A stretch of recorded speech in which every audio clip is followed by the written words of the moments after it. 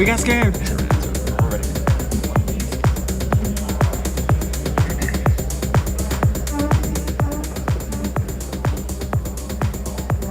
The Arizona Interscholastic Association 2023 Esports Finals are brought to you by Nova Home Loans. Nova Home Loans will get you home. And by Paradise Valley Community College, Grand Canyon University Esports, Banner Sports Medicine, and Barro's Pizza. How are we doing today, everybody? Yeah! You guys excited to be here? It's the AIA State Championships! You guys made it! We got a lot of great games coming in today. We've got Smash Bros coming up here in just a minute. We got Rocket League going on later today, and then we have League of Legends as our final matches of the day. Super excited to show you guys all these matchups. We'll get Smash Bros started here in just a second. But first, send it back to the cash and explain what we're doing. Welcome everyone to the Arizona Interscholastic Association 2023 Esports Finals, presented by Nova Home Loans. I'm Amuse, and with me is Srailnix, and we're here to bring you to the state finals and semifinals of Arizona High School Super Smash Bros. Ultimate. And right before we get to those first few matches, we're going to give you a rundown of the fundamentals of the game that we're going to be playing, and a rundown of both teams going to be involved in this upcoming match. Yes, so first we're going to be watching some Super Smash Bros. Ultimate here. Each player is going to go into the game with 3 lives on their teams of 3. Players are going to lose these lives by falling off the stage or getting launched into the blast zones. These players are going to have a percentage counter that rises with each hit they take. As this percent rises, they're going to be launched more often into those blast zones, and this will reset every time a player loses their stock. The game ends when one player loses all of their stocks, and the winner will carry the remaining stocks into the next one. This will be a best-of-3 series, and a team must win 2 matches to move on to the finals. And now we're going to move on to our teams involved here. First, the bracket. We have 4 teams still in semifinals. Give us a rundown, Srailnix. So here we're going to be seeing Millennium High School first face off against Hamilton High. And on the other side of the bracket in semifinals, we have Corona del Sol High School versus Washington High School.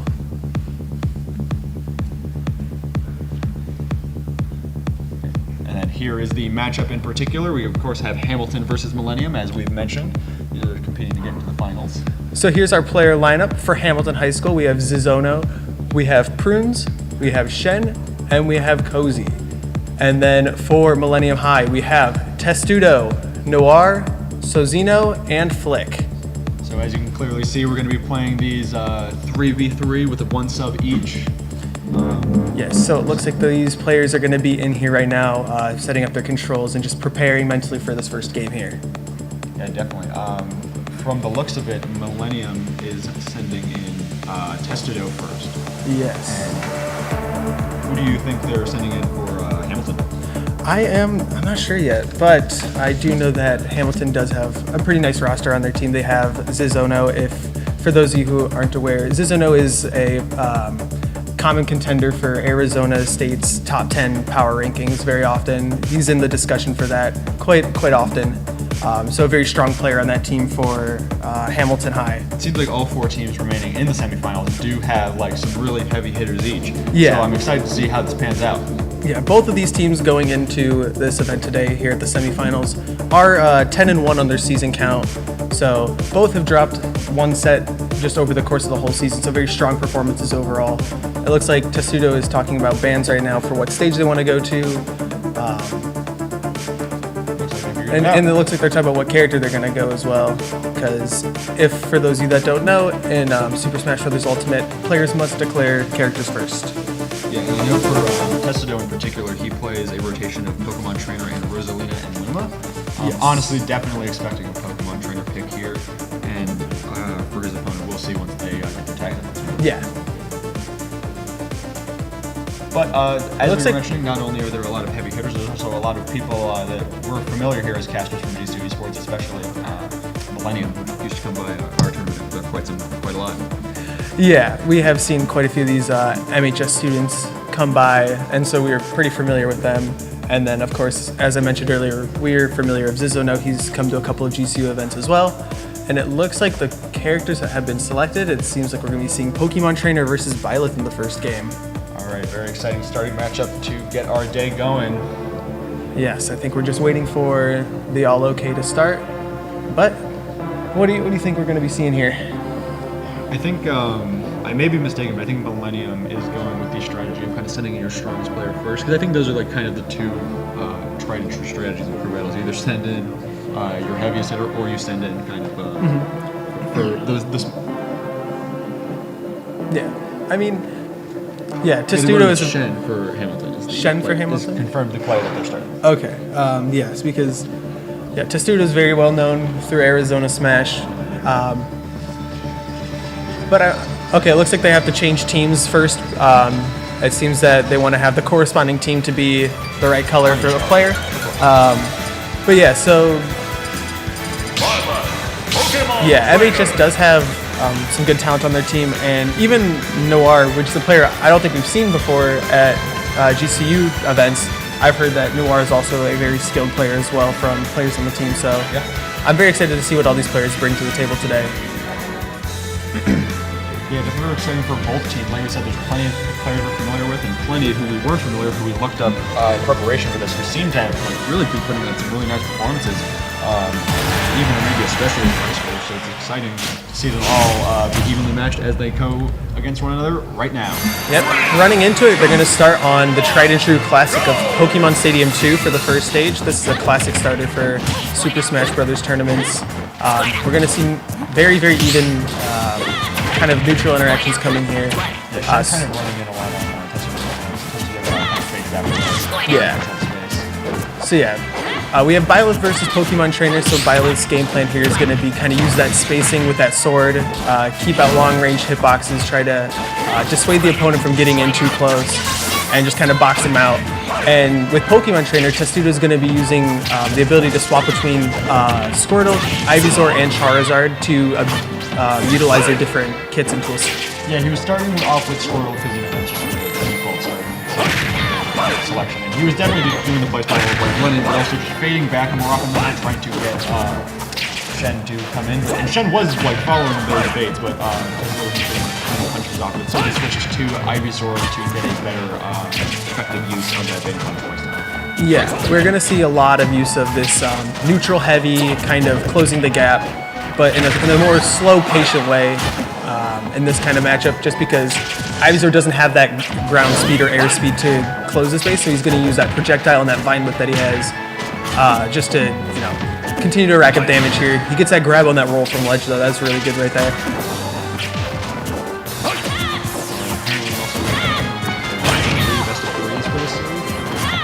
Best of threes? Yeah. Typically, crew battle Okay. stock count. Understood. All right. Yeah, so that first stock they're going to be going to Testudo. You are seeing just so much use of that projectile. Like I said, it's really good for controlling space in the neutral, but also just creating moments to follow up. A footstool there, but not quite a follow up there either. Ooh, the run off there, but sending Testudo back into the stage, he was able to still make that recovery. Yeah, especially because Charizard definitely gets some backstage save, and definitely trying to rack up some heavy damage now. Yeah. But Shen is really good at doing a good job of using Violet's big control stage. Oh, it loses that jump, so he doesn't make it all the way back to stage there. So it's going to even up the stock count now. 2 stocks apiece. Yeah. Oh, yeah. He's going to be fading in and out using those jumps. Already up to 70. Dinosaur better back to some of this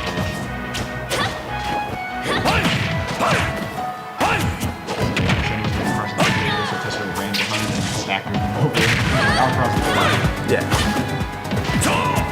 Oh. That the Ivysaur F smash is very tricky on how, because it looks like it should just hit everything in front, but it actually kind of jumps a little spot where you can roll through. Honestly, the damage in that punch wasn't too bad. It was only like a couple percent, but Testudo was put into a pretty bad position where someone's able to like for a couple more seconds. Yeah. Very scrappy right now. Kind of just throwing out the hits, seeing what lands. Just trying to close out the stock for Testudo, so we're going to probably see a little bit more hasty attacks and attempts here. There's a lot of just out of each other's range coverage from these two heavy spacing-based characters. You can see applause from the stand. That's awesome to see. Yeah. But yeah, a lot of Ivysaur has been throwing out the projectiles in Rosalie and just spacing factors. Sometimes they're not that near.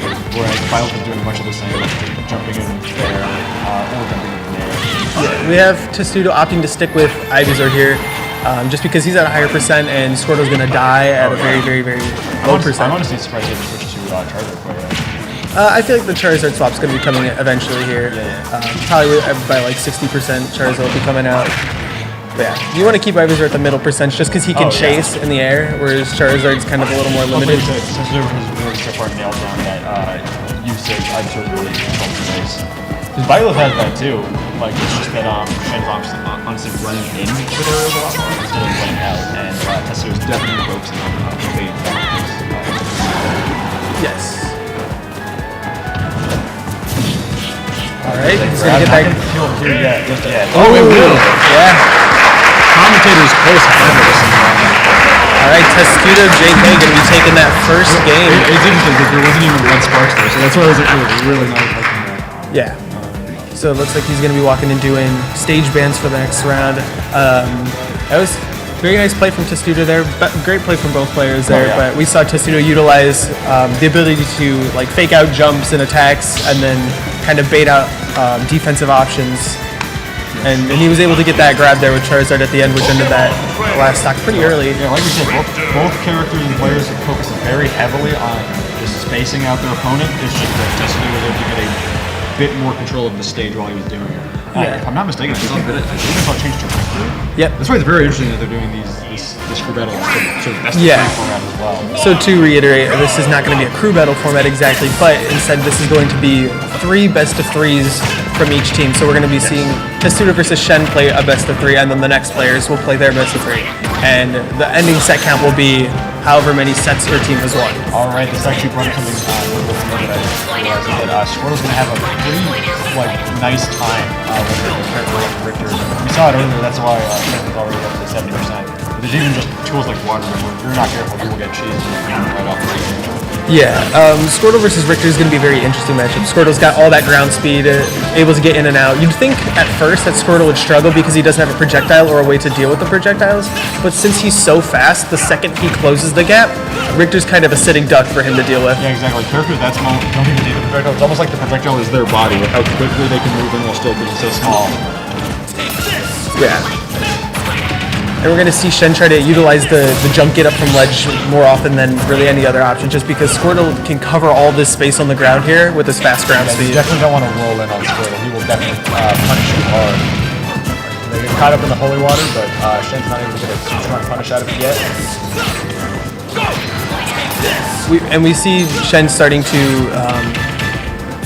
shift over towards holding center stage, staying towards the middle rather. Oh wow, Tetsudo with a down air. Like I said, Pokemon Trainer are going to have a very, honestly, a much easier time with Richter than this matchup because Richter just has a very much a lack of a solid recovery.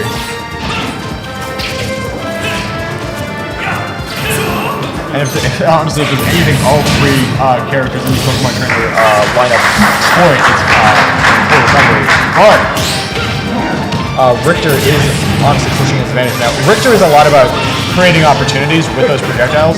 Like, you're not trying to do damage with the holy water, you're trying to stun them with the holy water to set up for more damage. Yeah. Smash attacks in real life.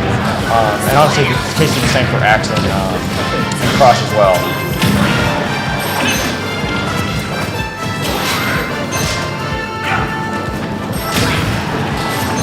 Alright, Tetsudo pushing Shen back to the ledge. Really moving well over, getting that tech chase with up smash. They're really fighting over some stage right now, but Tetsudo pushes past it and is trying to edge Shen close to the ledge, but it's honestly just keeping Shen above him the whole time. And there that water gun pushing him off stage. Nope, that tether recovery from Richter is just enough to get back. Very nice recovery from Shen.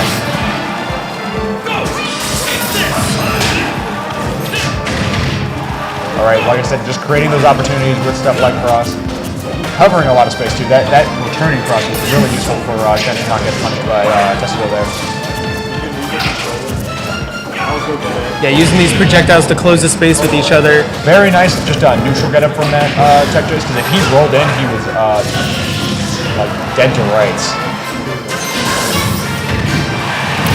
Well, like you said earlier, using a lot of jump get up because when you roll in, like there's just not a lot you can do against Pokemon Trainer. They are going to punch you hard.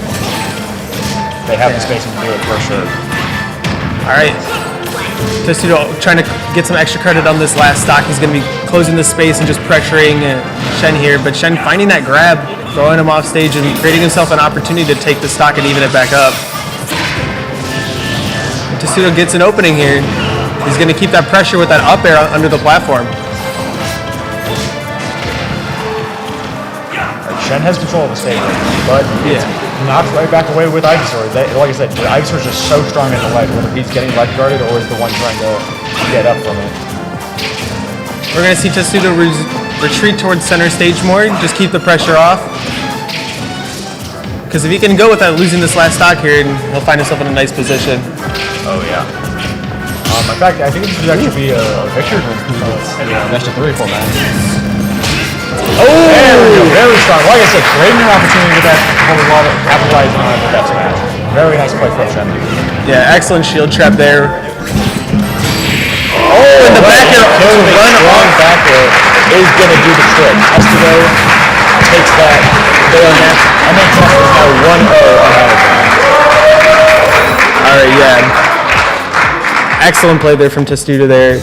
He found himself in a lot of nice positionings just with that spacing with that Charizard back air and different moves such as when he was falling under the stage was Ivysaur's up air. And here we see on an instant replay on that last stock. He's going to put up shield against that forward air and then run off and get that tipper. Like you said, waiting for that shield, run off, tip the back air. That will definitely do the trick. Yeah, so Hamilton High now with their backs up against the wall because since this is a best of 3 in totality, they've got to win 2 in a row now. So we're gonna see who they decide to throw in next. They might throw in Zono.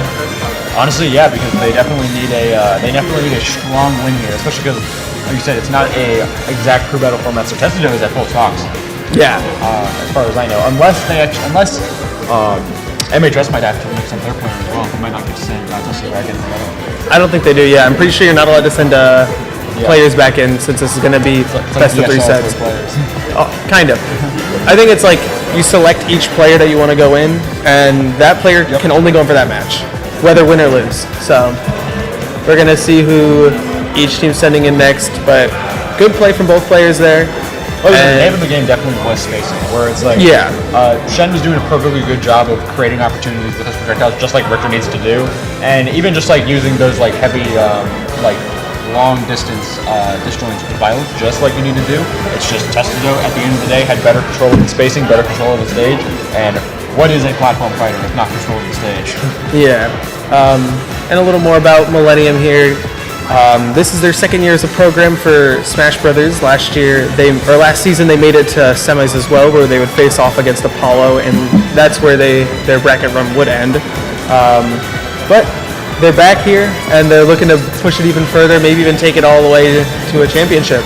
Yeah. And it looks like Hamilton's going to be sending in Zizzo No, which, if I'm not mistaken, is their star player and is one of the most notable players in the state here. He is, like we said, a heavy contender for PR in the state. That's top 10 ranked players, which is honestly probably one of the most impressive things any of these players can do. Yeah, he's also in the conversation for best Rob in the state as well, along with some other players who are pretty notable in the scene. But we're going to see Flick go in here to go up against Zizzo No. Flick, I believe, is Cloud Joker.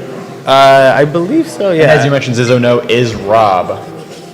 I've actually, I know, these players have probably played off against each other a couple times at different tournaments because they both make their attendances around the Arizona Smash scene. But I was going to say that besides Testudo, Flick is probably the member of MHS we're most familiar with in terms of FFF attendance and whatnot. Flick does play quite a few characters. I know Flick plays Cloud. I do think Flick has a Joker. I know Flick has an Inkling as well. Right. But we're probably going to be seeing the Cloud here. That is definitely what I am most expecting, but it's interesting you can still character counterpicks throughout in between games. It's going to be a much different paced game, this one, than the last one we just saw. The last one, the name of the game was Spacing, and we were just going to see some patient play until they could find openings to crack open the stocks. This is going to be like in your face, rush down heavy, combo oriented for Zizzo No at least. Yeah, Zizzo No is a very combo oriented player. He plays Rob, and so it's going to be getting that gyro out and just kind of carrying you across the stage as fast as he can, and just overwhelming you with his options. Cloud also definitely still has some strong spacing tools, especially the infamous one being back air. But honestly, I don't know how much we're going to see. We're trying to create space, which, as you said, keep the distance close. Yeah. Honestly, you don't want to get spaced up by Rob either. That's for sure. All right, looks like they're getting ready. They're going to be sorting which team each player is on, and then getting their characters ready. Here we go. Right. It is heading into it. It is currently 1-0 for MHS. So, and this matchup will be Rob Cloud. Let's see how this pans out. Alrighty. Starting it off on small battlefield here. This is another one similar to Pokemon Stadium, where it's going to be pretty even for both players based on having like a nice good area between the platforms. Oh yeah. And we're going to see them trade blow for blow on the first few hits. Why do you see that really laggy forward air, to be honest? Yeah. It's a slightly laggy forward air, but at the same time, it's very safe just because of how much range it has. Right. I mean, that's the same case with the fact that you see him mixing in a lot of back air, cross slash, and that up B especially. We have seen a lot of use of so far. So much that Flick is actually up on Ziz right now. Yeah. We do see, Flick having a nice little bit of a percent lead here, holding center stage, just trying to keep some more pressure on Zizzo No. Flick playing very well around these platforms as well, making sure to not give an inch to Zizzo No. That back air is covering so much space, keeping Rob out just like you need to. All right. Ziz creating some counterplay, finding that pressure on the ledge. And Limit is now on deck, so that's a danger to society. But scoops with the... Yeah, Ziz setting up that gyro to scoop off stage with that side B there. It's a very, very potent combo right there off the ledge. And we've got Ziz starting up some combos with that gyro toss. So only going up to 34% though, so Flick is definitely still in this. Not too much extra credit to come back from. Oh, nice There we go. up Nice smash. up smash. Flick chasing off the side of the platform. Yeah, like calling out that landing off the side of the platform, yeah. Tripping up on the gyro a little bit, it's a little unfortunate. Yeah. Let it back on deck, but will we get to see a use out of it? Nope, just a recovery. Yeah. Flick's doing a really good job of finding their way around these projectiles and threats that Ziz is throwing out. I mean, it's, honestly, like he's doing a really good job of keeping his distance with attacks. Yeah. Flick is just making sure that Ziz isn't getting anywhere too far, but Ziz finding that down tilt into down smash, and then finding the laser off stage and the gyro. Taking that second stock. Takes that stock off. Just like plucking an apple from a tree, honestly. And honestly, it's going to be harder and harder for Flick to come back here now that Ziz is really bearing the lead. But Flick is still doing a pretty good job at just keeping this close, keeping that space, and honestly, maybe another kill pretty soon from Flick, especially because Limit is almost back on deck. All right. See, there's a lot of pressure that Clouds can create with just charging that Limit. The unfortunate thing is there's not much time to do that with a player like Ziz, especially when Ziz has those projectiles thrown in his own. Speaking of projectiles, there's that Limit blade beam. All right, Flick's got to take the stock here. Flick wants a chance of winning this first game. But Ziz is just not letting up right now, and that up air is gonna finish it off and kill off the top there, sending it 1-0 for. Creating that tech chase was just like so over. Where it's like there's honestly no option you can really pick here that doesn't end in you getting up tilt, up smash, or up air. So, and as we saw, it was up tilt, into up air, and that was just the end of the game right there.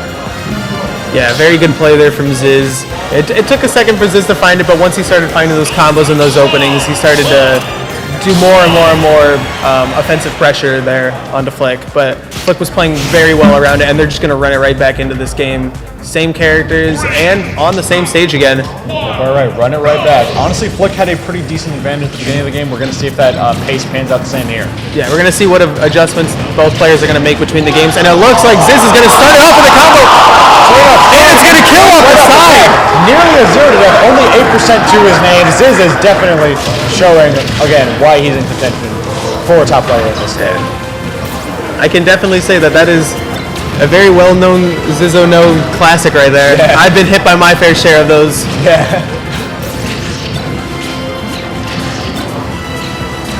All right, so you don't want to go too low there. Yeah. Even We're gonna be seeing Ziz continue to set up that gyro at the ledge because we saw in that first kill in game one that it just sets up really nicely for other moves to either set up a spike or a side B off stage. So Flick had to go for a very low recovery there, but honestly, just got punched right back off the stage. All right, Ziz whipping a grab. That's a very good opportunity for Flick to run away from for a little bit. Oh, catches the jump with an up air. It's like Nair catching a jump with an up air. Honestly, Ziz is just really pushing his leverage in this game so far. All right, Ziz starting off. All right, dropping that combo by missing that gyro, and finally Flick is able to pick up the gyro for himself, but it disappears way too early.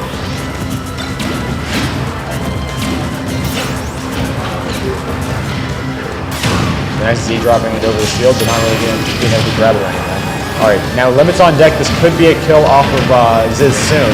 But Ziz is trying to kill as well. I mean, Flick is already at almost... Oh, gets the two-frame down air! Once again, down air and he just punished that cloud recovery. And Ziz takes a dominant 2-0. Yeah. It just took him a second to warm up, but then he locked in and he was just finding those two frames, finding those combos off stage. Ziz looking very dominant in that second game. That's what I was thinking. There. I mean, I know they had a warm-up room that obviously our audience at home can't see. But I was wondering, I was like, are there going to be any players who are a little bit too cold, too much cold feet? Kind of a slow pace of it maybe? And I was like, nope. They are getting right into it. They only take a moment to warm up in those games before they just start hitting the ground running. Yeah. And MHS taking it a second to talk it over, decide on who their last player is going. And it looks like they're considering sending in Sozino next. But, yeah, good stuff from Zizzo tying up. 1-1 already in semifinals. That means the next game is going to decide who moves on and who goes home. Nice to see a game 3 situation already. Wow. All right, definitely hoping to hear some noise from the stage here once we get going. That was quite the game. Yeah. So yeah, Let's the review two our other. roster and give us some speculation who you think's going in right now. Well, the last two players they have left for Millennium High to send in are going to be Noir, who's a Joker main, and Sozino, who mains Sora and Pit. But I have seen Sozino at a couple of tournaments around, and it seems like he might have more experience in these kind of more intense situations, especially when now it's all riding on you. So yeah, they're going to be sending in Sozino, and Hamilton High is sending in their next player, which I do not have right now. Well, I don't think we reviewed yet, but aren't Sozino and Testado the seniors of Millennium High School? I believe so. Yeah. So. All right, here's another highlight. Is that down tilt, just run up, down smash. And then this projectile play here off the ledge is crazy. Gets that laser to hit, and then gets the gyro to just send it all off. Yeah, there's just no coming back from it. Smart from Flick to save the jump. Yeah, Flick almost made it back too because he had just finished charging limit when the gyro hit him and killed. Flick had limit and had a jump left. It was just great projectile placement from Zizono there, and this was at the very beginning of the game. I'm pretty sure this was an immediate stock that got taken.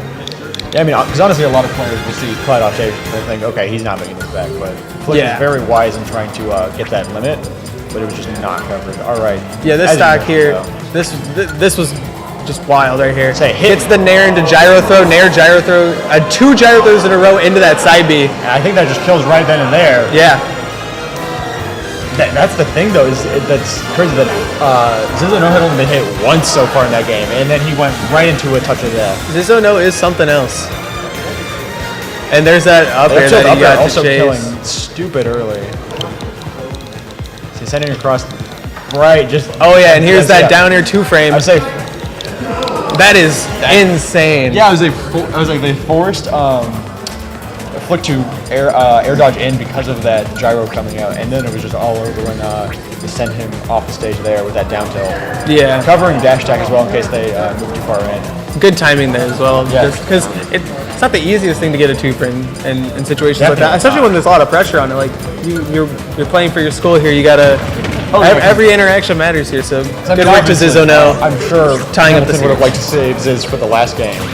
But it was important that since they were down 1-0, they were like, okay, we cannot lose here. We have to send this to game 3. The nice thing about formats such as this, that some people who have played crew battles might know, is that in crew battles, depth of your roster is not as important as how a certain player can do, because you can have a player that just takes all the stocks. Yeah. Whereas in formats like these, team battles is going to be more important because all your players have to come in ready to play and prepared. So you can have a very dominant performance, but if your teammates play very well, you still might come out with the win. Yeah, definitely. I mean, like we said, that Ziz has one of the most impressive resumes of any player here, but it is still important for that team composition because it's like not enough for one person to watch from him. It has to be if you want it's a team effort. I would say it's a team effort, and there's like no possible way to get a blowout on your own. You definitely have to like work together because it's just like every play here so far has been absolutely crucial to bring us to game 3. Both players on each game so far have played super well for their situation. The fact that we're very exciting. And here we go with starting now. I hope we can. Greninja Sora. Yeah, see Greninja Sora. This is a very Arizona-esque matchup. We see characters like this very frequently in tournaments around here, so... It's funny because the top player in Arizona mains both of these characters. Yeah. So no wonder we've seen it.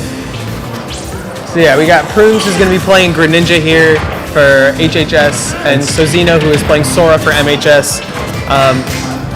Sora's going to be around... his focal point of this game is going to be kind of finding his spacing with his Keyblade, his sword, and being able to close these gaps, whereas Greninja's going to be kind of getting in and out, finding his way in, and then dealing these really quick combos. So, yeah, it was a very quick, still heavy damage dealing combos, where Prunes is honestly wanting to just take these kills off of a character as light and floaty as Sora. Like, killing early should be no issue for Greninja. However, Sozino is doing some great job with the counterplay here. Yeah. Oh, gets the up smash in!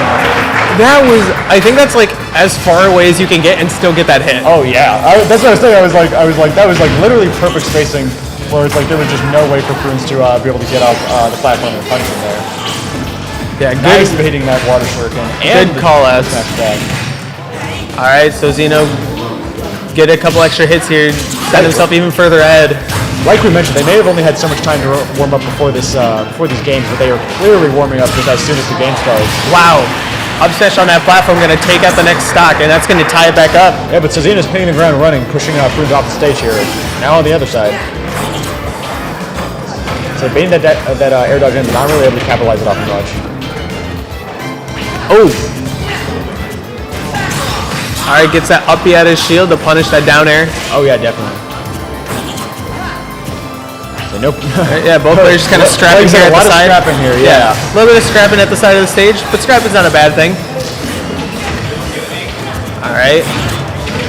Prune's getting that up thrown to up air, and so Zeno's just going to retreat to ledge here. All right, this is a tricky situation there with that side B, but Zeno was able to get right out of it by only using 2 of the hits instead of the third, because Prunes was definitely waiting up the third by sitting in shield. So much shield damage. Ooh!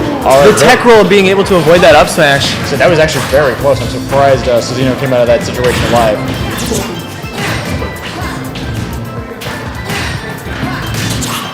All right. So Zeno's got the stage control here. He's going to push Prunes off stage. Looking for this ledge trap. All right, looks like both so close to death considering the weights of these characters. Both these characters, are pretty relatively light. So are being a little floatier as well. But getting that up tilt on the platform, taking that second stock off Prunes. So going right through Prunes' shield, and here we go. Prunes nearly taking the stock himself, but Zeno alive for a little bit longer. Let's see what extra credit he can get. Honestly, the answer from Prunes might be none. Yeah. All right, both players just kind of playing a little bit of footsies here. Like footsies from behind center stage, and here we go. Oh, yeah, we're going to see Prunes kind of let these up smashes rip. So yeah, second one. Just trying to find this kill here. Honestly, I feel like Zeno had the room to go for a third side either. I think the second one's actually, but we definitely know it's not the safest play here, especially when you are this high up. All right. I have a feeling we're going to see that Bazaga any second now. Prunes gets that F tilt, push him off stage. Gonna try to find this kill here eventually, because it just keeps racking up damage in the meantime. Yeah, I mean, honestly, I thought Prunes was gonna be able to stop Zeno before building up any extra credit there, but so Zeno is honestly close to closing out the game. There's just so many straight hits from that keyboard there. So Zeno getting that, are crazy. Getting that dash attack to push him off stage, looking for the final hits of this game potentially for him. All right, gets that forwarded. Here we go. He is not going down without a fight. We're going to last stop. All right, a little bit of a comeback needed for Prunes here if he wants to take this game. But the up B out of shield, not just yet. All right, Prunes is living, and that Thundaga is not going to connect either. Anything is possible here, but let's see what Prunes can take here. Prunes has to make something happen right now. All right. Thundaga is back on deck. That is bad news for Prunes. It is definitely dead if even one of those straight lightning bolts hit. All right, the up B is going to take it. Definitely doing the trick that time. Surprised he even missed the first one, but you're definitely not looking the second one with that high percent. Yep, so Zeno taking that first game now, sending it up 1-0 for MHS. And now that the series is tied 1-1, it's very important that Hamilton High bounces back on this one. They need to win the next 2 games in a row if they want to move it to the finals. That's what I was going to say. If they don't do that here, MHS moves on to the finals themselves and sends Hamilton home backward. Now, I wonder if we were going to see a mix-up on characters from Shen. We didn't. Prunes, rather, sorry.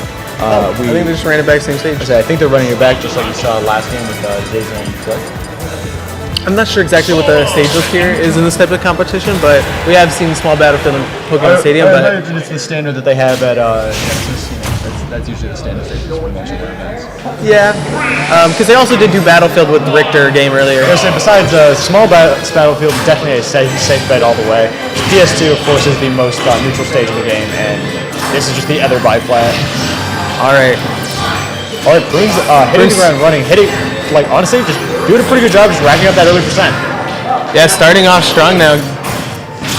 Okay, I would say so that was the first time we saw that side B hit on that shield, and Yeah, Prunes Prunes is waiting for that all game. looking for these up smashes, but finds it. And that's gonna be, Prunes is taking the lead. yeah. Prunes is definitely eager to hope that they make this best of 3. Go to game 3 all the way. Yeah, he's starting to turn it on here. He's starting to come alive.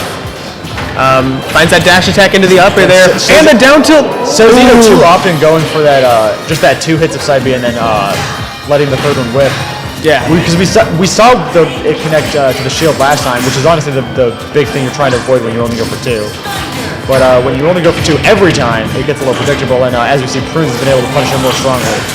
Like I said, there we go. There's that third hit. Definitely a Faraga so we can set up Thundaga. Alright, good. Oh, nice dash attacks, chasing in the up air to follow up. But not going to find that forward air to just finish up the stock. We've been kind of seeing that with Prunes where he'll get these combo starters, but finding that finishing hit is just a little bit harder than you might expect. Yeah, we actually even saw Prunes sweeping the space of the platform with dash attack. Oh, right. Screen KO.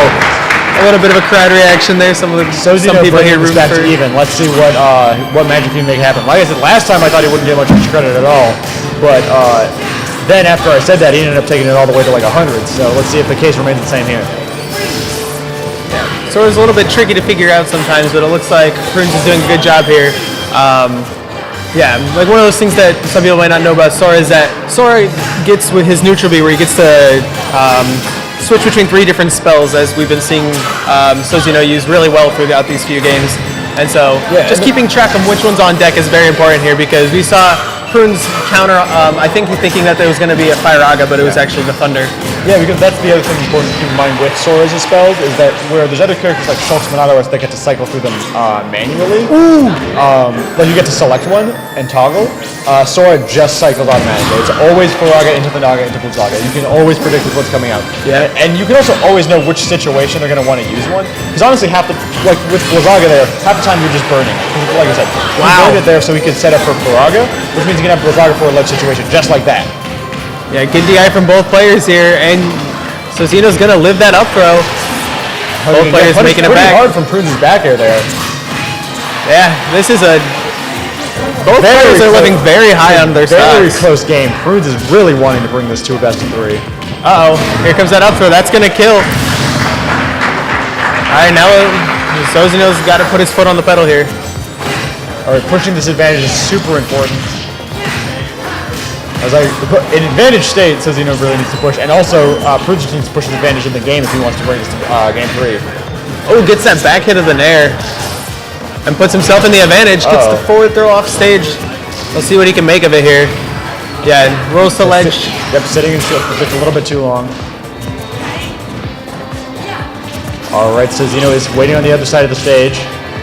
Whereas Prunes is just throwing out those water shurikens, hoping to farm some extra credit where he can, and maybe let it follow up into something bigger like that grab. Yeah, we see that Prunes tends to favor those high-risk up smashes there. Gets the kill. I'm not even sure what move that was, but evening up the stock count now. I thought it was 1-1. falling up there, to be honest. I think it might have been falling up here, because that is one of Sora's stronger moves, especially in the air. Yep. Oh, gets the Blizzinga, but no follow-up afterwards. Blizzinga. All right, there we go, those dash attacks again. All right, 99% on Sozino. Yeah, he's got to watch out. 35 on Prunes, so this is definitely a dire situation for Sozino here. Yeah, I think Sozino's very well aware that the down tilt to up smash is what is being searched for right here, and getting put on platform is not a great situation to be in here, especially with Sora, but he finds his way off and back onto the floor, but gets F-smashed! F-smashed, there we go! Gets F-smashed. Prunes takes the game, setting this to game 3. Prunes really trying to push the series to game 3 as well. Yeah, it looks like Sozino reeling back a little bit from that one. It was a really nice dash back F-smash call out there, though, from Prunes. And so without a doubt. We're going to see what they do for stage bans. Yeah, it looks like they're going over right now. Yeah, that was a very good game. Both players have pretty good DI on all those moves. That's what we were saying earlier, that it's nice to see that there's this many talented people on both sides of each team. Yeah. Because then you can see them go really head-to-head here. Already, semifinals 1-1, and we're going into game 3 on the last set. Oh yeah, that's about Match 3, game 3. For the first start to our event here. All right, they're talking it over still, but yeah. I mean, I do hope you guys are enjoying the AIA Esports State Championships. We can, if this is anything to go off of, we're going to have a very great day today. Yeah. Close games all around, close sets, and just wonderful play from everyone involved. All right. Looks like the same characters are coming back. I think so. Oh. Maybe not. What's up? Okay, yeah. It looks like Sora Greninja's coming back. I think Sozino is just going to... He's running the gauntlet. Yeah, take the information that he's collected from these past 2 games and try to put it to use here. All right, and we're going to take it to FD. I say final destination. Like I said, what better end did you ask for? I think the reason why is because we saw it in that game too there. Prunes really wanted to just put Sozino on the platforms there and just keep trapping him there with the up smashes. Yeah. And so Sozino is just basically saying with this stage trick, yeah, you don't get to have that anymore. I don't know though, because like we said, Greninjas can do pretty good push there, and like I said, he was carrying him all the way across the stage, and then carrying him off the stage. Yeah. That is not where Sora wants to be. Sora does not want to be floating off the stage right in front of a Greninja folder. On a character standpoint, yeah, we definitely see a lot of Greninja players tend to favor this, but I think it's just on a player matchup where Prunes favors the platforms and Sozino doesn't want to be put up there. And that up smash, gonna take the stock there. Prunes only 20%. Classic down tilt up smash from Greninja. Yeah, he was searching for that the past few games as well, but finally gets one of them. And Sozino's got a lot of ground to cover up here. I love this song. What is this song? I love this song. This is Mario Galaxy. Oh yeah. I say throwing out that water shuriken from the perfect space. Oh, Blazinga! yep. Blazinga, but nothing really confirming off of it. But keeping him pushed off stage though, matter of fact. Once again, It's another one. nice mash out of it though from Prunes there. Interesting choice for the F smash. Like I would expect like maybe a down smash to 2-frame or a down tilt, but Yeah. still keeping the pressure on here. Gets out of there though, even in the free fall. All right, Up the the shield, shield. again not killing just yet. It's such an interesting move, but once you learn to DI it, it's a lot harder to kill with it as the user. Oh yeah. Like I was saying, living again all the way at 143. Like that, And- it used to be considered like Sora's most reliable kill option. Well, now we've seen it stale a little bit because he's hit it 3 times recently, and the more you use the move and the more you hit someone with it, the less kill power it has and the less damage it does. Yep. It's called stale. All right, making it back to I'm stage. trying to use those upbeats to try and push Suzino further. That up smash again. Like you said, high risk, high reward play from Prunes here. Still all the way at his first stop. Prunes is definitely burying the lead here. And Suzino is going to have to come back from this soon if he wants to come out with a win here. Yeah. And Hamilton High just grouping around, cheering for Prunes right now. We saw Zizano cheering for him right now. Very excited that his teammates, It's honestly trying to carry this lead on. If you're at like 180 on your first stock, I think you go for that too, right? You go for it every day of the week. As Sun Tzu once said, postpone present victories for future sauce. I did say that once. I'm pretty sure Sun Tzu said that somewhere. Oh yeah, you're right. But yeah, so we're just risking it all for the glory, but he's got some stocks to play with. All right, those 3 hits of side B doing just enough damage, but honestly, Suzino's going to need a lot more here, especially because Prunes is already throwing out those up smashes. I don't know if you saw. And Ed is, Nice counter. oh, he's still alive. Prunes was predicting another one of those F smashes from on stage, and Suzino went right for it. Yeah, Prunes is playing very well right now. And gets a forward throw and gets the DI mix up. Just a good old-fashioned forward throw, and Prunes takes that set 2-1. All right, that's 2-1, and I believe, Hamilton High makes it on to the finals. Very impressive.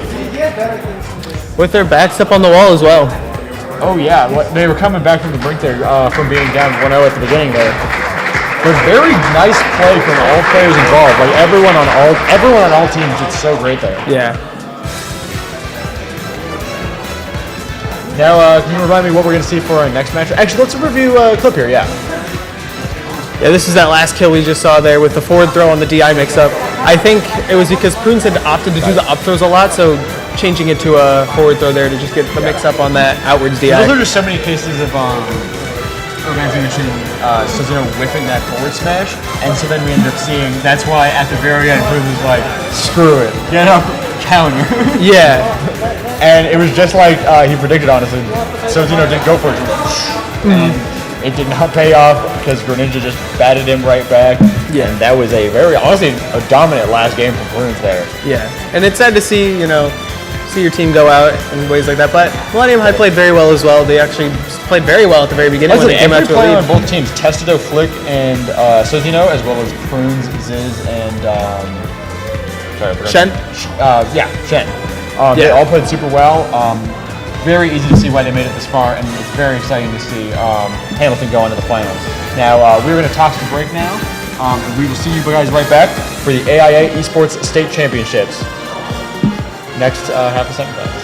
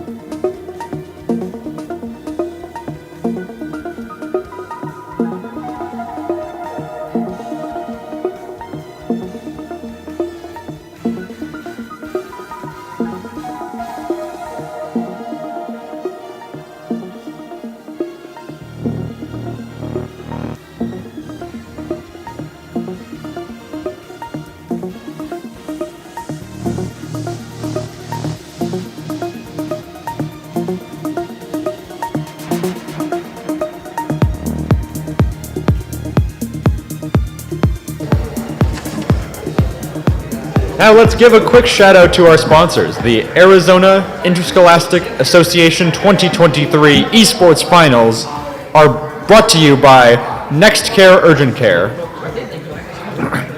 Ottawa University, Arizona, Oregano's, Raising Cane's, Valley Toyota, and a big thank you to them for them all making this event possible. How was those first games? Yeah? Yeah! Congrats to Hamilton, of course. Played a great game. But next up, we have got Corona del Sol versus Washington. We got another great game coming up. It's the last game of semifinals before we go into the final matches. But first, we will give you back to the casters to tell you who will be playing. All right, welcome back, guys. We're going to be here going into the second match of the semifinals here. We're going to have Corona del Sol High School versus Washington High School. And here we're going to take a quick look at their lineup right now. So for Corona del Sol, we have Zane 08, Potato 7, and Floor. And then for Washington High School, we have Chair 7, Angel Talks, Dennis Doom, and Uma. It's funny when the teams came out and you were mentioning their names, they did a little flourish. I'm like, yeah. I was like, yeah, they're really excited to be here. Yeah, like pro wrestling right now. Yeah, they should start doing what's the word? Intro songs. Yeah, when intro when walkout songs. like, Yeah, I think I like it. yeah. Players are very excited to go into this semifinals match. Going into this, Corona del Sol is undefeated on their season record. So they are the #1 seed. I believe coming in at #1, but I can't be 100% sure. But I'm pretty sure. Yeah, it's just natural. Yeah, like their one player who came out first, Zane 08, I believe is undefeated on the season currently. So You said they're playing Washington, which they are 9-2. yeah, Washington is 9-2, which is still very good. And I mean, Yeah. you have to play phenomenally in order to get here to the semifinals. But they've got their work cut out for them, to say the least. Because again, yeah, Zane 08 is undefeated, and they've only lost one match in their program history, and that was to Apollo. And Apollo is a team that they ended up beating this season in the quarterfinals to get here. So And Apollo, I think you mentioned earlier, was also the team that eliminated MHS last year. I believe, yeah, Apollo is the team. So yeah, so very good work here from Corona del Sol, and then and on the other end we have Washington High School, and I'm trying to find our notes here for them. So they have SSBU as their team, and all their players are seniors, and they've been playing together since their freshman year. So very close team here, very good. A lot of chemistry going on. It's very important for a format like this. It says that Angel, one of their players, has placed first at a recent Smash tournament hosted by the city of Phoenix. So good work there. And their other player, Dennis Doom, hopes to be a broadcaster one day. Hey! I respect that. Dennis Doom. Yeah, Dennis Doom is going to be up here one day. Yeah. Doing what we do. Come up here for the next one. Doing the job that Run we the love sticks. so much. Yeah, run the sticks. Speaking of running sticks, it looks like the players are setting up their controls right now and getting ready to head into their first game. But in contrast to the last set, we knew a lot of those players that we saw in the last set. We're not as familiar with many of the players not on as these familiar teams. as I am with these guys, which honestly is all the more exciting, you know? That is true. Because I have heard of Zane 08 before. I've heard him. Yeah, there he is. Yeah. Hi, Zane 08. Hey, every time we say one of your guys' name, just like turn to us and say, Yeah, "Hey." turn and wave if you hear your name.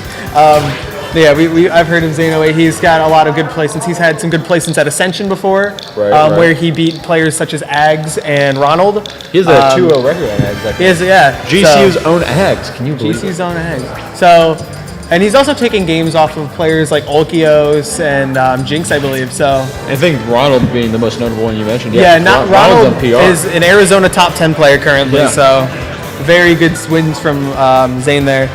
So it's going to be quite an uphill battle, probably for Washington with a player like Zane's caliber. But you know, only time will tell. And again, this is a 3v3, not a 1v1. He did the. Yeah, it looks like it's fun to see them goofing off. yeah. That's what it's all about. That's what Smash is all about. Just having some fun. Smash is definitely. They're all staring at the camera. Hey! Yeah, don't give away the trade secrets. Trade secrets. Yeah. Hey, look back at me. Look at me. They're playing to the audience. Don't look at the camera. Look at me. Yeah, look at us. Don't look at the camera. Yeah. Yeah, it looks like they're just still testing out stuff. These guys are just having fun. Yeah, look at them. Look, we're waving. Huh? You're Zane 08. Okay. Okay, so we got Zane 08. Well, who's that other guy waving? No. It's okay. It doesn't matter. Oh, it's okay. He was on the other team. Dang, maybe he was like doing a call out post. He's like, yeah, I'm the guy who's gonna take down Zane 08. Oh yeah, I'm making a call out post right now. Trying to. So yeah, Zane 08. This is up on the other side. The Rams, yeah. I think this is WHS. He's Washington. Yeah. That's Corona Del Sol. Yeah. All right. Corona Del Sol just goofing off, having a good time, but you know, making it this far, very important to these players. So let's see which team's gonna push through, make it on their way to the finals to play Hamilton, which I couldn't tell you. I could not tell you who the favorite would be between any team of the four that we've seen today. Yeah, I mean, obviously we mentioned before that this is probably the 1 and 4 seed respectively, but anything could happen if they go play Hamilton. We just saw Hamilton have a pretty dominant performance against MHS, as close as that was. Yeah. They had some games that were like pretty strong for them. So here we go. All right, yeah. Yeah, it looks like they're doing their stage selection. They're talking with their teams. Yep, basically just doing all the housekeeping you need to always do before you get a match going. Yeah. Sometimes you just want to start it up, you know, run the sticks. Run it. Run the stick. Nah. It's not that hard to select PS2, guys. Come on. It's not that hard to pick PS2. Did you forget where it is? It's right there. You gotta do the I can show rock, you. paper, scissors. Rock, paper, scissors, PS2. Yeah, rock, paper, PS2. Literally, like, that's my waking nightmare, is striking and then going to PS2 anyways. RPS stands for Run PS2. Yeah, run Pokemon Stadium. Run Pokemon Stadium, it's so true. All right, looks like they've started though, and we're going to be seeing Ice Climbers Banjo. Wow. All right. We had already joked about not being familiar with these players. Now I feel like I'm in a different dimension. Yeah, and their tags are not to their names, so we're going to have to kind of figure this out as we go, but I'm pretty sure Zane is the Ices. Yeah. Yeah. I think I crossed into a different dimension where people play Ice Climbers and Banjo. Yeah, for those of you unfamiliar with Smash Bros. Ice Climbers, you basically get to control two characters at once, one of them being a computer controller. But we're going to be seeing him implement desyncs, which is just splitting up the climbers and trying to take advantage of using two characters at once. Yeah, and Banjo-Kazooie, of course, has Wonder Wing, which is a pretty powerful move, but is a limited resource. You only get, I think, 5 uses of it, and already Dennis has burned 2. Yep, he's got 2 left Wonder Wings in the tank, but again, you refresh them every time you lose a stock. Yeah, Zane is the icing Zane. Yeah. All right.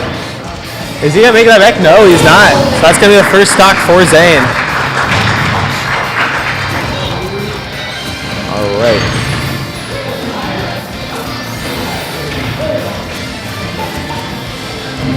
All right, yeah.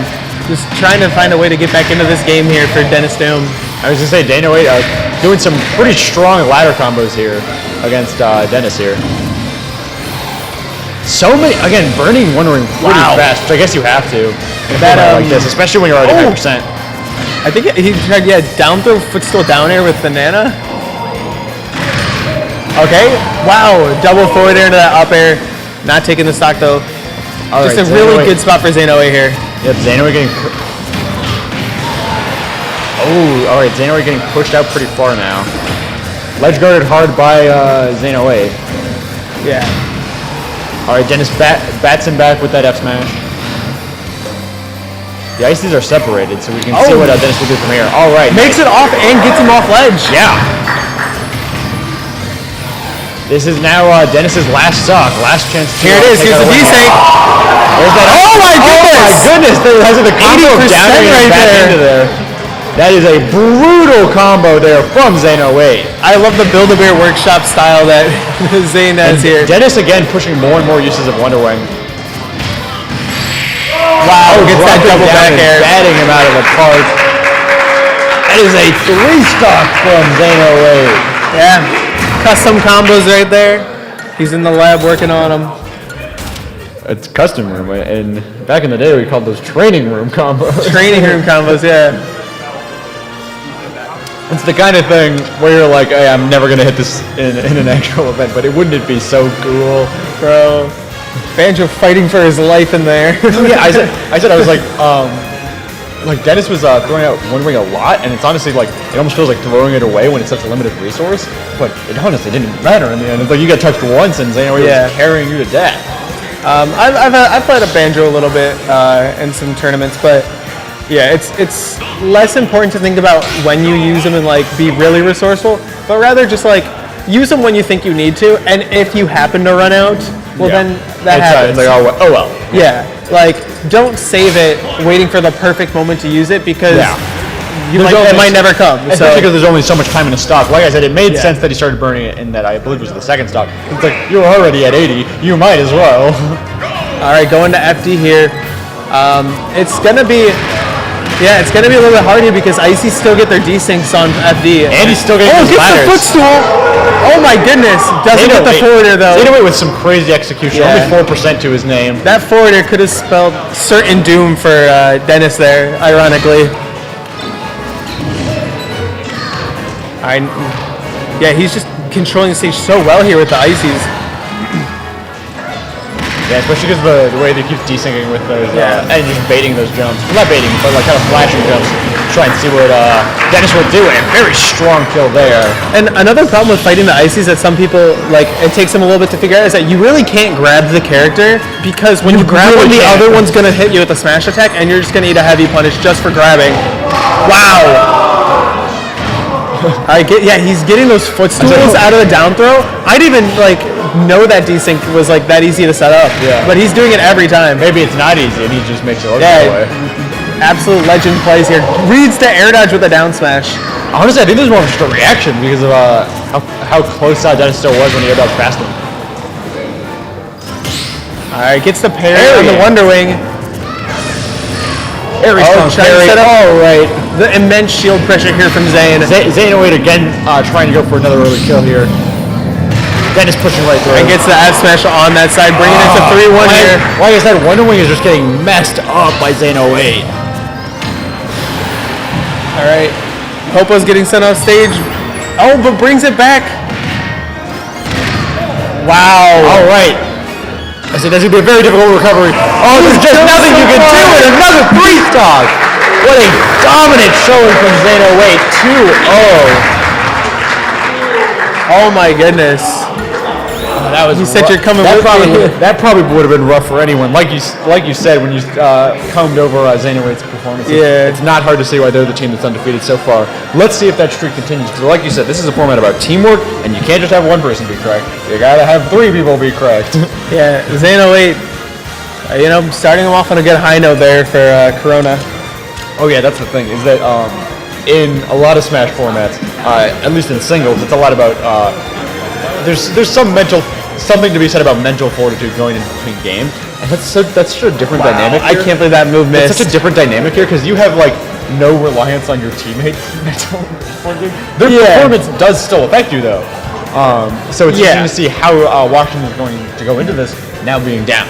I mean, the last set we just watched, though, we saw the team go up 1-0 and end up not making it out because of the momentum that Game 2 brought back. Exactly, yeah. So this second set is, obviously the most important because it determines if Corona del Sol moves on or if Washington gets any momentum to push it back. So Yeah, we'll see. another game 3 situation would be quite superb, I have to say. I'm not sure if they already put in tags. I think they already put in tags. Yeah, it's funny because we keep saying like, oh, they're setting up their controls again. Literally, like, no, the longest part of the setup process is just putting your name in. Yeah, literally. It is very sad when the game is shorter than the time between games. I just want to watch more Smash Bros, guys. This is so exciting. I love Smashy, bro. I love Smash Bros. Can we get a hello chat in the chat if you love Smashy, bro? Yeah. Let's hear it for Smash Bros, guys. Let's. All right. Now let's hear it for the AIA Esports State Championships and all the teams competing. Yeah. Let's hear it for all of our contenders. Woo! Yeah. All right. I'm amused. This is Trail Mix. This is the Peeking the Mic competition. All right. I wonder what we're waiting on. Move on to game 2 here. Oh no, that character's banned. That character's banned. Actually, though, well, not from here. Yeah, I don't think it's right here. Probably not from here. Zelda. Zelda. That's your character. Again, no way. You said I played Zelda. Yeah, I discussed Sonic. Zelda Sonic. That's gonna. Okay, wait. I'm actually here for this. I'm here for this 100%. I'm not lying. All right, so it's 1-0 now. Yeah. No, I joked last time. I was like, what universe I am because it was Icy's Banjo, and I'm like, Zelda in 2023. That's my old character. Yeah, we're seeing a lot of unorthodox characters come out from these teams Sonic. here. And Sonic. I'm pretty sure. In this game, you either play top 1 or bottom 20. I don't want to hear it. Yeah. I do like the choice to start out on Battlefield. Yeah. Who do you think this benefits the most here? Probably Zelda. Yeah. Just because Zelda gets to play on these platforms with Phantom, which is her down B, that Big Knight. And she also has like moves that set up onto the platform pretty well. Her up air is really good at tech chasing. She just gets a lot of options on it. But Sonic gets these platforms to retreat to with the spin dash, so that's why I feel like it's a good pick for both players. Yeah, I mean, obviously. But I do feel like it slightly benefits Zelda just because she gets to keep it close and gets to use these platforms to get around all these options. Exactly. And I was going to say, because obviously Sonics like to run in with spin dash and options like that. And honestly, a good way to get around it is literally to just block their charge in with these platforms. Very strong kill from Phantom there. Like I said, it's a pretty good play from Potato 7 here so far. Yep. And Potato now here with a 1-stock lead. Yeah, retreating to the ledge here, just kind of doing what Zelda does best, which is just kind of setting up at the ledge. You know, setting up your options. Laying down walls, camping to a certain degree, but obviously both characters are guilty of camping here. The thing is, Sonic has a nice ability to break zones, though. With just fast frame data, good options. Yeah, that's Sonic's like entire thing is like true to his name, the blue blur, fastest hedgehog alive or whatever. Yeah, he has immense speed, the fastest grounded speed in the game. Yeah, and it makes it so that like one of his greatest strengths is the ability to run away to the point where like you will literally see people time out, which you're very unlikely to see in this kind of format. We will literally see people time their opponent out by just taking a stock or even just a small amount of percent and just running away the whole game. But his other actual strongest strength is zone breaking, where it's like not only can you run away to no end, you can run into no end. I do like the part you said about Sonic being the fastest character in the game. That is very cool. Yeah. And we're probably going to see him use that speed. Yeah. But yeah. And for like those of you watching, you're probably noticing Sonic's spin dash. It's very, very like really good at getting in and getting out, as Micah said, with zone breaking. But also, he can just cancel it whenever he wants. He can just jump out of it, and which allows him to open up a lot of avenues for movement options and a lot of combo starters. Yeah, he's just kind of holding this shield here at center stage, just waiting. Yeah, there's no hurry. Oh, cashing that in with the F smash. That is a very strong option to respond to spin dashes like that. Yeah. You got 4 minutes to figure it out, but it looks like Potato's going to keep this pressure on. Oh, yeah. Going to use that teleport to stay in place, but we're at the percent where we could be seeing some of that like elevator combo with the up B. Exactly. Oh, wow. Just full on sends that dash attack. It's always funny that that character's up B into just second hit up B by pulling them up with you. When it's always been called the elevator, it's like, yeah, they really should get some elevator music behind yeah. this kind of character. There's the pressure. Or does he get the strong hit of that back air? That definitely would have been game right there. Yeah, both players just kind of weaving in and out, looking for that last hit for Potato. All right, Nice the down throw. No follow-up with up air or anything. Kind of just letting Angel land how they may. And there's that sweet spot. Hey, all Zeldas love to see. That means it is up 1-0 Potato 7 now. Corona del Sol very happy for their teammate. They gave him all rallying behind him. Yeah, a little bit of a pop-off right there. Team pop-off, coordinated pop-off. Yeah, looks like they're doing stage bans. Just like always. All right, let's review some clips from the last game, some highlights. Let's take a look. This is that last forward air we saw at the end. Yeah, that missed back air or that back air on shield into runoff forward air. Nice kill there from Potato, moving it to 1-0. Very nice punish, yeah. Oh yeah. This is Animal Crossing. Animal Crossing music. This is Rocket League. This is Rocket League. No, this is Smash Bros. Oh. This is Smash Brothers! I'm getting all mixed up. Yeah, this ain't Rocket League. You were saying Steve. Yeah. We got the crowd favorite. The crowd favorite Steve? No way. Everyone in the crowd is going, Steve! Yeah, they want to see it. Alright. Especially on Smash Bros. Again, I'm going to ask you, who do you think this stage is going to be favoring more here? Definitely. I would just say Zelda. I think tough one because I think the characters benefit from similar stages for completely opposite reasons. Yeah, I think a brawl heavy Sonic would be pretty good on this stage. I agree, Zelda, by the way. But Zelda just has Phantom covers the vast majority of this stage. Yeah, Phantom will cover about 2/3 of this entire stage, and her side B goes from one end to the other. Yeah. So she can full screen zone if she needs to. But I don't think that's going to be the case here. I don't think we need to see. We don't need to see zoning here. Yeah, it's mostly just Sonic's not really a character you can push out that far. Unless they run back themselves, like that. Yeah, nice grab. That grab confirming any Phantom hit there is just super nice for Zelda. Like watching gameplay of this, some people would be surprised to hear that Zelda's considered to be one of the worst characters in this game. Bottom 10 for a lot of people. I love her because I used to play her, but she's known as technically, statistically, the worst character in Smash across all entries. Yeah, across all games, Zelda's just never been very good. The only game she was good in was when she could transform into the other character, which is Sheik. Yeah, you could transform into Sheik. Zelda wasn't the worst because her down B was the best move in the game. Was one of the best characters in the game, yeah. Yeah. Similar with Ivysaur, one of the best down Bs in the game. Yeah. Similar with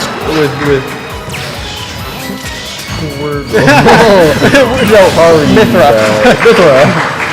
All right, even stocks here though. Yeah, all right. It's similar. Yeah, even stocks, even percent. This is going to be a very exciting rest of this game for sure. And just very few hits going on right now because both players looking for that opening. Oh, that Potato finding a nice string finding it finally, but aerials, yeah. Keeping the pressure with the uppers, trying to get the juggle going on. Yeah, good on Angel for recognizing that he can close that gap there with that forward air. And now keeping a string of his own going on. Oh yeah, that spin dash forward air putting him off stage. Like I said, still pretty decently even percents here, but Angel is coming up here and nice, taking advantage of that whipped up smash. Another offensive up B in the stage. Yeah, I think at this point Angel needs to keep his foot on the gas here because his team's down 1-0 and he's down 1-0 in the set count, so he needs to make it happen here if they want a shot at making it onto these finals. Yep. Like I said, whoever comes on top of this set gets to go on to play Hamilton. That is true. All right. Oh, just calling out that spin dash with a charged F smash at center stage.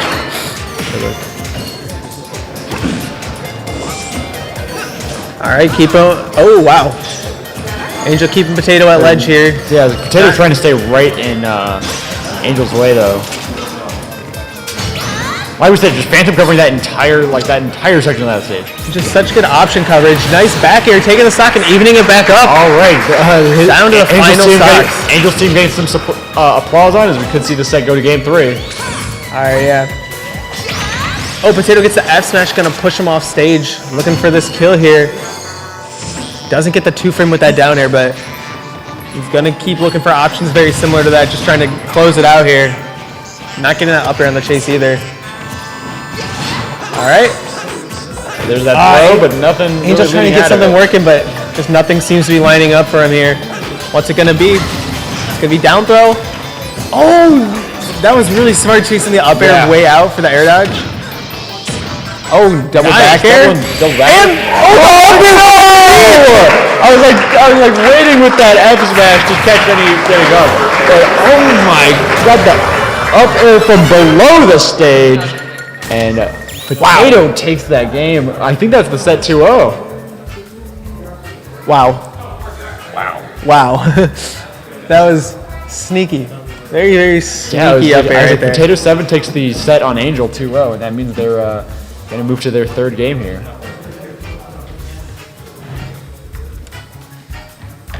Interesting. So yeah, I think they play out the last game. Yes, they do play out their last game. Alrighty.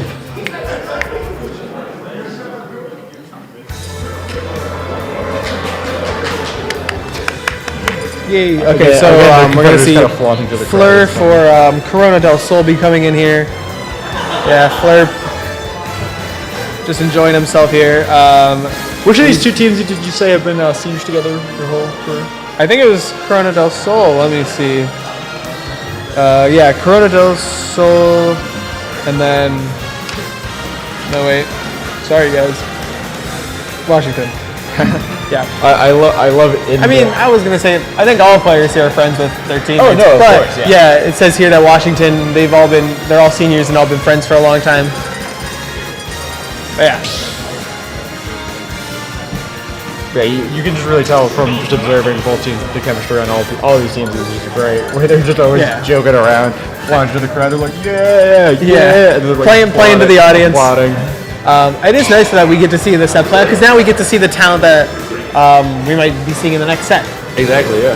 All right, you can see a Bowser pick coming out here. That's actually an important aspect of why they play it out. It's just to kind of scout for the next game.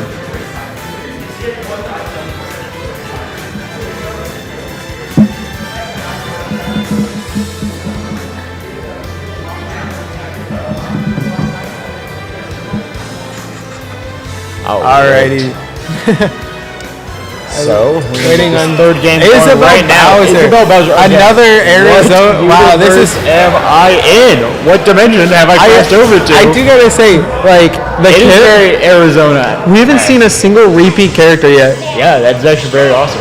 That is how you love to see it, especially in a game like this where there's almost 90 characters. It's pretty nice to see the character diversity really getting pushed to its limit, you know. Alright, yeah, so we got Cher and Fleur going off at it. Fleur being the Isabel and Cher being Bowser. I can see Cher for Washington then. And Fleur for the other. We're going to see Fleur be implementing a lot of traps here with that bomb on the ground, the Lloyd Rocket bomb on the ground. Lloyd Rocket, yeah. and that fishing rod is going to be just a real nuisance for characters the size of Bowser. I was actually surprised. I thought that he was going to use the fishing rod on that Bowser charging his F-Smash. Alright, yeah, Lloyd Rocket not killing, but definitely proving a big scare here. Yeah, I was a lot of mileage out of it though. Max Rage though, which means that Bowser is going to be able to kill earlier than normal. And Bowser could already probably kill Isabel at 70. Oh yeah. Oh! And no balloons! No balloons! That's going to be an early stock taken off of Fleur. And now Cher's got a little bit of a lead here with Max Rage. Like a Bowser, like shield break would be devastating, but fishing rod. Cherry had full rage, but with full rage comes 200%, which means Cherry just gets their stock taken right away. Yeah. Fleur's got the strings on deck right now. Down air into forward air. He's still alive. Very resilient recovery there. Both players keeping this very, very interesting. All right, Fleur running up from below the platform. Another use of that Lloyd Rocket. That's the B-Race classic. Not getting any kills off Lloyd Rocket as much, but getting a lot of mileage of just always catching Cherry in that. All right. That classic side B. That infamous Bowser side B right there. Another fishing rod up throw, and Fleur is just loving it right now. So Fleur is now up 2-1 to Cherry's stocks. Let's see how the rest of this pans out. Yeah, I can definitely see, like, Isabel's just like a hard character to play against, just because the ability to throw out these little projectiles with the slingshot, it just controls so much space in front of you. Especially on a character as big as Bowser. Yeah, and Bowser doesn't have the small frame to get around it. I'm not sure what happened there, but yeah, Chair's got to make something happen.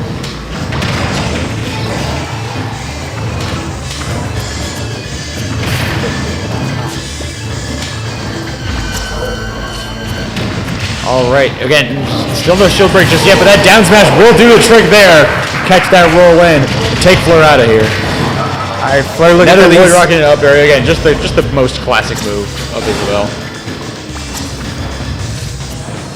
Ooh, that was a scary situation being stuck above Bowser with that fishing rod out, but honestly, no punishes from either side. Oh, so that's really gonna be it. It's gonna start KO.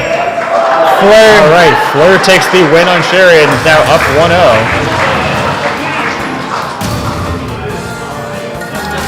We'll finally see a character counter pick in the next game.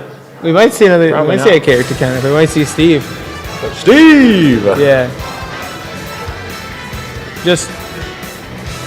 Fleur just played very well. Like, very solid body of work placing out those overall, definitely, short hop fairs in the right spots, getting those traps set down, and then getting the most off of every opening hit.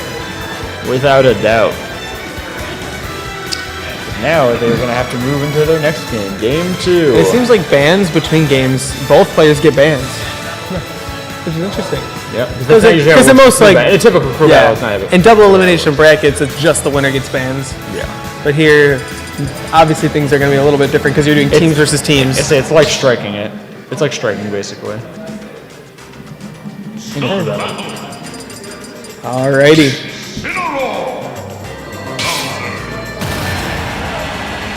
You see a switch from Isabel to Incineroar. Wow. And just when you thought it couldn't get any more Arizona. Yeah, exactly. We get Incineroar.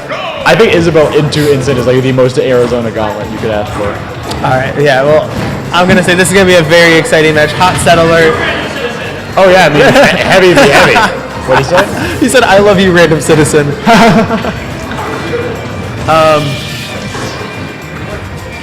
Yeah. I mean, Incin has like, it's gonna have like different tools to deal with Bowser, but just as oppressive tools to deal with Bowser. Yeah, I mean, such as like making Bowser pay for any like bad swing, it's battle of the heavy damage dealing fire-based super heavies with really strong command grabs. Yeah. The only thing is that Incin's is also a very good like tech chase and a very good burst option. Yeah, and as we'll come to see probably throughout this game is going to be Incin's Revenge, which multiplies the amount of damage he does if he lands a counter. So we'll probably be seeing that at least a few times if I know Incineroar, and I do. And I do. Yeah. Still, not getting these sweet spot timings. I was like, always that up hit though. And I'm wondering what the strategy is. It's probably just a timing thing. I'm pretty sure this is not Fleur's main. Yeah. I'm pretty sure Fleur is just having some fun right now. Yeah. Oh, yeah, definitely. That one was intentional. Oh yeah. All right, Cherry taking that first stock. Cherry getting some applause after taking that first stock. Nice. All right. Yeah, Fleur getting another one of those upward hits, trying to get that star KO. Honestly, Fleur might just choose to not even get the hit next time. There was that full hit. It was 170. And still not killing just because, move scaling. I say because it scaled so much and they were on the opposite Bowser is heavy. Yeah, it's like Bowser is the heaviest character in the game. That's death. That move was incredibly scaled. They were across the stage. Oh, wow. Wow. Risking it all for the F smash. Grabbing him out of that F smash.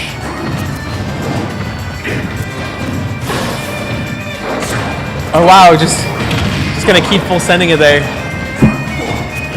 I mean, yeah, Cherry definitely has to go for the big plays here. Wow. Down there, back here, push him off stage, and gets the side beat. Sweet spot this time. What's the option? Oh, gets the revenge. This is going to do a lot more damage now. Deck. I mean, I don't think we've seen it on deck as nearly as much as this game. All right, for the sure. back throw. Okay, that's definitely not going to kill. Back throw is harder to DI. Yeah. Alright, gets the Bowser bomb, dealing a lot of damage here. Especially because that back throw was very likely a DI mix-up, in fact. Oh, and the weak hit. If at first you don't succeed, try a couple dozen more times. It eventually will kill off the top. Alright. Oh no! That doesn't work. Was that tough guy or did he just fall out? What was that?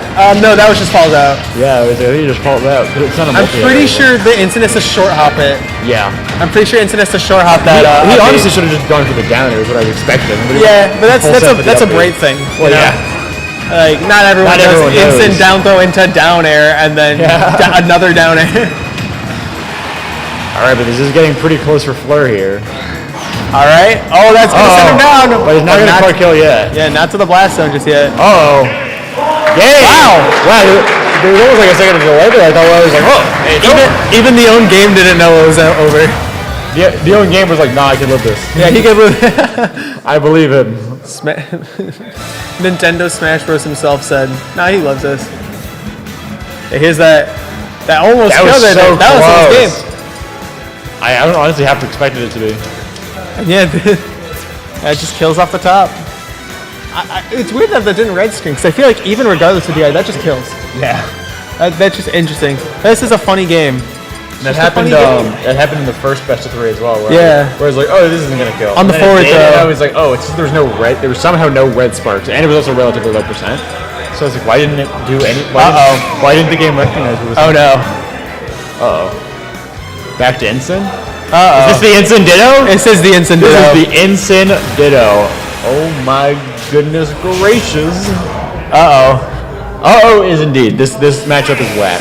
This matchup is whack. It's gonna be lots of slamming, lots of spinning, lots of taunts, I guess. Lots of taunting. Here it is. Alright. Oh wow.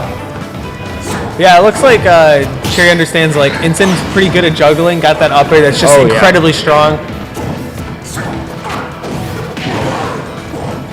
I am missing the revenge. Yeah, it looks like Cherry's Ensign plays a little bit more of that like bright play style that we were thinking of, where it's like juggle heavy, revenge heavy kind. But Fleur just taking advantage. The first stock off of Cherry. He down throw and just waits. Think he gets the chain grab off maybe? He really wanted him. Oh my goodness, the slow walk away. Yeah. He would be so in my head right now. Yeah, Fleur is in our heads right now, and we're just commentating. All right. Very good reaction. Double a rolling whip. Not gonna get the strong hit though. All right, chooses not to get the strong hit or any hit. All right.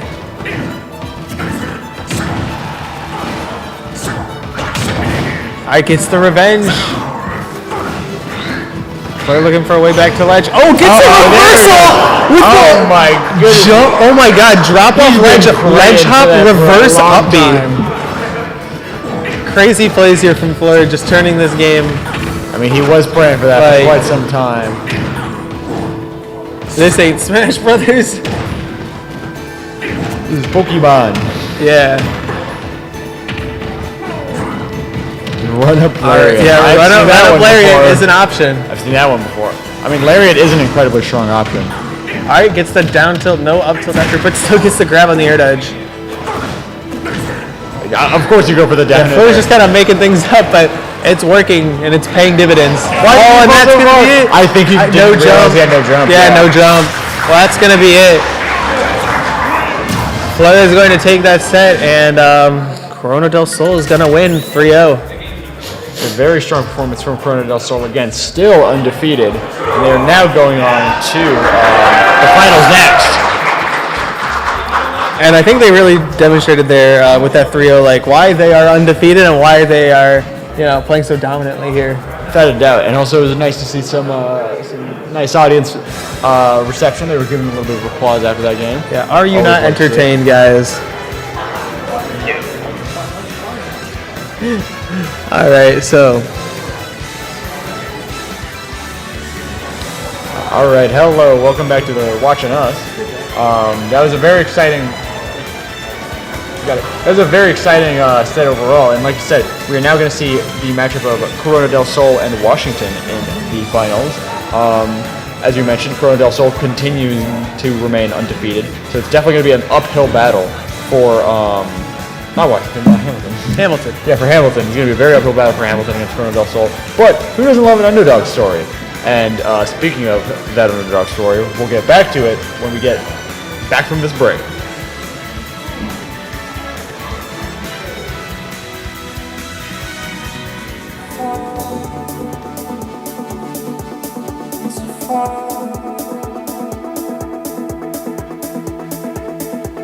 Summer turning into fall.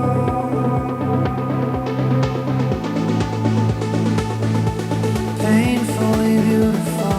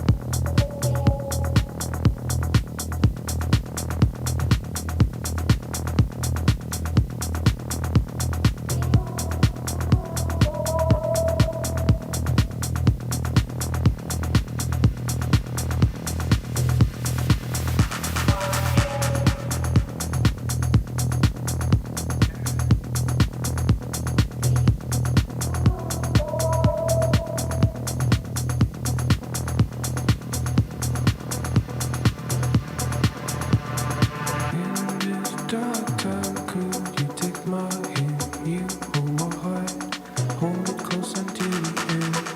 In this dark time, could you take my hand? You took my heart, baby, could you take my pain? I want to be reborn, I want to see the northern lights by your side. Want to live again for a new beginning. I could give my life every dawn, only grave for now.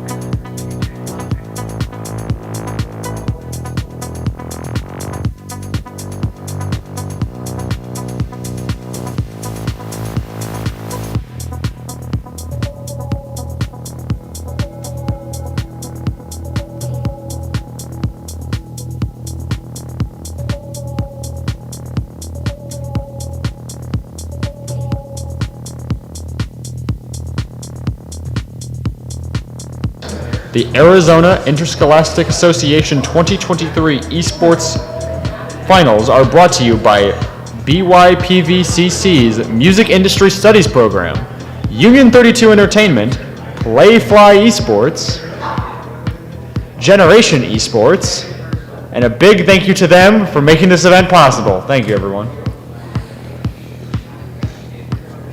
All right, guys, we are into our finals match for Super Smash Bros.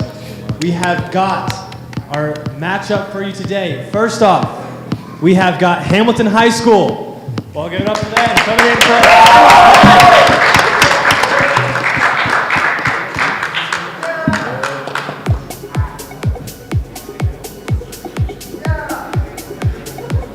We have got them on your guys' right, my left, and going undefeated this season, top seed, we have got Corona del Sol. Give it up for them.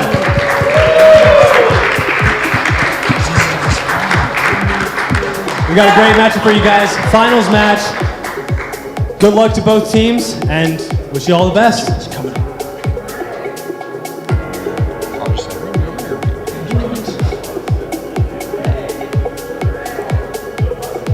All right, and thank you. Now we're going to do a quick review of the bracket right before we get into our final match. I'm going to pass it over to Srelmix. All right, so yeah, in that first match of semifinals, we saw Hamilton versus Millennium, where Hamilton would actually fall down 1-0 in the set, but then would bring it back and win 2-1 against Millennium High. And then in the other one, we saw CDS just take a dominant 3-0 win over Washington High there. So bringing it to the finals, we got Hamilton versus CDS. And CDS, again, coming off a very dominant win here, so they've got a lot of momentum in their favor. I mean, and as you mentioned, CDS also, just way back in the quarterfinals, played against Apollo, the team that eliminated them last year. So they've had nothing but success so far. And obviously the same goes for Hamilton, having to push really hard to get here. So it's a very nice matchup, very exciting to see. I'm pretty sure quarterfinals ended only a few days ago, so these teams are coming fresh off these wins as well. Fresh off these wins, right. Things are looking good for the teams, and it looks like they're talking about... they're probably talking about who to send in, because as you mentioned, it's I think it's going to be the two stars of the team. I was going to say, it's definitely Hamilton's play to have... Zane versus Ziz, it looks like. That's going to be interesting. I would say that's definitely the play that Hamilton wants, is to have Ziz take out Zane potentially. But Zane could take out Ziz. You never know. Yeah. Because Zane and Ziz are both very, very good players. You've seen them both dominate at tournaments around Arizona. This is more frequent attendee of, different brackets, but locals. We've seen them both dominate. We've seen them both take names off of take wins off of big names. But anything can happen here, yeah.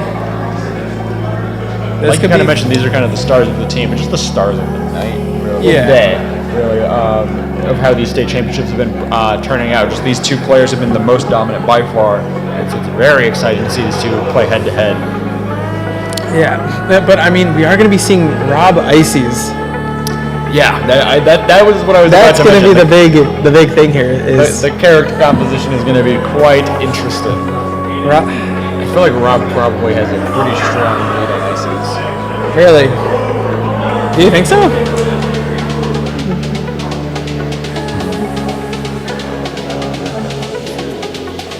I was going to say, I think this is going to be a lot closer than you might think. Oh, yeah. Ices kind of runs him. Really? These things are crazy on this character. He has no options. Yeah. As long as Zane can get his setups and find those decent combos that he found later into his first game, he might be able to just kind of push his advantage and keep the pressure on Ziz. But again, we saw Ziz. Ziz likes to play very action heavy as well. Rob would have had a winning match. It's going to be combos back and forth running into this first game. All right, looks like they're starting.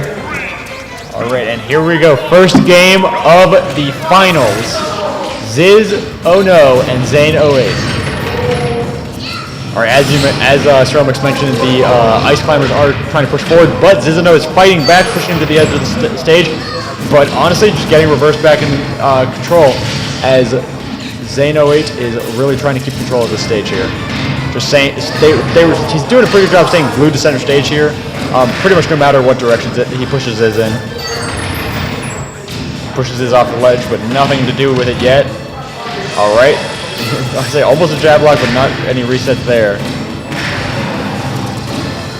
All right, Zizano going high up in the air, and Zane trying to keep him there with these juggles. That was a nice desync juggle as well. All right, setting up that ice, laser off the ledge, and Zizano is able to get up with that. That gyro was blocked pretty handily. So here's what I was thinking. Oh yeah, there we go. I was just like, not only does Rob have pretty heavy damage to do stuff like that, you know, pick up one icy pretty early, he's also just like, his moves like side B and back air are so big that they're just bound to hit both. And up air especially. And now Ziz is back on stage. You just gotta take out this this last ice climber here. Wow. Oh, And he wow. sets up that gyro at ledge there. It just makes it impossible for Popo to do anything to make it back to stage. And now, if Ziz can separate the ice climbers again, he could just push this advantage all the way to game. But yeah, looks like Zane's finding these combos and gets the up smash off the desync on the up tilts. All right, yeah, desynced up smash straight out of that freeze, and they're back pretty much reset to neutral. Like Sherlock said, this is going to be a lot closer than you might think. No matter which direction this goes in, both players evenly matched, titans of each team. They're going head to head. With Zane 08 starting off with another ladder, like we said, he definitely wants to keep Ziz in the air as long as possible. He's spinning around, but he's getting put. Ziz is obviously trying to separate the climbers a little bit, or he's at least keeps getting those straight hits. He's just doing all kinds of setups with gyro. He's just walling off center stage right now with that gyro and those nairs. I think Ziz understands that like he can't afford to make a mistake on the shield now because of just the threats that Zane has shown that he's able to put out on the stage. Yeah, especially because Zane is able to just burst out like that and just really come in swinging. And there we go. All right. Ziz back in the air. Again, Zane keep trying to force him higher and higher. Not to take a kill off the top, but just to keep him juggled. Wow, it is getting real close right now. Yeah, I mean every time Zane will just try and throw Ziz in the air and then shark him from below a platform to try and juggle him.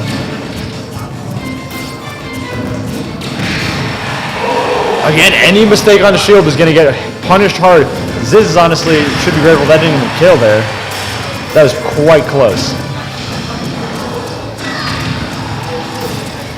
A bit early on that up forward air, and Ziz is taking the momentum back in his favor. Separating the climbers once again, trying to kill one off. I say isolating the climbers. There we go, he gets him back. He gets that. Hey, Zane was still able to make that back. Oh, Nana comes back with there. Never a grab on the ice climbers. You can never take a grab off the ice climbers. Yep. Every time you think you can get one. All right, that looks like it's probably going to be the stock here. I just don't think he's got the tools to make it back, but he gets his 1% before he goes out. I say he was honestly pretty close there, but yeah, just 2% damage, and not even extra credit. Ziz is just starting to stock by Zane, just taking off 70% already. Alrighty. All right, again trying to push him above those platforms and challenge him in the air. Nice, moving over that laser and past it with that side B. Almost getting messed up by that gyro, but now they get to take advantage of it themselves. Ziz really wants to start those gyro combos, but it's just so hard to do against the climbers. All right, and they keep trying to run in with that freeze again. This could be it. Yep, there it is. Not yet. Not yet. Never say that. Never say that. Everyone cursed that. The whole crowd was popping off. Excellent DI from Ziz there. But yeah, he's got a little bit of a hill to climb here, but he's got the icy separated, but not for long. And he's got the desync started. I haven't seen desyncs like that since Squamba retired. All right, and there's still no kill. Incredible DI from Ziz. He just wants one combo, but he can't really start that until he separates the climbers. He's looking for those forward airs. Uh-oh. Yeah, Nana being split up. That gyro is hanging out just at the ledge, but they're running to the other ledge. Yeah, it looks like Ziz is like... Oh, there we go. That'll do the trick. Zane is now up 1-0. Yep. Excellent play from Zane there. I would say we saw Ziz kind of ditch the tactic of splitting up Nana and Popo and just going after Popo at the end there, just to try to push on stage. Yeah, you saw it. Yeah, he threw a down tilt, then nair, and then up. He was just throwing at every combo starter, and then it just eventually went for a kill move, Hail Mary, and that got punished pretty hard in Zane. Won. I would say, because the tactic for splitting up the climbers isn't to just go for Nana. It's more of get Popo into a place where he can't do anything, and then you can start beating up on Nana if you choose to. Just because if you go for Nana, you're just going to get hit by Popo, the main climber. That's actually where that game turned around, was that grab. I was like, every time you think you got a grab on the climbers, you're never they safe. kill you. You're never safe from them. The other climber is always on their way. Yeah. Like a boomerang, I throw it, and it just comes back and hits you. Alrighty, we're gonna run it quick into game 2. We got Palu. Hey, Nana is like gyro if it was good. Is it Palu Rob? Honestly, the switch up is a little interesting. Oh wow! Wait a minute. He might be cooking. Is this like soul main, true main? Yeah. Wow. I was like, is Zane showing his true form? Now that I think about it, this might be his true main because like, if you taken sets off of players like Ags and Ronald, you probably did it with Palu. Yeah, like Palu's the kind of kid. Down to the F smash, just like every Rob wants though. Oh wow, doesn't get the backer off stage. That could have been very, very good for Zane there, but is this going to keep the dream alive here? As I say, if you want to bring it back and win this set for your team, you got to take it one interaction at a time. Still active because of the gyro triggering it, and Scissors gets hit hard by that laser. Seeing shades of like 2019 Joker right there. Yeah. I miss him so much. All right, that down smash is definitely. Oh wow! Nice, the no DI mix up. No DI. Or the no mash, yeah. What? How does that hit? You cannot lie to my face and tell me that hit. Wow, look me in the eyes and tell me that was what was supposed to happen. Look me in the eyes and tell me that's what God intended on this earth. Oh my! There we go. All right, Ziz is coming back hard. He is coming in clutch with that gyro combo there. And he has got like he is full of energy right now. He has got so much life in his eyes. Again, no kill yet. No, yeah. Zane's not over. Zane's stuck in a tricky position though off stage. Yeah. You might have been wrong about Zane's wins with Palu. Yeah, I said he started off very, very strong here. It's just I think he's got a handle of it. Also, like Palu's much easier to combo than Icy's. Oh yeah. Wow! Perfect read on where he was going after that mash out.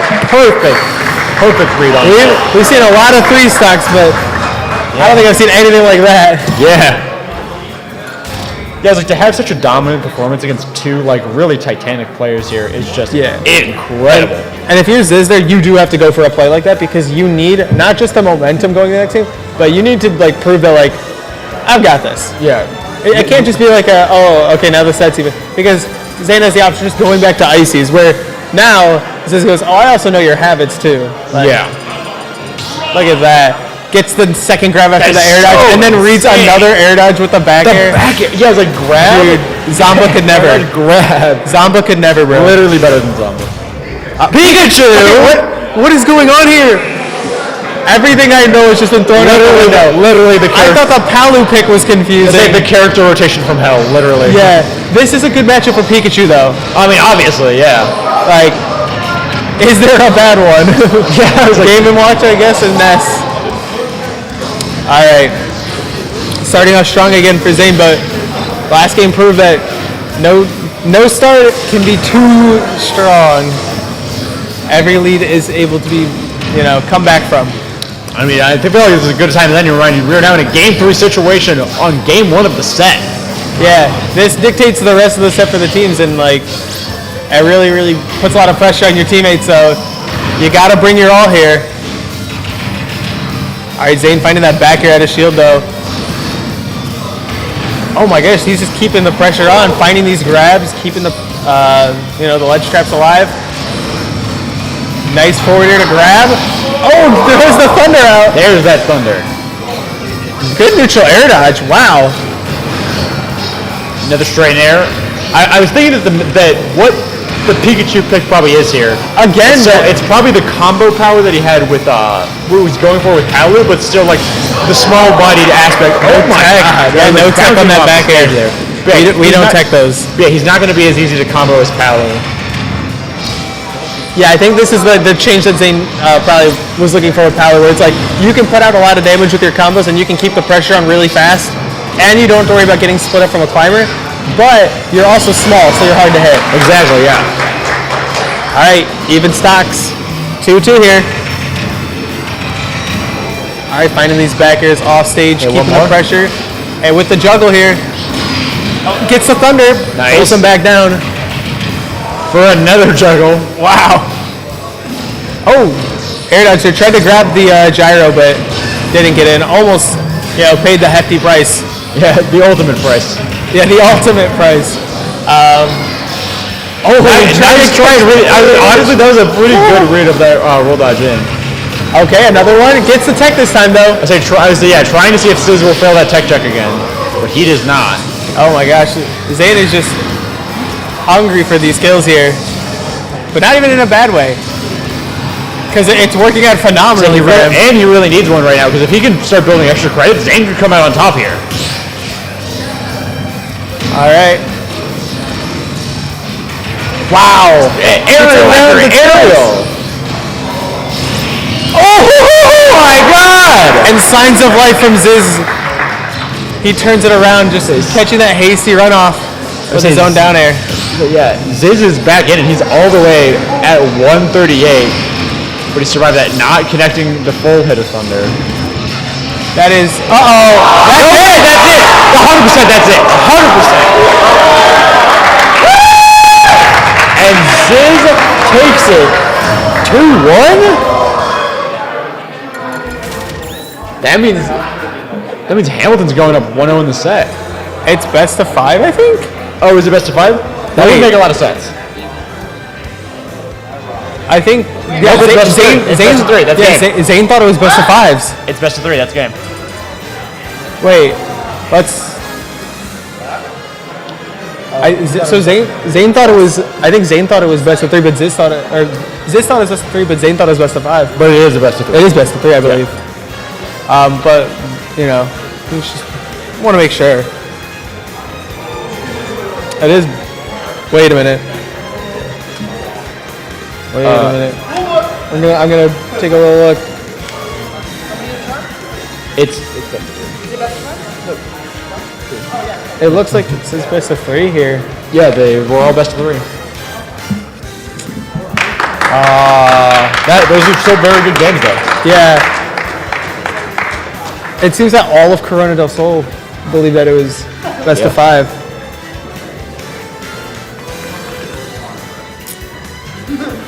I just want to make sure.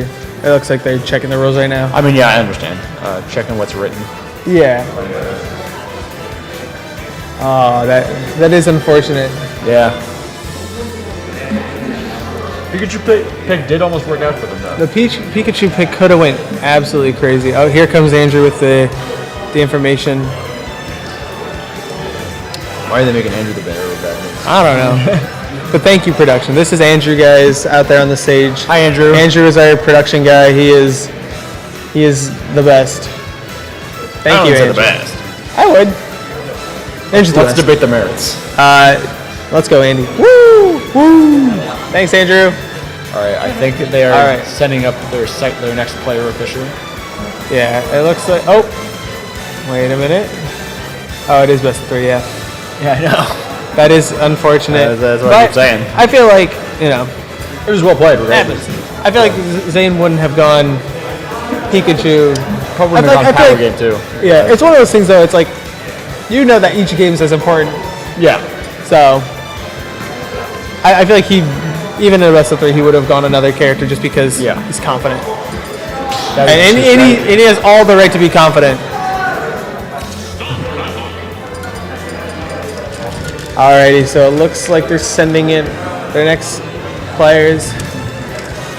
Oh my goodness. I was trying to feed it to him. Yeah, man. Yes, the This is Pruns, I believe, yeah, right? the games are Pruns? best of 3, and the sets are also best of 3. Just to confirm. I believe this is Potato 7 coming in for Corona del Sol, and I think this is Prunes, if I remember correctly, from Hamilton. Yeah, but yep, that is the two players coming up, Potato 7 and Prince, just like Sarah said. Yeah. Who are these?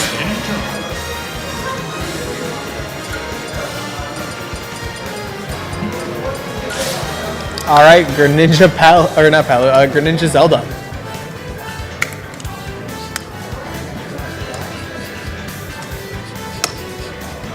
Breaking Stromix's teeth on the other side of the camera. Yeah. Don't worry about it. All right, waiting for the thumbs up. I think they got the go ahead. Yep, they got the thumbs up. All right, bringing in set number 2. Yep. And with Corona del Sol with their kind of foot on the back pedal, whatever the phrase is, I don't remember. Whatever. Well, I think you would say that Hamilton has their foot on the gas.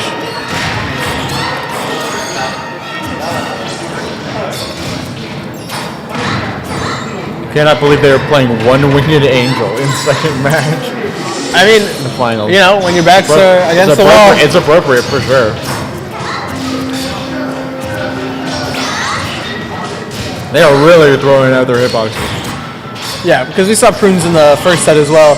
That Prunes tends to favor these high-risk moves such as Smash. fully charged shuriken, up smash, full hop forward air. There's a short hop forward air.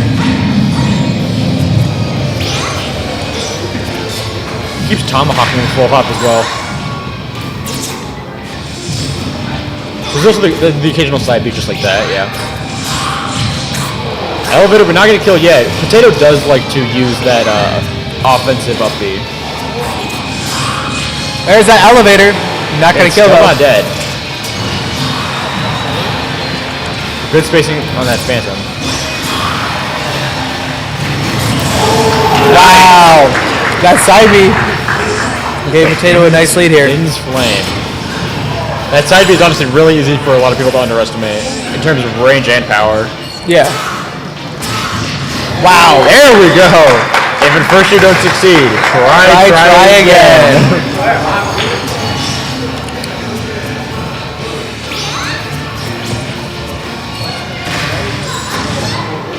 Wow. Uh-oh. You're getting mixed up a little bit. Prunes is hopping. Yeah. He's kind of doing a little bit of movement here, a little bit of footsies, trying to psych him out.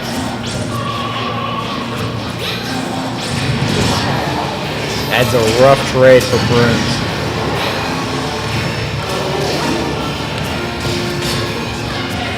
No sweet spot.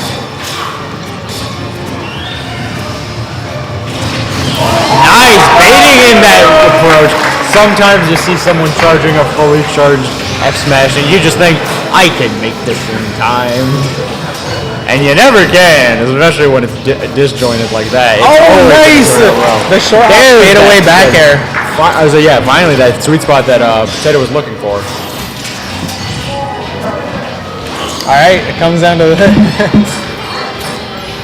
final stock in game 1 for them. Uh-oh.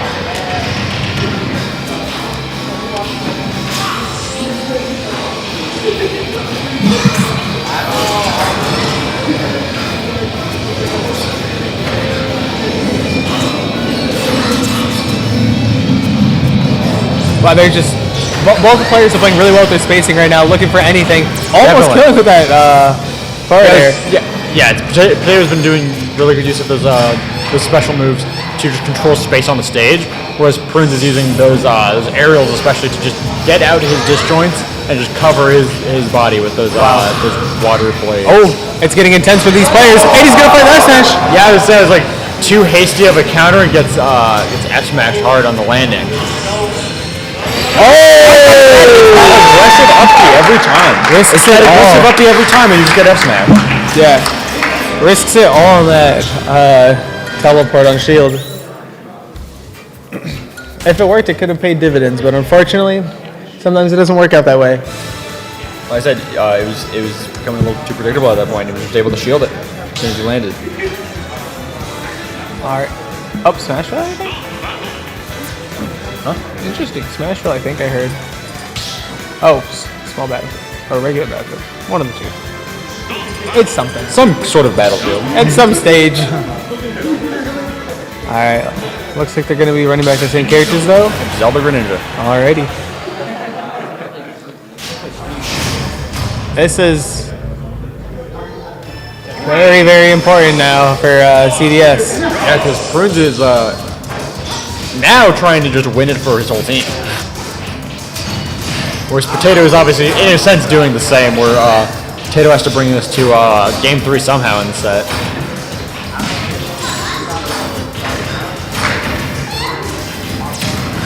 Nice, there's that side through. Oh my god. That's probably a heavy DI mix-up, to be honest. Like, I actually don't even know if he knew that he was going to get sent that direction. This is... Yeah, I was going to say, Potato needs to bring this back if he wants to help CDS make it to a third game. Like, Prunes has used that side B several times, but at like completely different timing. Like, usually just whiffing it, so I don't think Potato's even ready for that.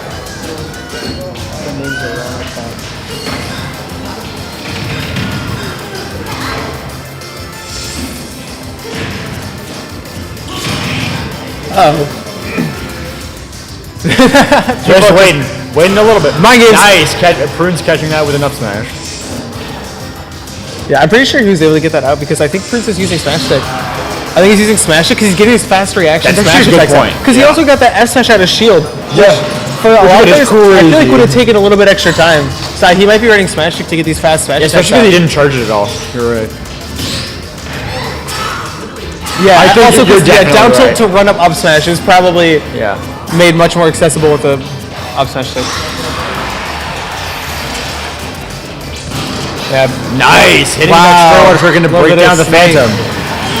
Okay, now Prunes is up. So there's that aerial, and Prunes is now up 3-1. Ziz is smiling a little bit.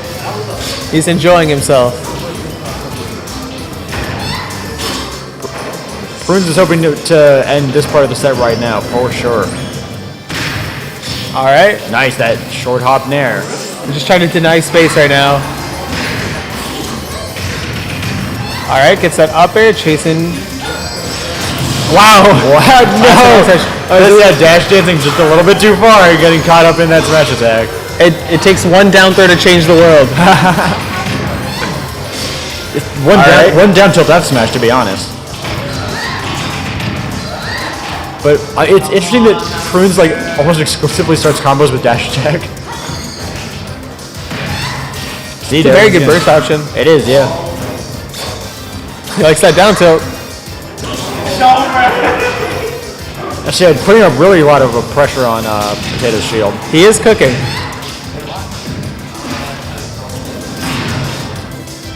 Wow. Gonna have to drop down. Oh, nice. For the down air ledge, just trying to get a hit. Yeah, Potato's slowly climbing back though. He's starting to gather a little bit of momentum here. But not before getting grabbed and sent off stage. And not even thrown up. Oh, the tech! Oh no, there's that up throw. That was the Jesus tech. That was the Jesus tech, but Prunes sending it through. That was the Jesus tech, not because it was understage, but because it was a miracle. Yeah, Hamilton High up 2-0 now. That means for all intents and purposes they win the set, but they are still going to play out game 3 just like last time. Yeah, it looks like they're just going to play out that last set here. The show match. Yeah. Fun finals.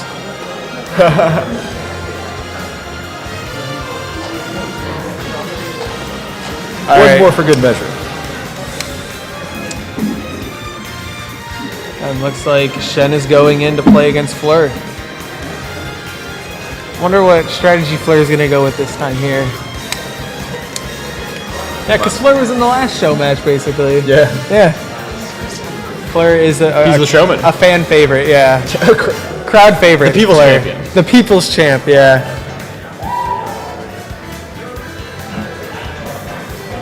No, a 6-stock here actually gives them 2 wins.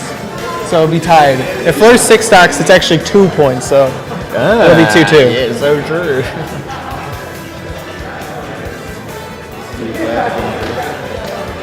I say this is especially interesting because can you imagine if Corona del Sol goes undefeated their whole season and then Hamilton 3-0 them in finals? That would be crazy. Yeah. Even in a show match like It that. was it's still unfortunate. important. Yes, it was unfortunate with the misunderstanding on the best of 5, best of 3. But Yeah. I mean, Like you said, it's probably not the huge difference in the world. yeah. And I mean, this set will show it here. If it is a 3-0, then that kind of misunderstanding is just like a little minor thing. Yeah. All right. I think they're waiting for a thumbs up or they're doing stage bans, but both players without their coach right now. Yep.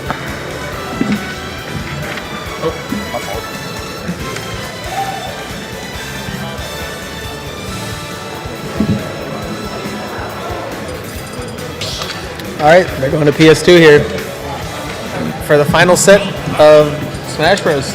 Yeah, this is the last set of Ultimate for today. So let's just get right into it, to be honest. Isabel Violet. Yeah, we started off the day with Violet, and Yep. now that's how we're ending it. Yeah.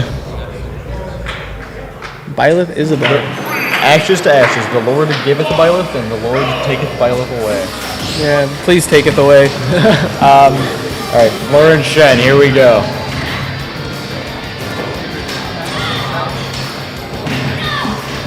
Shen, of course, playing for Hamilton once again, and Floor for Corona del Sol.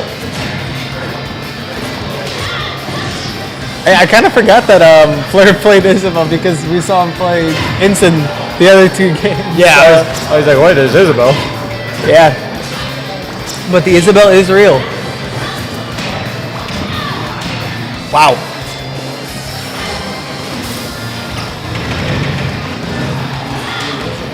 Racking So up much mileage off of Yeah, that so boy much rocket, mileage. as always. racking up damage fast. I gotta say, like, for a character that's known to be very like, you know, I'm gonna wait over here and set up walls. Floor plays this one in a very entertaining way. Oh, yeah. I really think the same is kind of true of Shen. Like I said, Shen definitely has a tendency to, at least this is what I observed in the first game that we saw him in. Shen really has a tendency to run in with those aerials and toss in some dash attacks for good measure. Where it's like, Violet is usually considered to have a more like patient, like hang back and back air playstyle.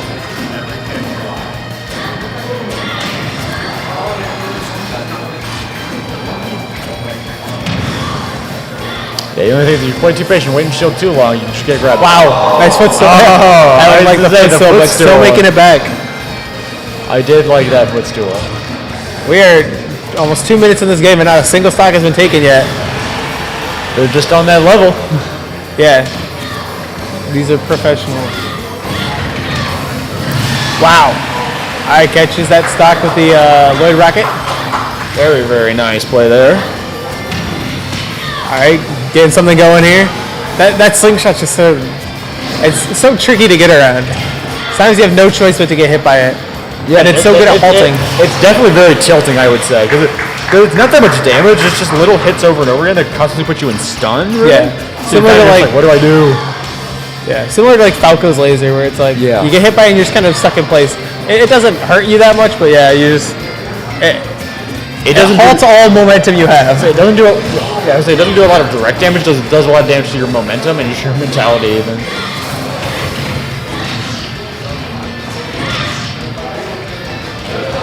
Alright, wow. Shen actually did a really good job there, just like regaining stage control and then pushing that advantage to pushing Fleur off stage. Yeah, without a doubt. And it's jumping over that Lloyd Rocket once again. Yeah. Wow. I was also surprised. I just thought that was death. Yeah. I thought it extended the hitbox to kill. Yeah, I mean, that's what I was saying. I was like, Fleur was barely above the hit.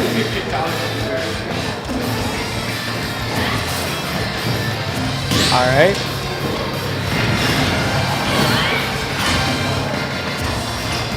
What I am gonna say is that at the rate that this game is being paced at, this game could go to time.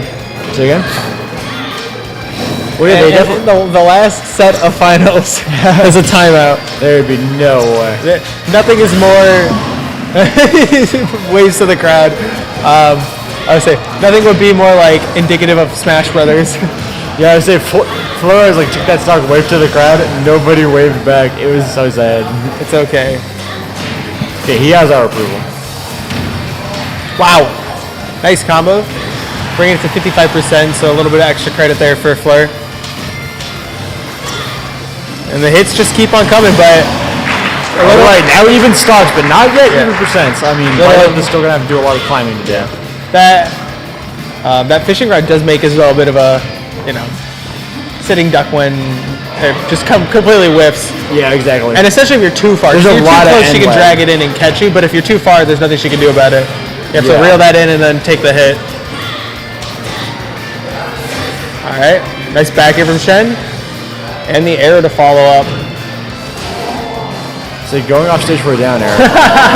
Missing both attempts to Creative. ledge guard. That's Honestly, right. a ledge trap might have been more effective at this effect. Creative recovery right there. What is he doing? All right. Just like that, Shen takes game one. Going down to game 2 now. Shen taking the first game of this last set. Just like that. And just like that, we are on to game 2.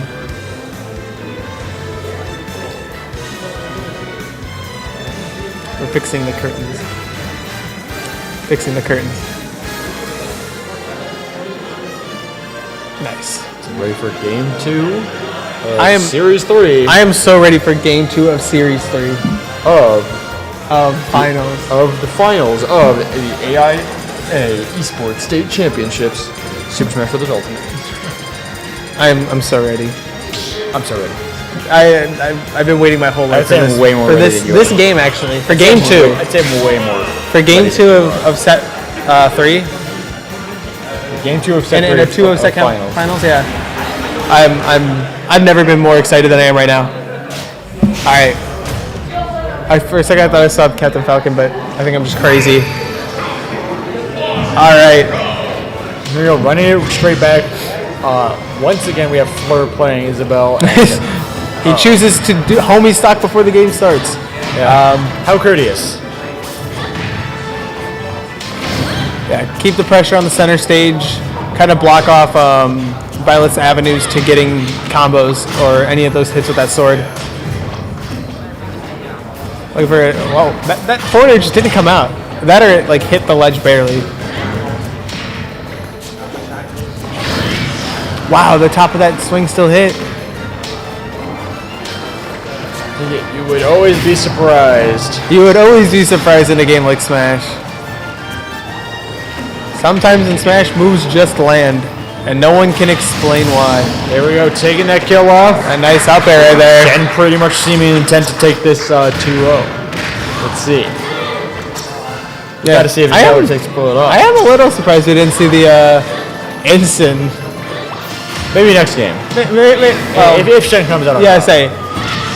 If there is. Fleur comes back on the top, right?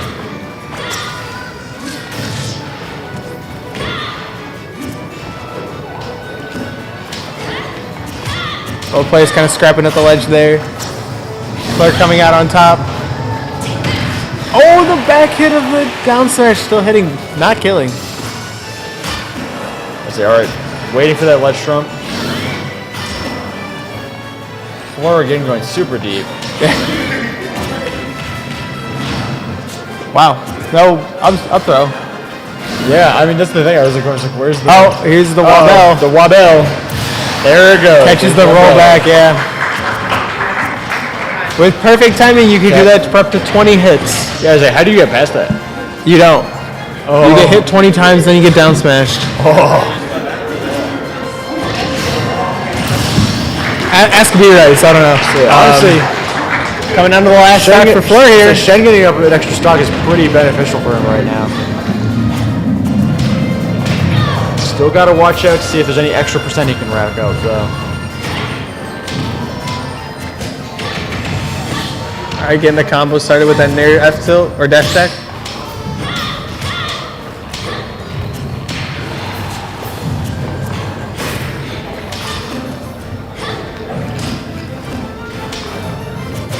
I think this is where you go for like that. I think this is where Shen goes for that like big play just to be like, it's over, it's all over.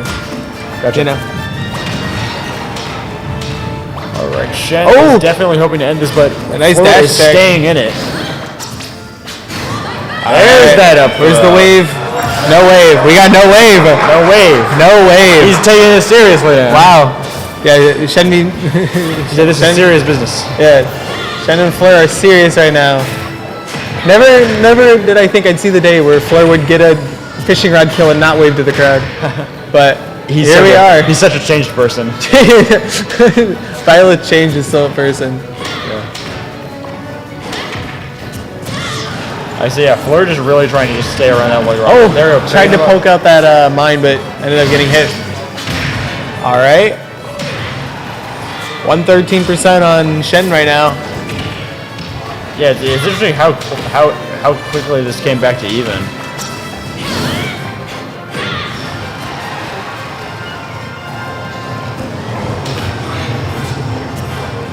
So again, just playing around that wood rocket so well.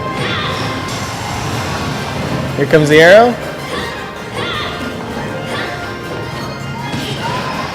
Nice. Nice spot dodge as Keep that pressure. There's the nair. Maybe I was thinking like down tilt up air might be in the cards. Not There's gonna that kill. up throw, but still not killing. Oh, that fishing rod was so darn close. I think that's what we're waiting for. Is that either like a back air or a down tilt up air for Shen? Not gonna take it with the dash attack. But it is still as close as ever. 135 to 140, all tied up, and honestly, All right, going under the stage. Down air. And that is the set, and that's the whole thing. That's it. It's over. Curtains. Bobby Scar. Curtains. Bobby Scar curtains. Yep. Yeah, it gets the grab, and then with the re-grab, you don't get to regain ledge invincibility, so... Now, if I'm not mistaken, that's the set 3-0 for him. That is a set 3-0. 3-0 win for Hamilton. Hamilton is going to be your state champions. Now, here comes Evan. State champion, Hamilton High! Congratulations to you guys. You played a great match. Congrats to Corona for making it this far. But coming out, we have some folks from PVCC who will be giving us our awards. But first, while they're getting everything set up, we're doing a little bit of an interview. How do you guys feel?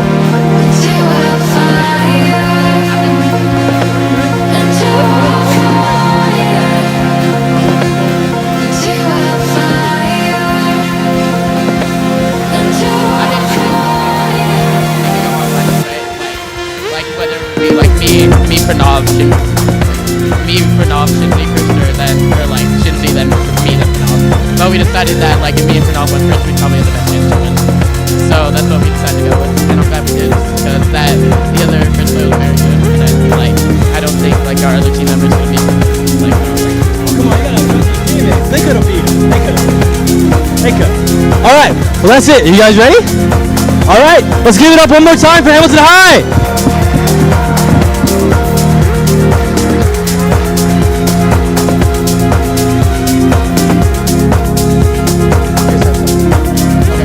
So, first we're going to have Corona get their awards, first off. I'm just going to go through and you guys can say your titles. Fleur. Come on, give it up for him, give it up for him! Zoas 216. Right? It's awkward, but it's the way it works. Yeah. Zane 08.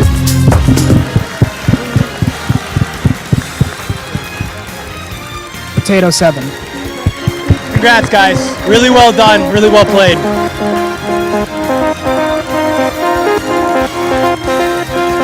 Pose, guys.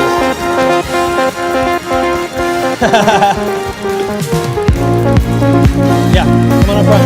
Get a photo with you guys.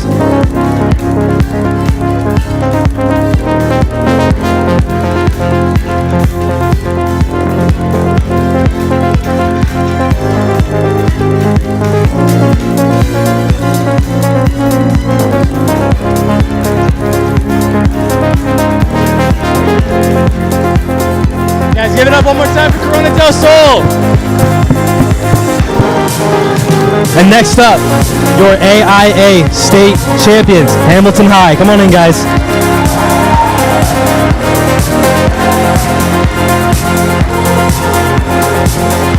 I will hand this off to you. You guys can say your tags and which one.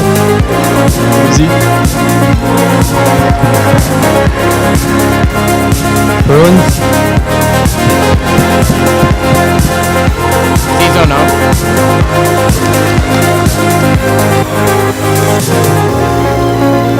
Zeklo.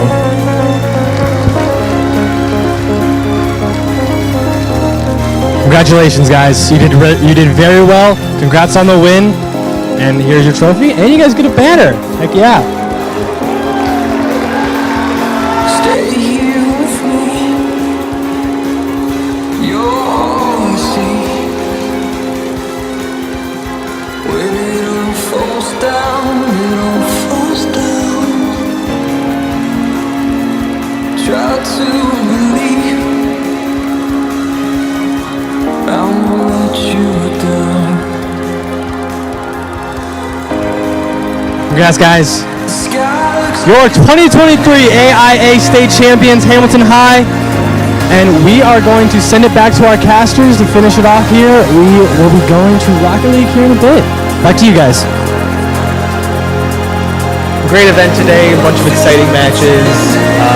We all had a lot of fun, and congrats again to Hamilton High. And yes, thank you so much for joining us today for the AIA 2023 Super Smash Bros. State Finals presented by Nova Home Loans. Be sure to tune in again at 1 p.m. for the semifinals and finals of Rocket League. But for me and Ceramics, we're going to go, and we will see you soon.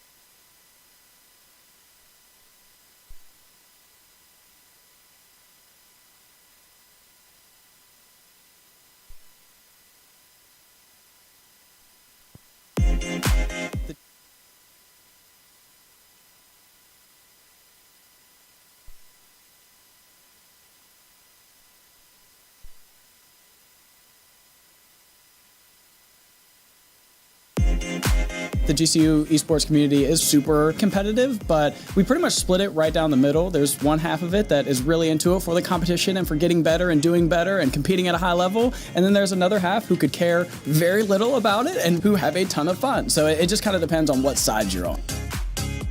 We have about 14 competitive teams competing across 14 different games, and we're looking to add about 3 to 5 more in the next couple of semesters.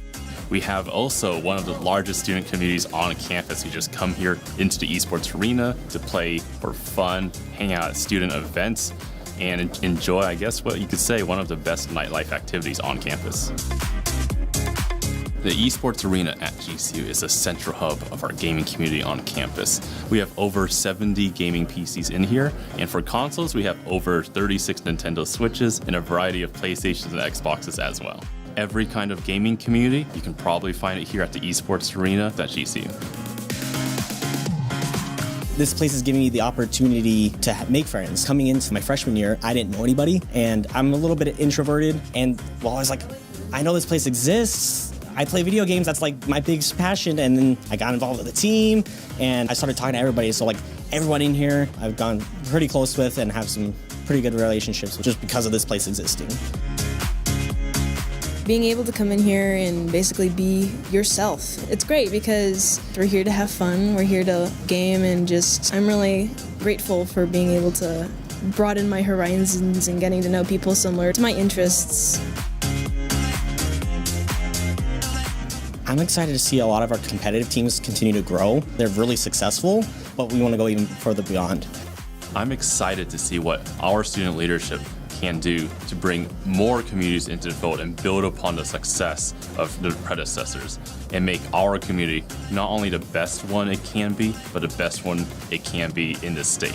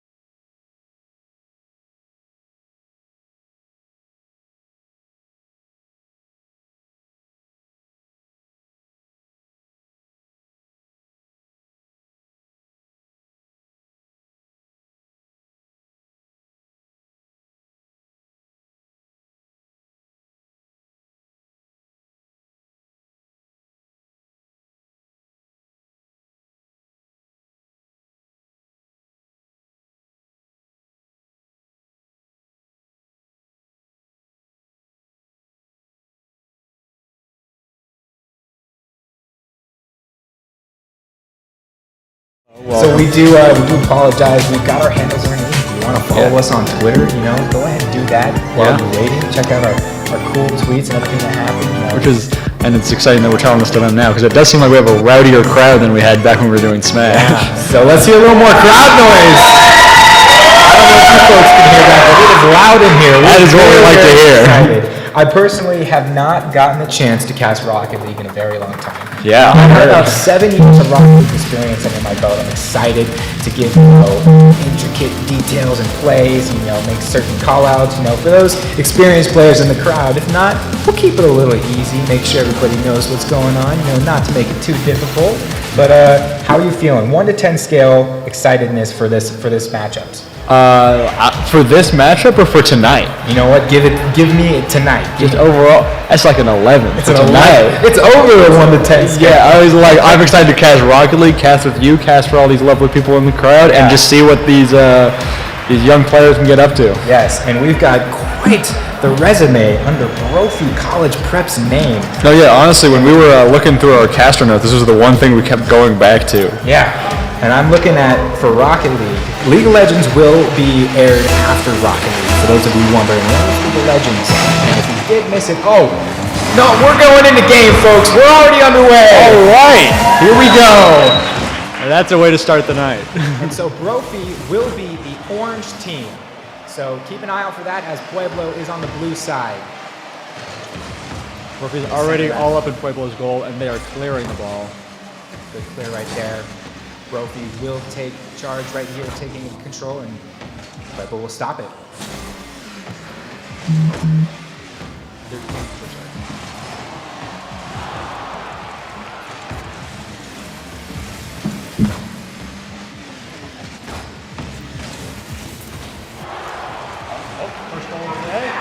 There we go. There it is. Nice double tap from the blue team there. And just about 42 seconds in, we get goal number 1 from Pueblo. Let's keep this show on the road. And a quick kickoff right there. Brophy will take it up the wall. They'll try to center it middle. 2 jump. Pueblo, nice defense right there. We see 1 in the air, maybe getting that touch, not going to get that touch. A quick corner into the center. That's not going to hit as well. Trying to save it away. Bring it back to center. Clearing the ball once again. Barely missing that goal, but wow! And getting it cleared right away. A good clear right there from Brophy.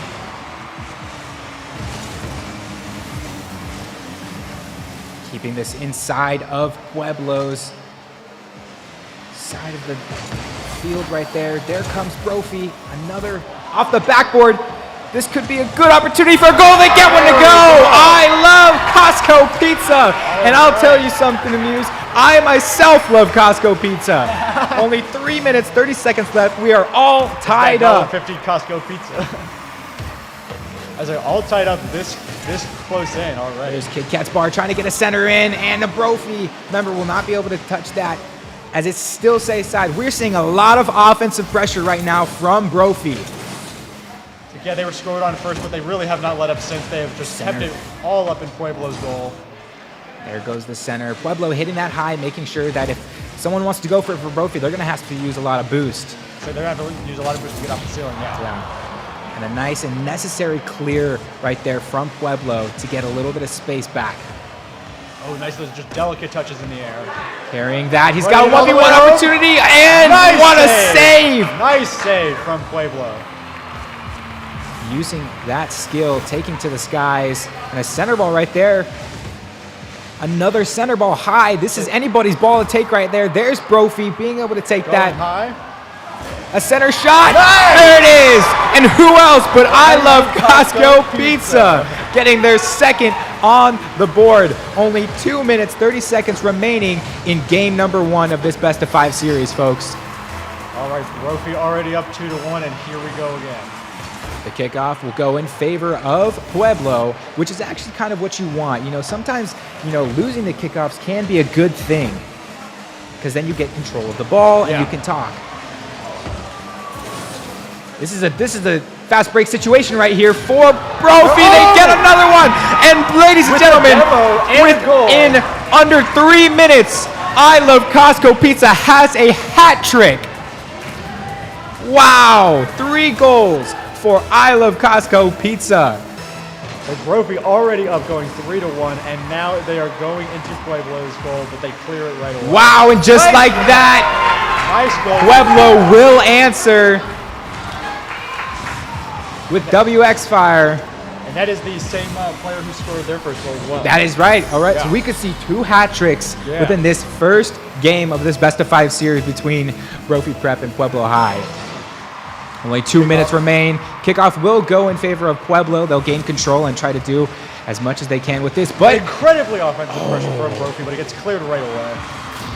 and a mid-air demolition coming out from Pueblo, giving a little bit of space for Brophy. But just like that, Pueblo will counter. Center that to the side wall. Pueblo has an opportunity for a little bit of a freestyle here, but it'll just get denied right there by Costco Pizza. And a good redirect right there from Fire. Nice aerial to send it back. Clear out middle, but it's not going to be enough! Kit Kat's bar is going to slot that in the bottom corner of Pueblo's net.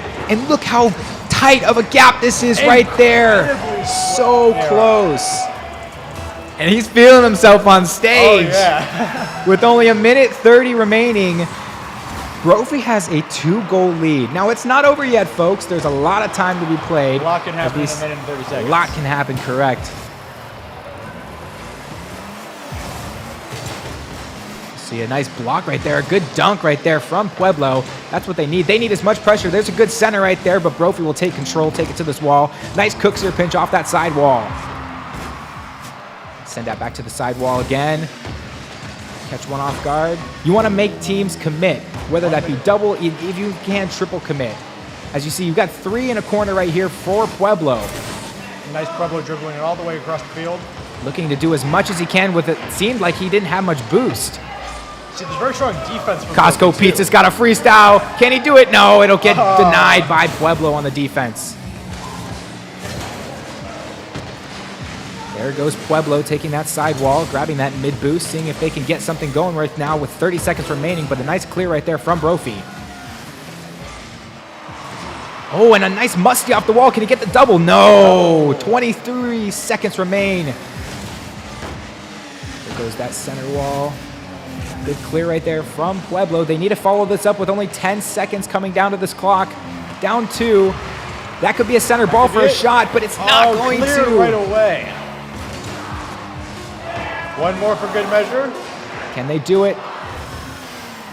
The ball will stay in the air, and that will do it for game number 1, going to Brophy Prep College. Brophy College Prep, my apologies. Great start right there for Brophy College Prep. I mean, what else can we expect? We've got some individual bios we want to talk about, and folks, that man Costco Pizza is going to be leaving after this season. He is graduating, so congratulations to him. And who's taking his place? But Fast and Furious. Yes, so we are very excited for these next couple games.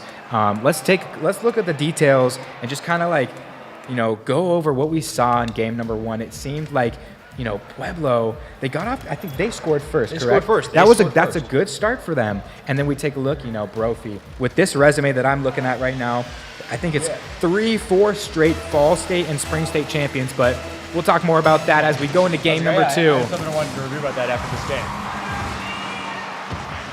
And there it goes. It goes into the side of Pueblo. Maybe they can, stall some time. Oh, barely missed it right there. But this should give Brophy a little bit of time. Good flick right there. And it'll just go straight back into the defensive side of Brophy as they'll clear that out. Fast and Furious getting a nice mid shot right there. Oh, such a close one. A nice 50-50 coming out from Pueblo. And they'll take it to the offensive and just left of the net. And a good dunk right there from Pueblo. Those 2 defenders who have been on Brophy have been really clutch at just always sending the ball away from them. Yeah. Syndicate going for that, not able to take control and take that shot. There goes Fire. Can he get that to go? He gets it to go! Brophy or pardon me, that is Pueblo. That is Pueblo. That is That's Pueblo. Cypher, as A always. good 1-0 start just as they did last game. Can they keep this momentum and follow it in through these next 4 and 14 seconds? Just like last game, they scored the first goal, but let's see where And that leads them now. Just barely a great save coming from, is that pizza? Is that Costco pizza? No, I do not think that's Costco pizza. Nope. Oh, they're really all One on scrapping the over the wall. ball now. He's got no boost. A shot over. Oh, Very good great save. save right there from Pueblo's defense.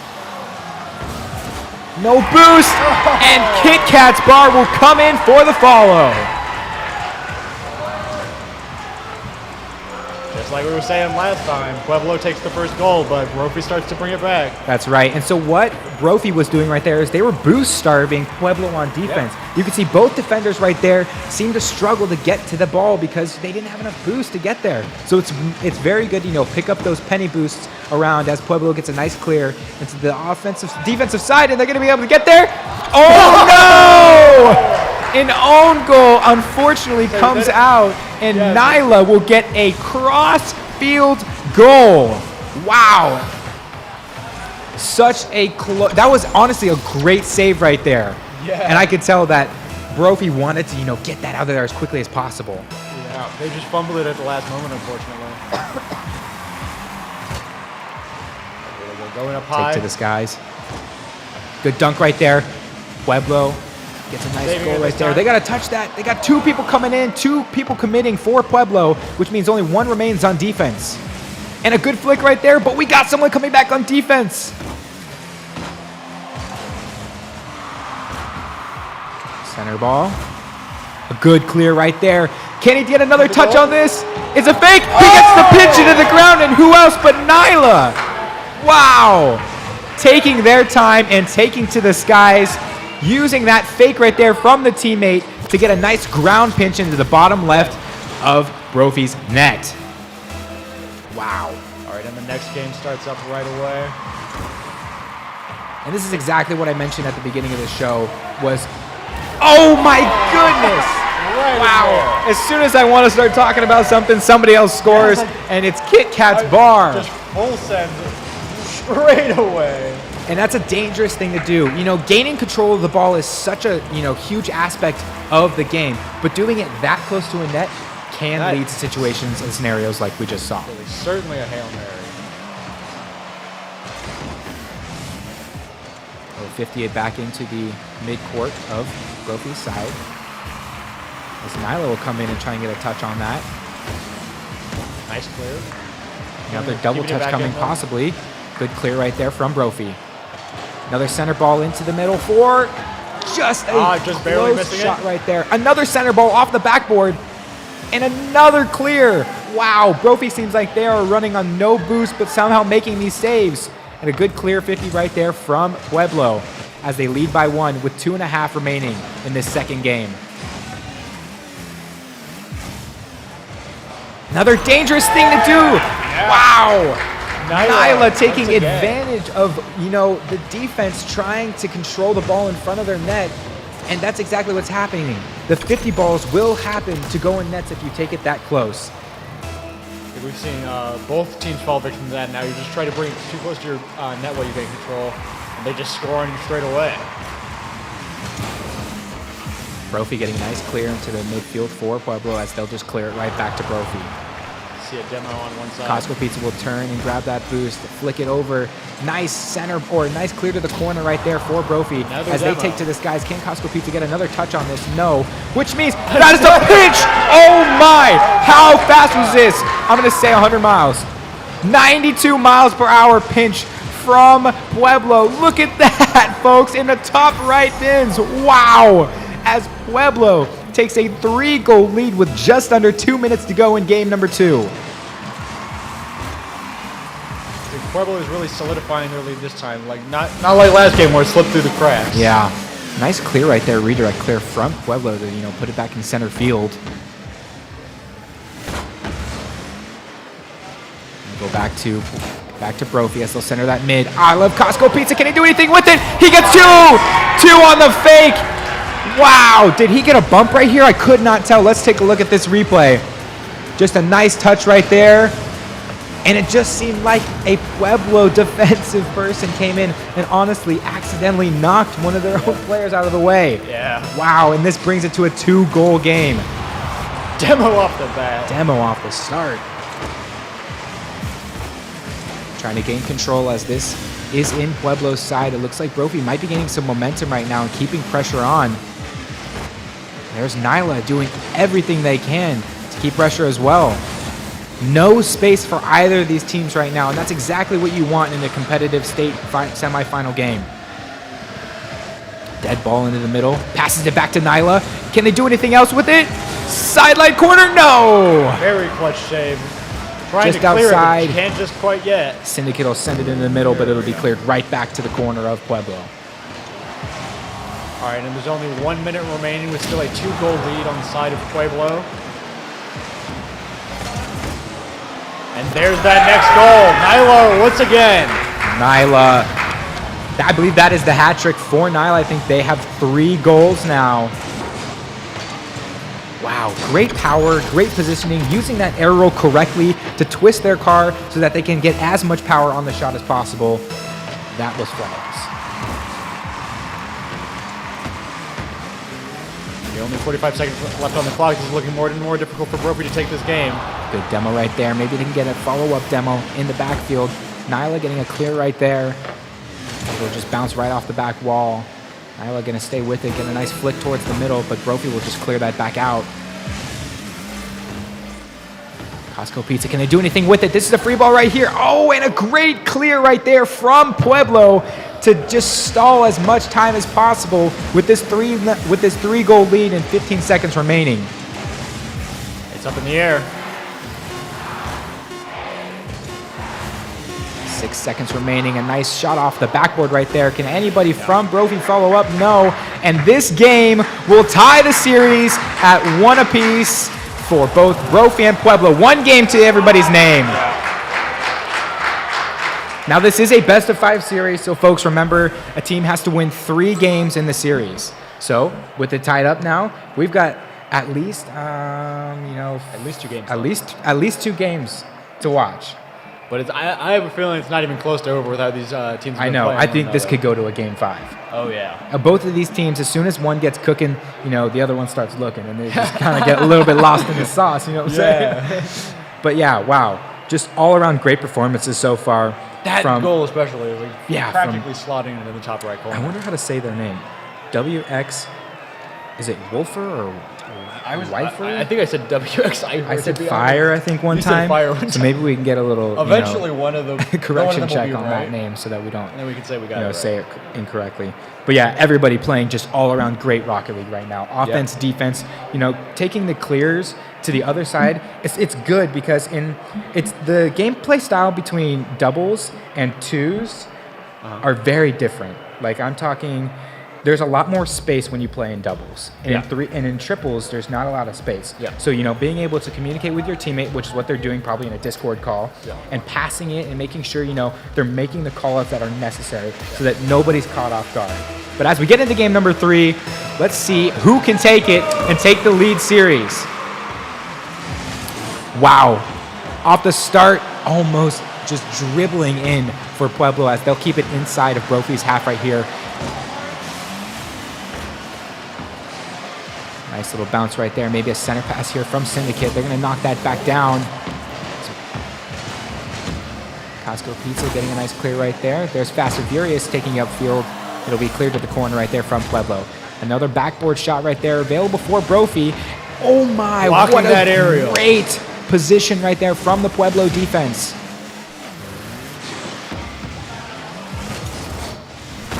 Shot on goal right there from Fast and Furious. Not able to make that one go, but this should go back in possession of Brophy, but that'll just hit the ground. Unfortunately, a nice little pinch off of the front of the car.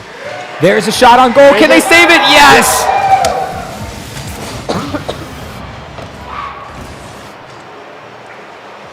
This get cleared back into Brophy's half right there. As all 3 of Brophy players are in the corner. They need to spread out just a little bit to create some more space.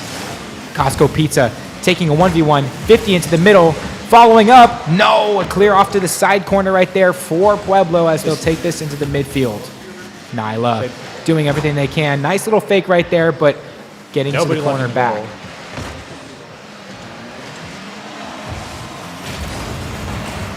Really just back-to-back strong defensive plays from Pueblo. It's an open net right now. They can do it. There's the goal.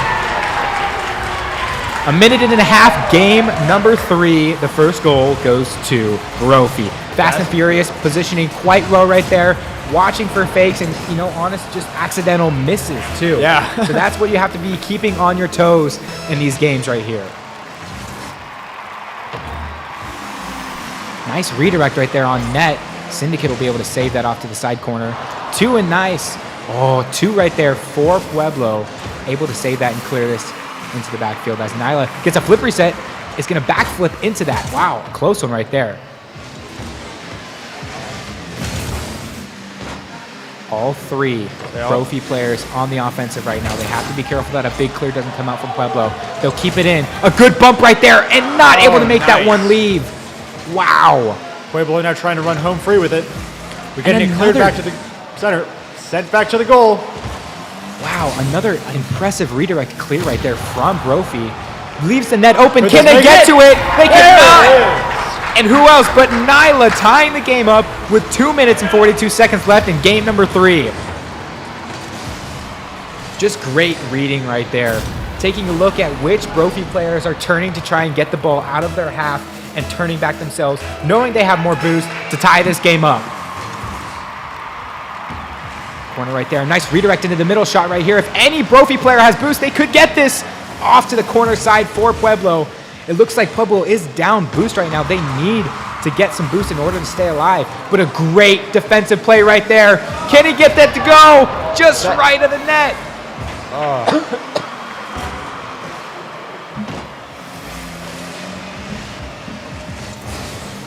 Good clear right there from Pueblo. Back and forth this game goes. 2 minutes almost on the clock. You can hear them comment on stage right now. They're telling each other, hey, I got this. Don't worry, but it's an open net. Can they get there for the save? No! Syndicate shoots it from midfield of his own half to put Pueblo up 2-1 in game number 3. In every game so far, Pueblo has just taken a lot of these long-distance shots from across the field. Whereas you often see Brophy often acting on the offensive, just using their boost while they're in Pueblo's territory. And so far, it's just working out for the better for Pueblo. Yeah. Offensive pressure, such a great shot, but wow! An incredible redirect, just as we say it. The offensive pressure works out for Fast and Furious, and he freestyles from his side of the half. And he's using his arrow perfectly right there to direct it into the right side of the net to tie this game up with just under 2 minutes to go. Just some great plays from both sides as we see that tie play out. This is in favor of Brophy right now. Brophy, they can't connect on that one, but a good clear right there and a necessary one from Pueblo. That's going back middle, and an incredible redirect from Pueblo. Oh my goodness, this is Rocket League. Wow! The gentlest touch. You're correct. That is that positioning of the car, being able to fly. This is what I say when I say that this game is so mechanically advanced. Yeah, you said it's the most technical game in esports. Good passing plays right there. Brophy doing all they can to keep pressure alive, but Nyla making another great clear right there, passing that forward to 4. Go up the sidewall inside the corner of Pueblo. A nice shot down. And this is a center ball right there. If they can get that. Oh, that's actually a good pass back right there. I like that. Not to give space to Pueblo, as Brophy will take control of this ball. Oh, and they put it right in the goal. And it just goes over his head. Like you say, who else but Nyla? Who else? Goal after goal. Wow. Impressive read right there. You need to be able to control that ball in your corner. That's where it can be the most lethal for clears, pinches, and all of the types of freestyles. This kickoff will go in favor of Pueblo, but they won't be able to finish that shot. Nice center ball right there from Pueblo. It'll be a nice clear ball coming out from Brophy as this goes back into the center for Pueblo. And it's just back and forth right now. It's just basically who can make the first mistake. So take this to the side. Good clear right there from Nyla. So both teams losing a lot of boost to get up high. And That is what you need right there. I love Costco Pizza. They are trying to bring this to a tie game before they make it to time. Great corner ball right there from Fast and Furious to give the assist to him. And the angle and direction of Costco Pizza shooting that ball, that is tough. Because had he shot it any more right, that's a blocked goal right there. But necessary with 35 seconds remaining to bring this within a 1-goal game. That's a good time to mention Oh, it's a free ball. Oh my gosh, such a close shot right there. As Brophy will keep it in. Now we could see overtime here, but this is a good time to mention that the game does not end until the ball touches the ground, even when time is up. Correct. So this is just Brophy got to do everything they can to keep it in the air and just move it to that other goal. So Pueblo got to take this to Sky. 10 seconds remaining. Good clear right there. What? Oh, incredible redirect save right there. With 2 seconds remaining. Is it going to touch the ground? It's still in the air, folks. Can they get it? It's a goal. He got it. He got it, folks. He got it. We're going to overtime. It's tie game. We're going to overtime. Wow. And I don't know if anyone else saw it, but I stood out of my chair right there. Oh my God. Absolutely incredible. I saw it, Jack. I saw right it. there. We are in our first overtime game in the semifinals. Wow. That's all I can say is wow. A nice clear there goes to the backboard for Brophy. It's an open goal right there. They'll finish it. Within 7 seconds of overtime, folks, Brophy gets game 3. Fast and Furious, seeing that Costco Pizza has an awkward direct right there, an awkward angle to shoot that. If Costco Pizza decides to side flip, that is a saved ball. And so thankfully, they were able to get into that situation. Thankfully, Fast and Furious was able to recognize that Costco Pizza was at an awkward angle. And they win game number 3 in overtime after a 0-second goal. Folks, that was incredible. Living true to his name, Fast and Furious. Wow. All of these players are so talented, and this is exactly what I was hoping to see coming into today. That's the interesting thing I wanted to mention before this last game just started. That Brophy's in an interesting position because every game in these semifinals, I mean, every team in the semifinals so far are undefeated except for Brophy. But Brophy has by far the most impressive resume of championship after championship. Yeah, seriously. So they're in a very interesting position of like this current league. They're just slightly behind a little bit, and even then, they've only lost 2 games. Yeah. But they're clearly pulling ahead now with an incredible overtime play like that. Incredible performance. Just spectacular. You could hear the crowd getting excited to see, you know, these teams go into overtime. That's when it gets tense. Yeah. That's when it gets tense right there. And just, you know, I think they're taking a little bit of a timeout, you know, try to gather themselves, you know, figure out, hey, they can't lose this next game because it is a best-of-5 series. Yeah. So if they lose this next game, they're out. Yeah. And this is a single elimination tournament bracket, folks. So keep in mind that if your team loses, they cannot compete until next season. So this is all about who goes on to finals and who goes home. Yep, that's right. And underway for game number 4 as Brophy, I believe, has a 2-1 lead in the series.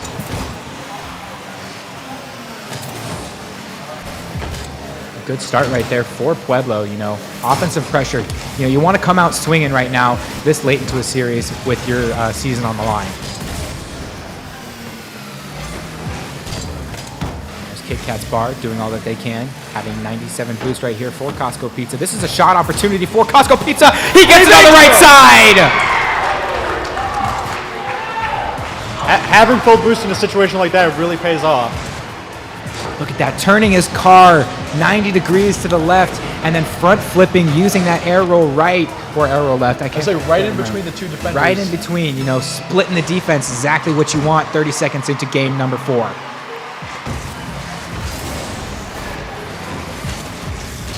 Pizza taking advantage of ball on Brophy's side. Good 50 right there. They'll get bumped right there. And Nyla's going to take this 100 pad, take back post of the corner. Take the time up the wall, but it's going to go in favor of Brophy as they might take their time right here and try to control. Here comes Kit Kat's Bar off the sidewall. Nice corner shot right there. Try to get it into the middle. Here comes Costco Pizza. He centers it middle, but Nyla, who else to clear it out? 100 boost right there for Fast and Furious. 2 players jump 4. I say missing that 50. And it's gonna slip through. Right in. Wow. Fast and Furious makes that shot. It just strolls right in. So folks, this was a back pass coming from coming from Pueblo to try and get a nice better clear. And the communication seemed to have fallen right there, giving 2-0 lead with 3:49 remaining in game number 4. It's interesting that you mentioned it might have been a bit of a slip in communication because it really was like a thief in the night. Yeah. I was like just the 3 teams going forward right as the ball slips past them. There's Pueblo on the There we attack. go. It's off the That's backboard, and they're going to be able to get There one we to go. tie. No, not tie, pardon. Go up or down by 1 goal. Wow. I still do not know how to pronounce this man's name. Is it Wafer, maybe? I don't wafer. That's actually not a bad thought. We will figure that out at the end of this series Be like, hey, and what's your apologize. name? 3:37 remaining. Pueblo down by 1 in the state championship, or the semifinals, pardon me.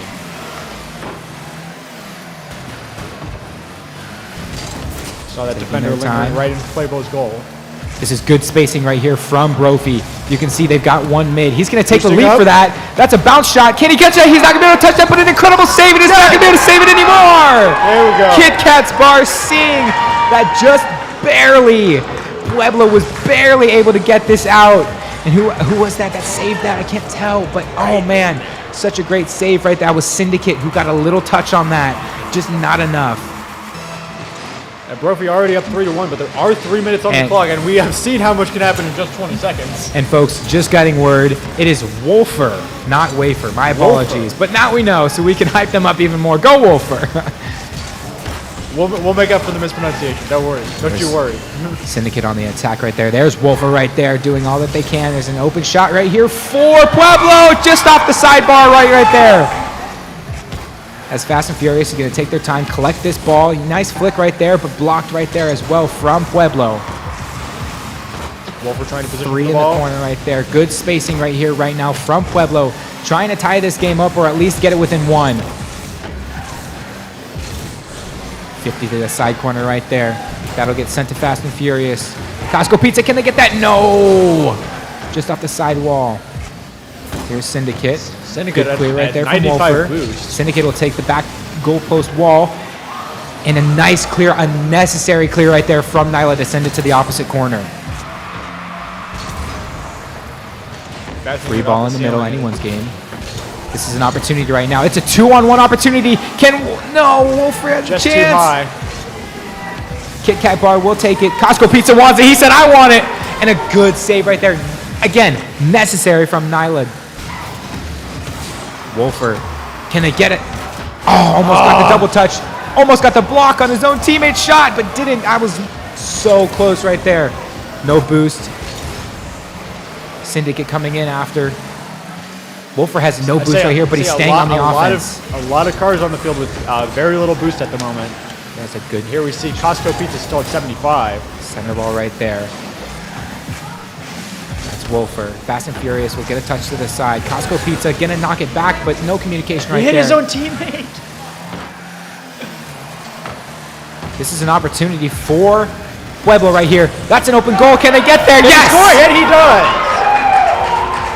Nyla reading the defense perfectly, not challenging this first challenge right there to turn back and say, hey, here's an open shot. Whatever they're going to do, they're going to have to hit it either where close. And that's what they do. And the defender unfortunately failing to redirect. Yeah, it was a great attempt at a save, but just what Pueblo needed to make this a 1-goal game with 1:10 remaining. Wolfer just missing that, unfortunately, which leaves Nyla the only defender left. Wolfer needs to be able to get this clear with no boost. Is it good enough? It got over 1. That's what they needed. Kit Kat's Bar going to take this third-man position right here. Maybe take to the skies. He will. 53 seconds on the clock. Missing that aerial right there. I Love Costco Pizza shooting on net. No. Can they follow Fast and Furious? Fast and Furious! Yes, he can! And now it's a 2-goal game with 45 seconds left on the clock. And I know we just saw Brophy come back from a pretty dire situation, but 2 goals is a lot big of a difference than 1. Even with 45 seconds left on the clock. Yes, it is not over. But Fast and Furious using All the right mechanics right there. This is an open net right now. Can they get to it? Nyla's going to take their time. Nice flick right there. Can they take it again? An unfortunate bump from a teammate as Costco Pizza is going to take their time. This is an opportunity again for Nyla to maybe come back. There's an open shot right here. Shoot it right now. They got it! All right, just like last time. 30 seconds on the clock, 1 goal game. That is Wolfer clutching up in time of need. And see, they saw the 2 defenders on the left. Yeah. They saw the back defender inside of the goal pointing to the other direction. Yeah. Where else to shoot it but that right side? Top right necessary. 30 seconds remaining. 1 goal lead for Brophy. Wolfer will send that back to his teammate mid. Good communication right there. It's inside of the back line for Brophy. Now, as the more this clock ticks down, it might become another situation of having to keep it in the air. 15 seconds right there. Control for Brophy. Free ball right now. Syndicate gets a touch. Can they get a flick right here? There's still an opportunity. And oh no, it's gonna get cleared! With 2 seconds left. Brophy is 0 seconds away from getting to the championship, and they do it!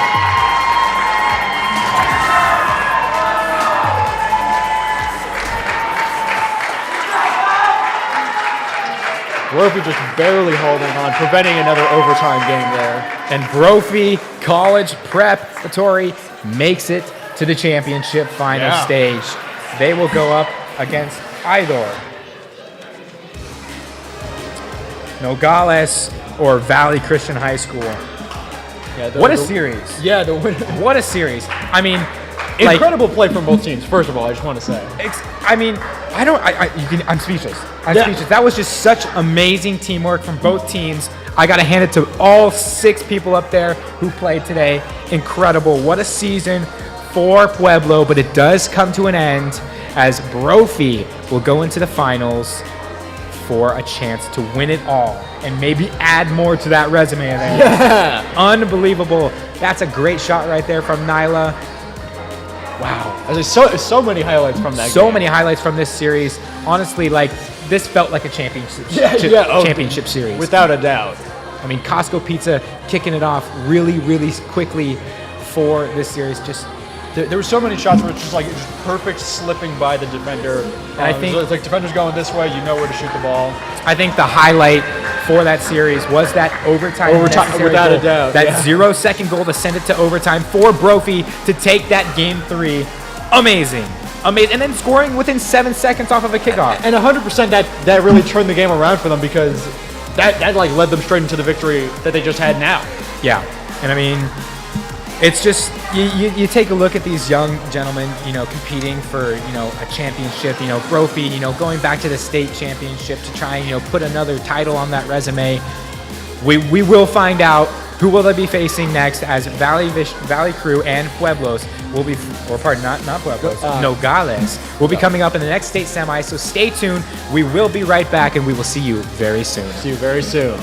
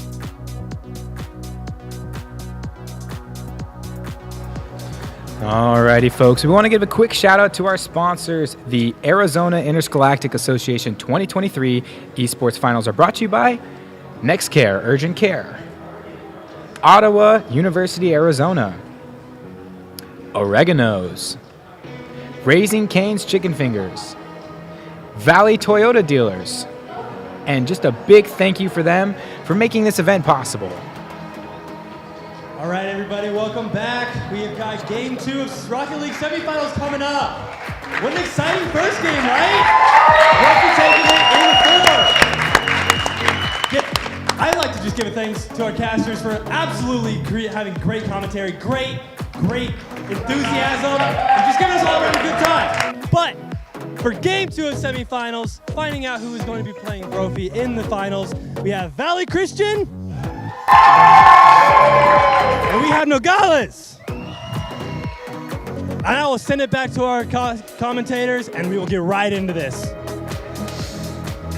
Alrighty, folks, and welcome back. I'm Jack. This is Amuse. We are so excited. If you weren't here for the last matches, Pueblo did fall to Brophy Prep Academy, or Preparatory. It was a great match. Incredible. It was incredible. I mean, just there was a 0-second goal to send it into overtime from Brophy, and then what did Brophy do? 7 seconds in, they won it. They scored a goal to win it, to put themselves in the state finals. That will be coming up after this. And who are the two teams playing right now?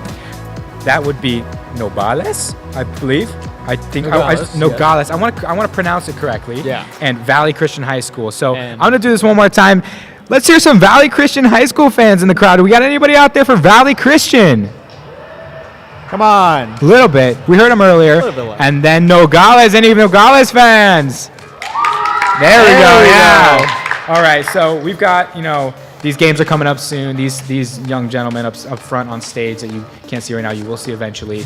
They're dialed in. They're dialed in right now. This is to go to the state championship, and those are the logos right there. I like the logos. They look good.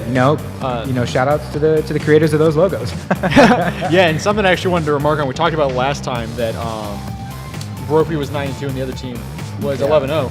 Both of these teams are 11-0, both undefeated. Yeah, both teams undefeated. That is the player lineup right there. We've got Trixie RL, Tato Potato, I'm going to say Sav. I think Sav is correct. And then we got Chef Chicago on the right side with Arduin, Gainfu, and I believe subbing is Knuckle McGee. That's a great name. That's a great name. I like that name. But yeah, just, taking a look at maybe some notes for, starting off with Valley Christian. Chief Chicago, has won the City of Gilbert Award for Student of the Month. They won it back in junior high. That's pretty cool. Nice. That's pretty cool. Nice. That's pretty cool. I like that. And overall, all these players, just phenomenal Rocket League players right here. I want to take a look at, Gainfu, who also won the horse freestyle tournament for the RL Summer 21 games. So I expect a little bit of mechanics out of Gainfu. I don't know if Gainfu can hear me up there, but hey, you better show us that freestyle. I expect a little bit of mechanics because freestyling in Rocket League is a pretty tough thing to learn. This is, again, we mentioned it in those last semifinal games. It's all about car control. Being able to control your car in the air and turning the right way. Getting certain resets and flipping. It's so mechanical. And as these teams set up, we could talk all about it all we want. But I want to know, maybe you got expectations. Do you got any predictions? Any gut feelings? That's what I was mentioning. It's hard to call because they're both undefeated. Yeah. It seems like they're going to be evenly matched because it's hard to beat the last set. Yeah. It's hard to beat the last. It is. Set. I expect great things. My hopes are high. My expectations are high just from that last semi. Exactly. Yeah. I was like, if that matchup played out like that, imagine two undefeated teams going head to head. We got a lot. And then the to winner of this store. gets to face the Titan that is Brophy. Yeah, that's right. We're gonna see how it goes from there. I love a good underdog story and stuff like that. But I don't know if none of these teams are underdogs. These teams are just goated. That's what we were saying. It's like the only team that isn't undefeated here is Brophy, and they have like championship after championship under their belt. So it's like can't really call it an underdog story anymore. Right, exactly. Just the best of the best.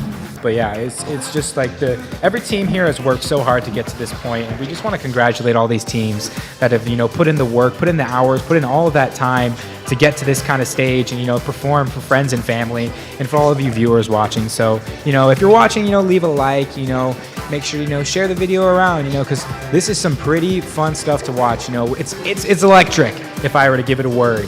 But yeah, so we also just want to shout out to Ricardo Medina for Junior. He's leading the program to this success as a first-year coach. That's pretty impressive. It's tough for a first-year coach to reach a stage like this, I think. And, just shout out to him. He's given it all. He's given it his all. It's nice to see the coaches and the players putting in all of that effort. Yeah. Giving it out here all on the field. Yeah. But as we load this game up, all we can do is wait and just sit in excitement as these teams, train, practice, get warmed up because, you don't want to go into a game, cold. Because if you go into a game cold, it's gonna sign in. Yeah, you gotta sign in. It takes time to get logged into your account and stuff like that. It also takes time because with each new time you're playing Rocket League on a new PC, you got to go through the tutorial. It's a little bit of a bummer. So you have to play the tutorial every time you log in on a new PC. And so I've had my fair share of struggles with that, but it's okay. You live with it. You live and you learn. But folks, remember, stay tuned. After this will be the state finals for Rocket League, again presented by Nova Home, and it's just following that will be League of Legends. And if you haven't watched League of Legends, it's a trickier game. Oh yeah. But with our commentators coming on after the finals for Rocket League, I would say you will be just as engaged as someone like myself who has never played League of Legends in their life. But I have casted it a couple of times, and I've learned it a little bit. It's super fun. I am confident it will be entertaining. Yeah, and so you were doing Smash before this. Smash, yeah. And overall experience, how are you feeling? How was that? Smash is obviously my main game. It's the most fun I've had. That's right. I've also done. I did a cold read for Overwatch. It was honestly just like a little test run through thing. And I've done Valorant. Smash is obviously my favorite League game so far, and it's kind of the thing where I get to do what you're doing here for there. Yeah. Where you just be the expert, leading the conversation, leading the charge. Right. And you have someone else who kind of hops on, brings the energy, to keep pushing it forward. But honestly, I'm having just a great time here. It's so much fun. Again, thank you to PVCC for, putting this on for everybody. We want to thank everybody involved, all the crew backstage that you guys don't see, that put in so much hard work and effort to bring this experience to you guys. Just a huge thanks to all of our sponsors and everything like that. One other thing I want to notice, Valley Christian High School were the Rocket League State runner-ups in the inaugural season back in 2019. So they got a chance to, come back and... Yeah. And maybe get in there, but not to disregard Nogales. Also, they were runner-up last season in Rocket League. So the question is, can they take the gold this year? Yeah, it's like which one of them can bring back from that silver and turn it into a gold? That's right. But to get through one, you have to get through another, which would be Brophy in the finals. And again, we've mentioned it so many times already.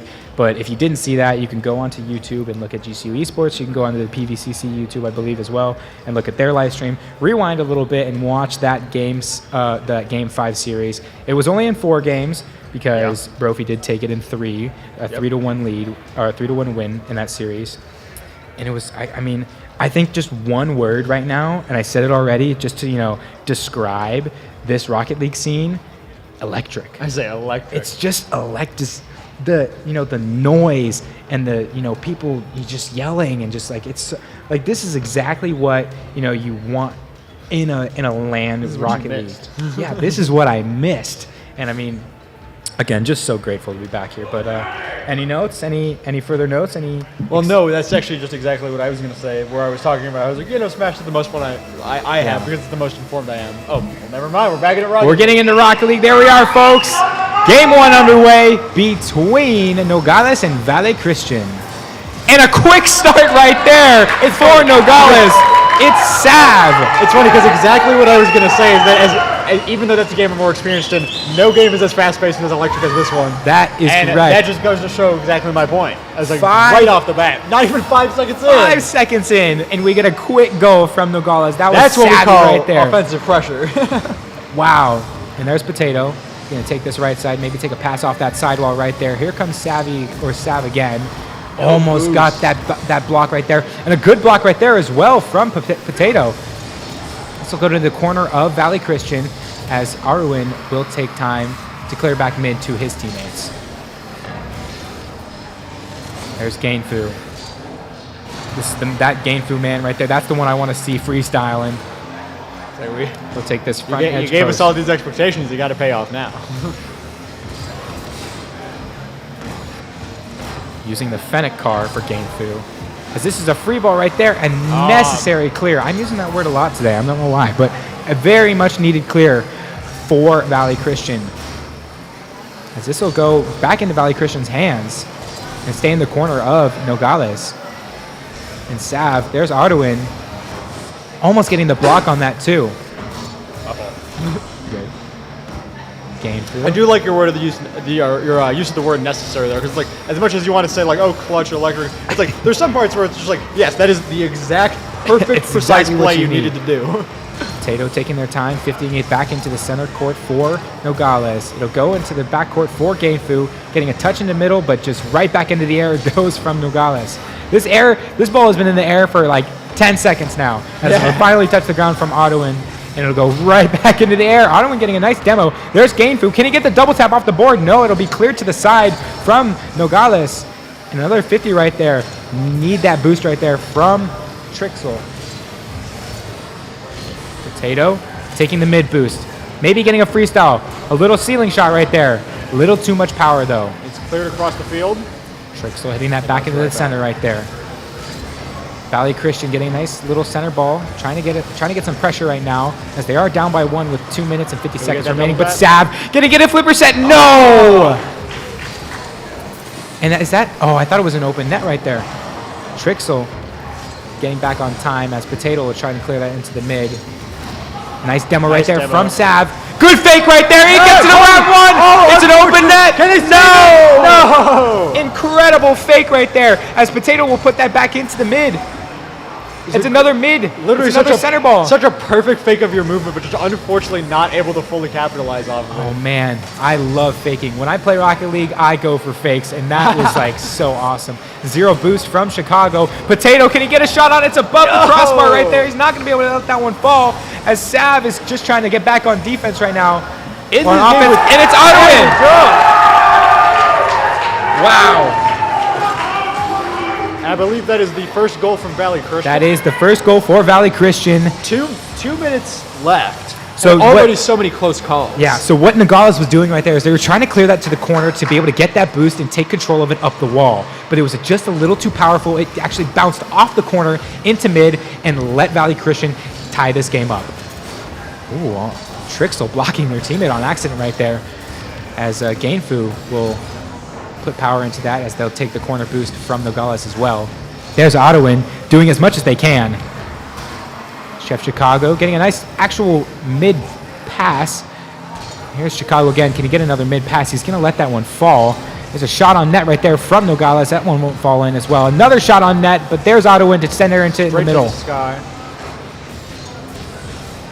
Gainfu taking control. No boost right now for Gainfu. This could be an opportunity for Nogales. There's a shot. Go right there to the top right fence for Trixel. Look at Trixie go.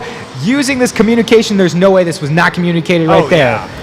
Wow. Perfect pass. Just elevating right now, making sure not to waste all the boost that they had, and just slotting that top right, giving them a 1-goal lead with a minute 20 remaining. Were minuscule boost. I saw one of them was like 9. Yeah. And the other was 15. That's Sav right there. Good amount of space and time right here for Nogales, but it'll get blocked by Gainfu right over to Nogales again. It's a shot on goal, but there's Chicago to send it right back into the middle. There's Potato. Needed that boost right there. This is going to... Oh, and that was absolutely crucial right there for Nogales to get that touch, or else that would have been a 2-on-1 for Valley View.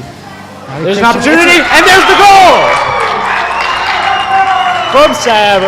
making this now 3-1 for Nogales. And just Valley Christian out of boost right here, and just an incredible double jump pass off that corner right there from Nogales, and Sav just slotting that in on that top right side to give them a nice comfortable, but you know, you get a little two goal lead. It's comfortable with this amount of time left, but you have to be careful.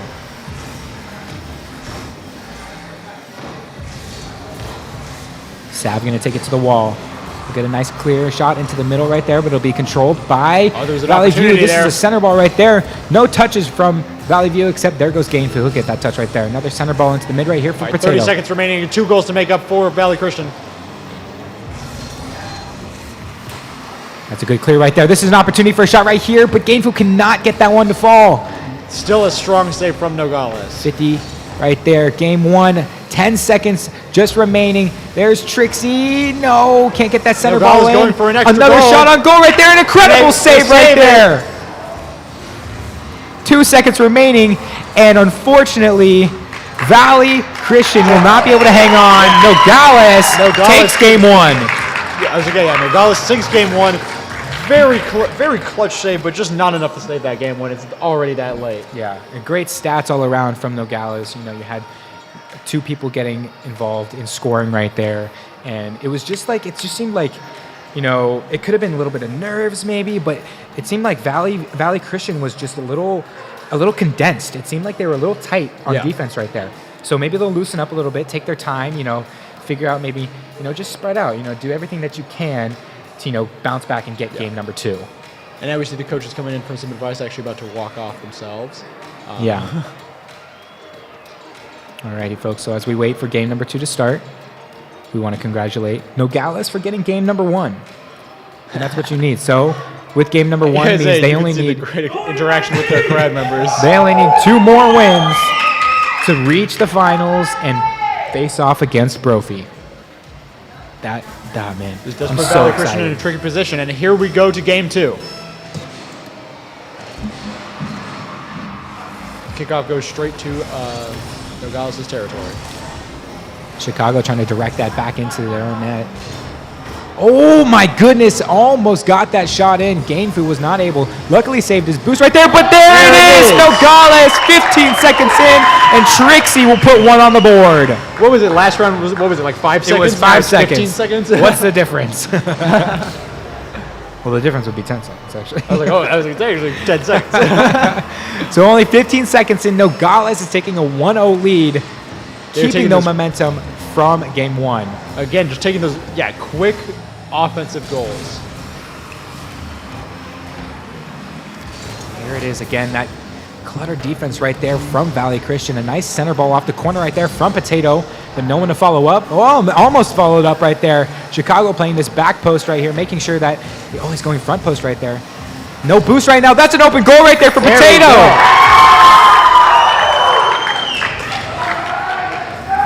Now Nogales is up 2-0 in game 2. Still 4 minutes and 20 seconds on the clock. 40 seconds 40 seconds in. Unbelievable. Let's see if they can go for a third within the first minute. That would be awesome. Now, in regular Rocket League competitive, you can forfeit games, but in this competitive play, you cannot. Yes. So you have to play through the full 5 minutes. Well, I mean, hey, Valley Christian is still definitely Opportunity in right this. there for... Oh my goodness, just that top crossbar right there. I almost jinxed it so hard. Good fake right there to allow his teammates to get some space and get back right there from Potato. Good spacing right there as well. Sav is going to maybe take to the skies right here. Oh, wanted to. And there's Potato already pre-jumping that, as Valley Christian will just center that to the side right there. Good touch right there. This will give some space again to Nogales. They're just... No boost right here from Potato. Dribbling it Goes across under. and it gets stolen. That gets red right there. Side ball right there. Good fake right there. Perfect. Oh my goodness, I thought Oh! he faked a pass right to his teammate. That was so close right there. Good block right there. Chicago taking this back post as Ottawin tries to take it forward into the front side of the goal. That is off the side post, that will not go in. Here's some offensive pressure from Valley Christian, exactly what they needed right now. And a clear from Sav, exactly what Nogales just did, they responded with. Try to get a fake off that corner hit right there. Not going to be able to get it. Missed the boost from Trix. She'll try to take to the sky. They'll try to take from the sky. Oh, but he's out a lot of boost. 2 Nogales And in Demo. 1. And see, what's weird is you might think that demo right there is like not good for Nogales, but they didn't have anybody back on defense. Yeah. So that's spawning a Nogales defender back on side. There you go right there. Good save from Nogales. Taking to the skies again is Gainfu. Here's Chicago. Trying to make do with what he has. Only 30 boosts remaining and just getting bumped around. I was going to say, from he's getting Nogales. bumped around all over by Nogales. Odwin will send that one back to the corner as it'll get redirected. A demo right there on the exit for Valley Christian. That can be, it could be utilized, but it doesn't look like it will be, as Gainful will just hit it back up into the corner again. Try to get a redirect right there from Sav, but it'll just be cleared out by Valley Christian.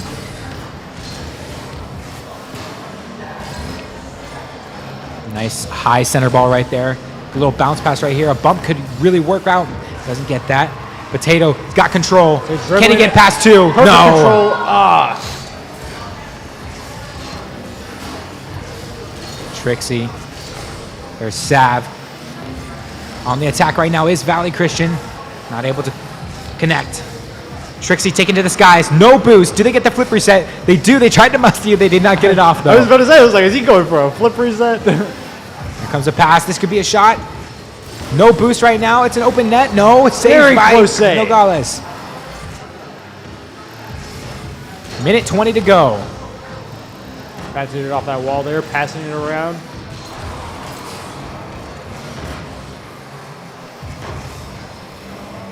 Free Very ball good right clear, here. but Good bouncing pass it to right the back. sidewall right there. Nogales passes it up. Can he get the shot. finish? No! Nice save. Incredible save right there from Valley Christian. And this leaves only one defender inside of Nogales' Valley backfield. Christian's still But not they're on the going to be able to board get a in a nice demo. clear right there and just reset with only 50 seconds remaining and 2 goals down. Center ball right there from Trixie, not able to get a goal off of Valley it. Christian's still not on the board with only 45 seconds left, but it's only a 2-goal difference. It's only a 2 goal. This goals can be scored within 3 seconds of each other. Oh, This yeah. game is not over. This is a nice attack right there from Valley Christian. 3 jump for Nogales. Ball goes off of the sidewall there, a little wonky. And it's just time. They're stalling time right now, and they're going to take more time right I would say here. they're clearly just passing it around, rotating it around, trying to make sure that Valley Christian can't sink even 1 goal. No boost for Chicago. 12 seconds remaining. Nogales is looking strong right here, and they're going to get a 3rd. Goal! And it's Potato with 9 seconds remaining in game number 2. Ooh, great deflect right there. That could have been saved if Yeah. he did not deflect that right there. Like you said, It would've been 3 close. seconds within one another, and it's 9 seconds. Yeah. But I think it's safe to say that Nogales is Yeah. really trying to secure this win here right And now. with 4 seconds left, 3, it will not be possible. Once this ball hits the ground, Nogales over. will take game number 2 there it in is. the best of 5 series.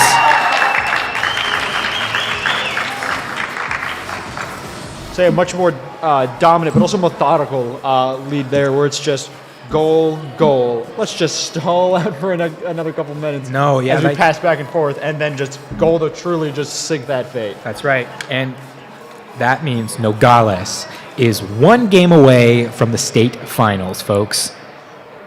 They will face off against Brophy, but don't count out Valley Christian. Yeah. I saw life. I saw hope. They were finally getting it down. I They could really tell were. because the pressure they put on at the end right there, that's the pressure they should be using throughout the entire game. 100%. And I think if they can do that, they can give Nogales a little bit of a run for their money. Yeah, I was going to say, it's just the trouble of they have to win. Valley Christian will now have to win 3 games back to back. Yeah. Without dropping a single game in the series, whereas Nogales is just 1 away. Yeah. So it's like even though Valley Christian I think is getting that download, kind of like securing that game plan of what they need. It's kind of just like how much Yeah. longer could they push that before Nogales turns it right back around? And I love a reverse sweep just as much as anybody else. You know, anybody know the 2016 Warriors Cavs finals? You know, the Warriors got reverse swept right there. Or actually, I believe they were down 3-1. But you know, that's regular sports. We're talking esports, folks. You know, we'll It's stick like, it what to are you- esports. The Warriors? What are you talking about?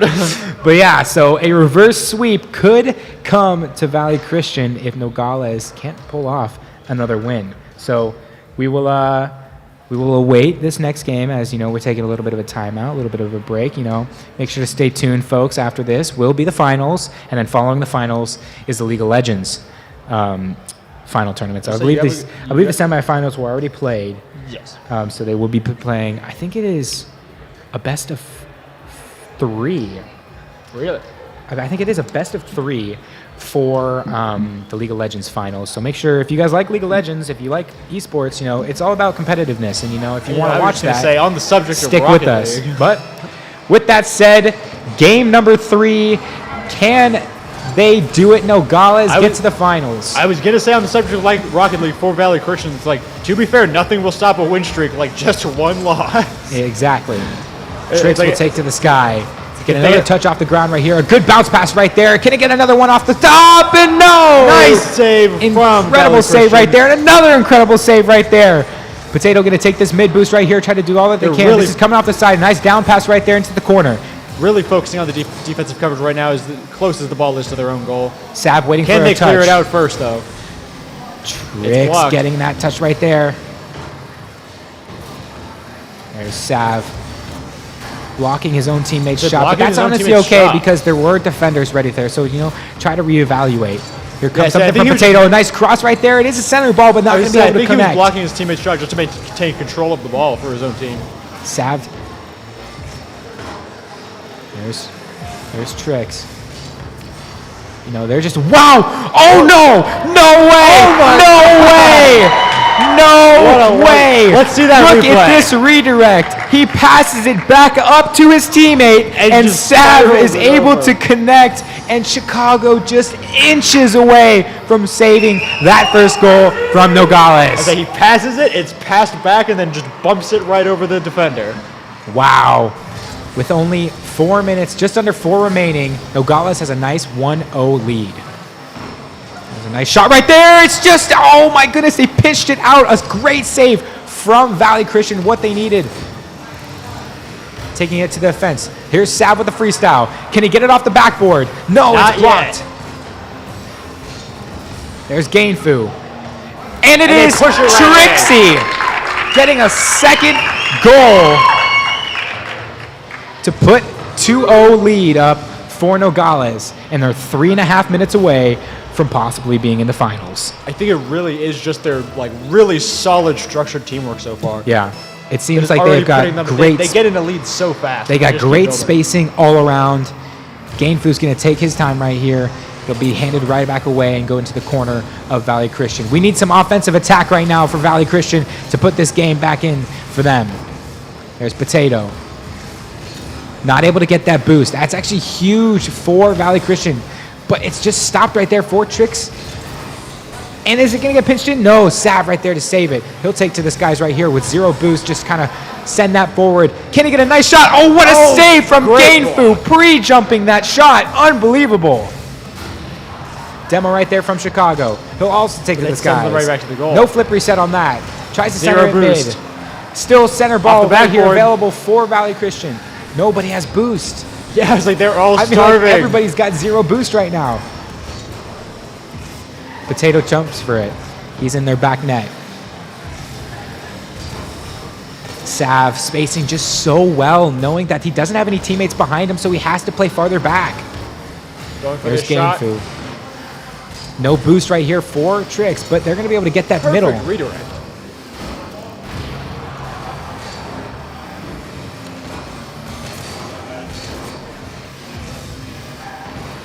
Making sure they get that flip reset from Sav. Autoing, taking that corner boost away from Nogales. I feel like I have not seen Nogales miss the ball. Yeah. Like they hit the ball every time they jump for it. I would say they were just passing it back and forth just now. Yeah. And this is good pressure right now from Valley Christian. Exactly what they need. Go back, get boost, make sure that, good demo right there, put them out of position a little bit. Nice 50 right there to take a little bit of a advantage. Gainfu faking up the wall, but there is still one front post for Nogales. And they'll get a nice little center clear right there and gain it back. It will be a hard Bumping it in the air. Nice. Can they get this shot? They need that middle boost right there. Good Oh, 50 Nogales off the is all sidewall over right there. them. Nice fake. Could be an open shot, but there is 2 already on it for Nogales. A minute 15 remaining, and Valley Christian is still down by 2. Oh, I saw that redirect coming in from Trixie. Just 1 minute remaining. That's all they have left to make up this 2-goal difference once again, just like last game. Trix flies. Clear right there. Another downward clear. Is that going to slip in? No. Potato playing this front net right here. Center ball available for Valley. Nothing going to go. Sav taking control. He'll jump to the skies. Can he get a freestyle? No, he will overshot that one just a little bit, but Potato right there to follow up. Every time the ball goes in favor of Valley, it just seems like there's a Nogales player there to stop it. Like I said, they are all over them. I was like, even as close as Valley Christian got to scoring a goal once, they literally were immediately swarmed by all 3 players on Nogales' side. Chicago centering that mid. Potato, can he get this nice double top right there? Can he redirect it in? No, so so close on that left post. And folks, we have still in the air. Can they get another end goal? He's keeping it alive, but no. Scoops it onto the floor, and Nogales takes the series 3-0. A clean sweep for Nogales, and congratulations to them as they will be facing Brophy Preparatory School in the finals in the state championship. What a matchup that will be. And just as we said, they were a runner-up last season in Rocket League. Is it time for Nogales to take the gold? Stick with us, Brad folks. certainly thinks so. Yes, do not go anywhere because there is much more Rocket League to play. Now, keep in mind, this will be a best of 7 in the finals, I believe. I will be, corrected if that's wrong, but I do believe that is a best of 7, but don't take my word for it. So, folks, here are some highlights while we wait. We will be back in just a little bit. Do not go anywhere, for the state finals are up next.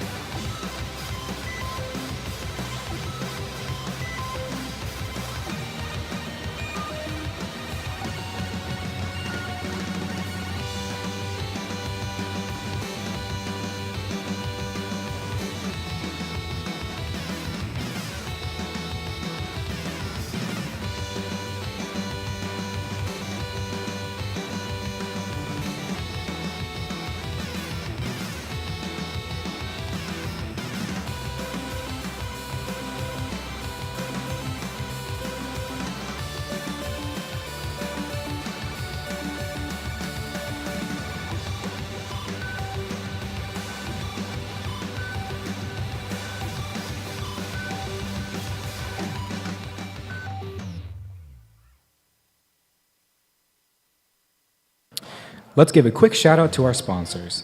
The Arizona Interscholastic Association 2023 Esports Finals are brought to you by PVC's Music Industry Studies Program, Union 32 Entertainment, Playfly Esports, Generation Esports, and again, just a big thank you to all of those sponsors for helping us out today. All right, guys, we are back. We're giving Nogales some minutes to get back here. They just finished playing, but we are going into the finals for Rocket League of the AIA State Championship 2023. We have got Brophy on this side, and we will have Nogales out on this side when they get back. They just got done playing a really tough fought match, but we'll get back to you in just a second. We'll send it back to the casters to get us started. Well, folks, an incredible journey it has been so far. We are so excited to get this championship underway. Thoughts, Muse? How are you feeling right now? What's your excitement level coming into this final matches? I mean, even greater than it was before. I mean, like you said, what a journey indeed. Nogales had an absolutely dominant set last time, 3-0, whereas Brophy had a very clutch set where they had games like that overtime game and ultimately came out on top 3-1, still pretty dominant. So it's nice to see that these are truly teams that have proven themselves worthy of sitting at the table for the finals and see who's taking home that championship title. Exactly. And for those who don't know, Nogales were the runner-ups last season, pardon me. So maybe they take the gold or maybe, Brophy adds another banner in that gym of theirs because they have got some resume. I'm actually going to read it off. Because we've alluded to it, but it's nice we should tell the people verbatim. Yeah, so for those of you folks at home watching, we just want to take some time to, some notable achievements. So after this, obviously, will be League of Legends. And for League of Legends, they have 3 championships and 2 runner-ups. And with Rocket League, they have 4 championships. Pardon me, that is 5 with the AIA last year. Actually, that was the Super Smash Bros. Ultimate championship, I believe they won last year. Oh, I was going to say, did they win last year? Because then that'd be an especially interesting rivalry here. But I mean, just taking a look at this, let's tell you a little bit about the players actually for Brophy, because it's been a while since we've talked about them, since they were the semifinals that weren't the last, but the one before that. So Costco Pizza is the team captain. He's been to 10 different countries, which is just, 8 more than me. 8 more than me as well. Just kind of wild. I wish I had the list of countries because then I could be like, oh, I want to go to that country. Oh, I want to go to that country. But, we don't have the list. But that's okay. But it's still very, very cool. Oh, yeah. He also is, taking a look at where they are right now in the state championship, he's got to be a great leader. Oh, yeah. So, and it does say that on the sheet. It does. And one last little note is he cooks, and he likes to cook for a high school student. I love Costco Pizza? Yeah.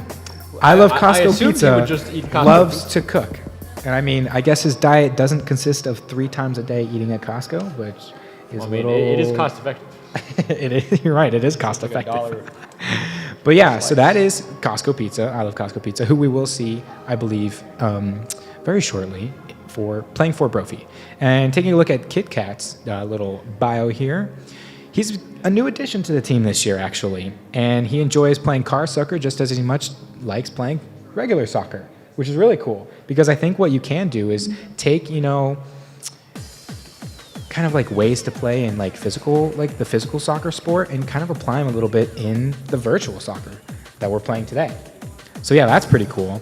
And it's notes here. He brings vibes. That's what it says. It says Kit Kat's bar brings vibes to the team. Yeah, on the playlist. On the playlist, which is awesome. Another notable player was Fast and Furious. Who I mentioned earlier in the stream, will be taking the mantle of team captain after Costco graduates. He loves soccer himself and cars, which seems to make Rocket League just the right game for him. And another little fun fact is something I've been trying to get better at myself. Fast and Furious is on the varsity chess team, which is really cool. because I personally have been taking time during my history class, I'm sorry, Professor Miller, playing and trying to learn chess. Yeah.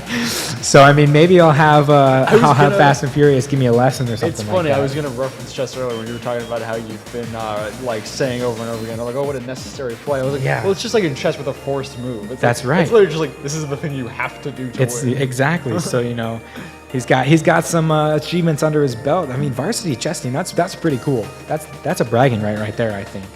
But yeah. And then another senior who I don't know if we'll be seeing them today or not. I believe this is their substitute, is Rain. He plays a little bit of League of Legends and for Rocket League. He's also graduating this season and acts as the Esports Lab Manager, so shout out to him. That's really cool. And he's going to be attending ASU, and the note is that their lab will never be as meticulously updated and cared for again. So that is funny to hear that, you know, they're losing a very valuable piece of the team. But as these teams get ready to load into the state championship, we just want to remind you guys to not go anywhere because the day is not over here at PVCC, the community college. Because Rocket League is going to be obviously going, but then League of Legends is up next. I just talked to one of the casters you guys will meet for League of Legends after us, Michael. Very talented individual. Him and oh man, why am I blanking on? Yeah. I don't know. But both casters are very talented, and they're going to be casting some League of Legends, just the finals, the best of 3 finals. And League of Legends is a little more of a different game. It's not car soccer, which is okay. It's not Smash Brothers. It's not. And it's some definitely mix of between it's the two. also very.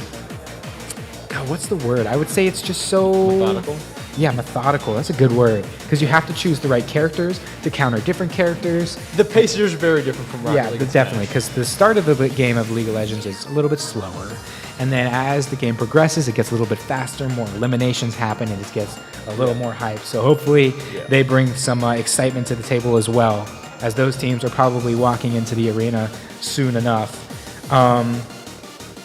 Yeah, I guess the last thing I have to say is I'm just so excited. Because, you know, it's been a long time since I've casted Rocket League for, you know, a crowd. And What a series to come back to. What a series. Honestly, like, I literally got up out of my seat when he made that 0-second goal. I don't think anyone else saw it, but Jack literally jumped up. I was like here. I was like, no way. And I almost threw my chair. You know, I'm just kidding. Into the crowd. But yeah, you can. I can take a look at these young gentlemen up on stage right now. These young folks, they are dialed in. My man is hunched over right here on the right. He is like, I am ready to play. Nogales has not stopped practicing, and Brophy's talking. That's right. You know it's serious when you're leaning over in your chair. You're almost falling out of your chair, and you're like, oh, it's on. It's on like Donkey Kong. Tails all the time.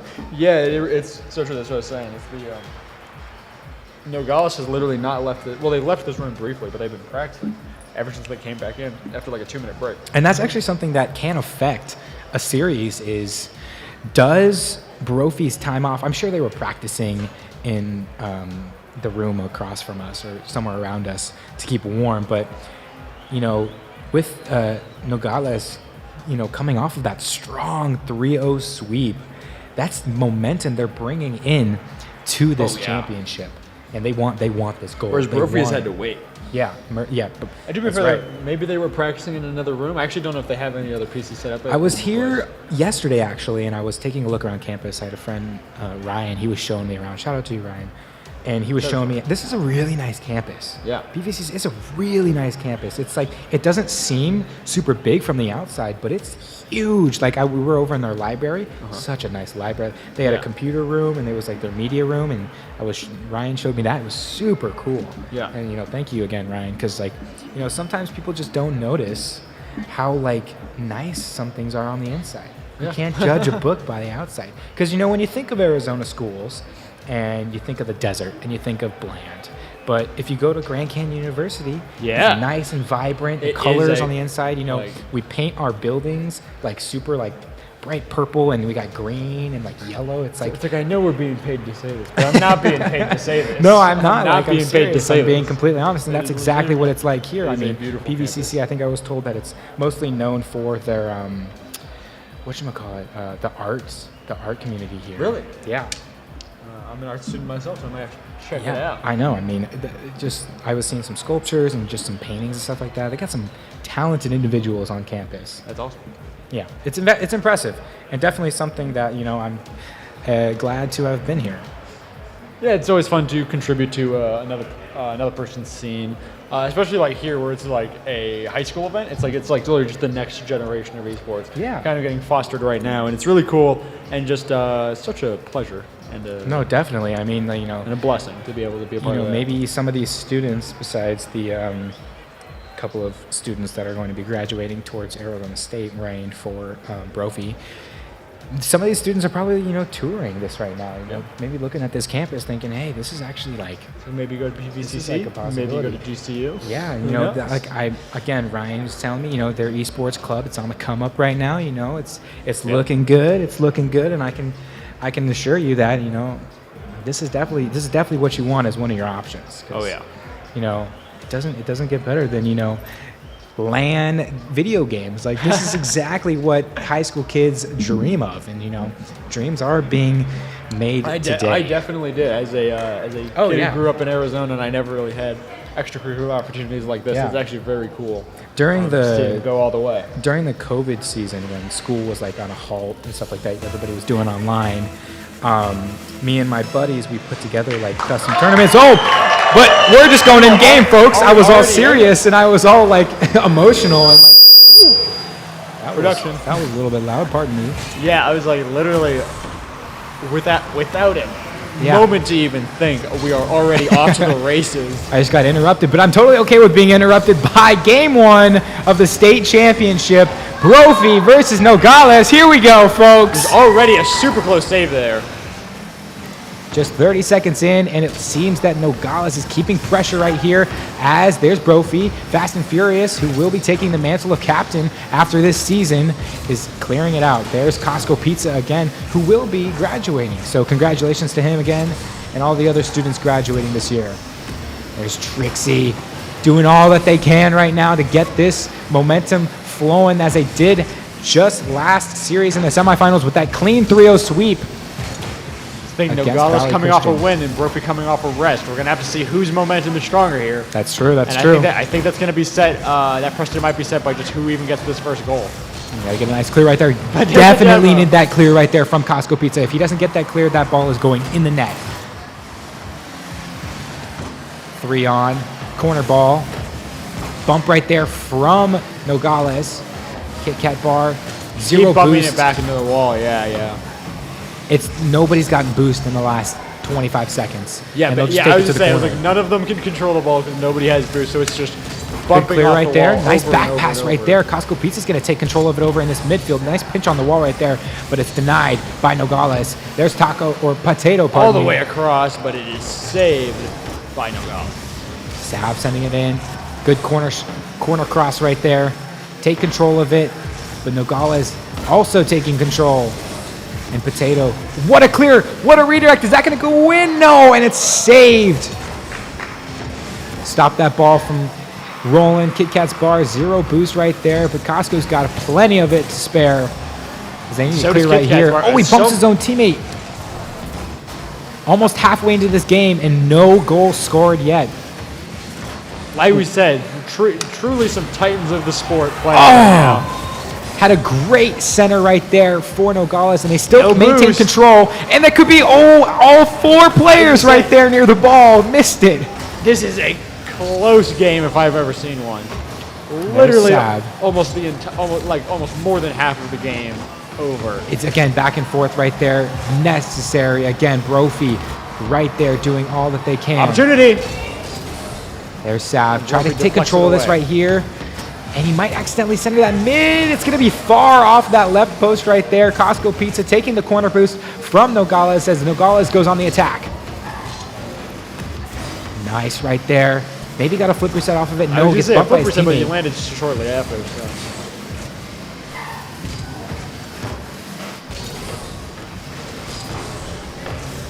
So. Just over 3 minutes down now for game number 1 of the AIA State Championship Rocket League. Really burning boost there.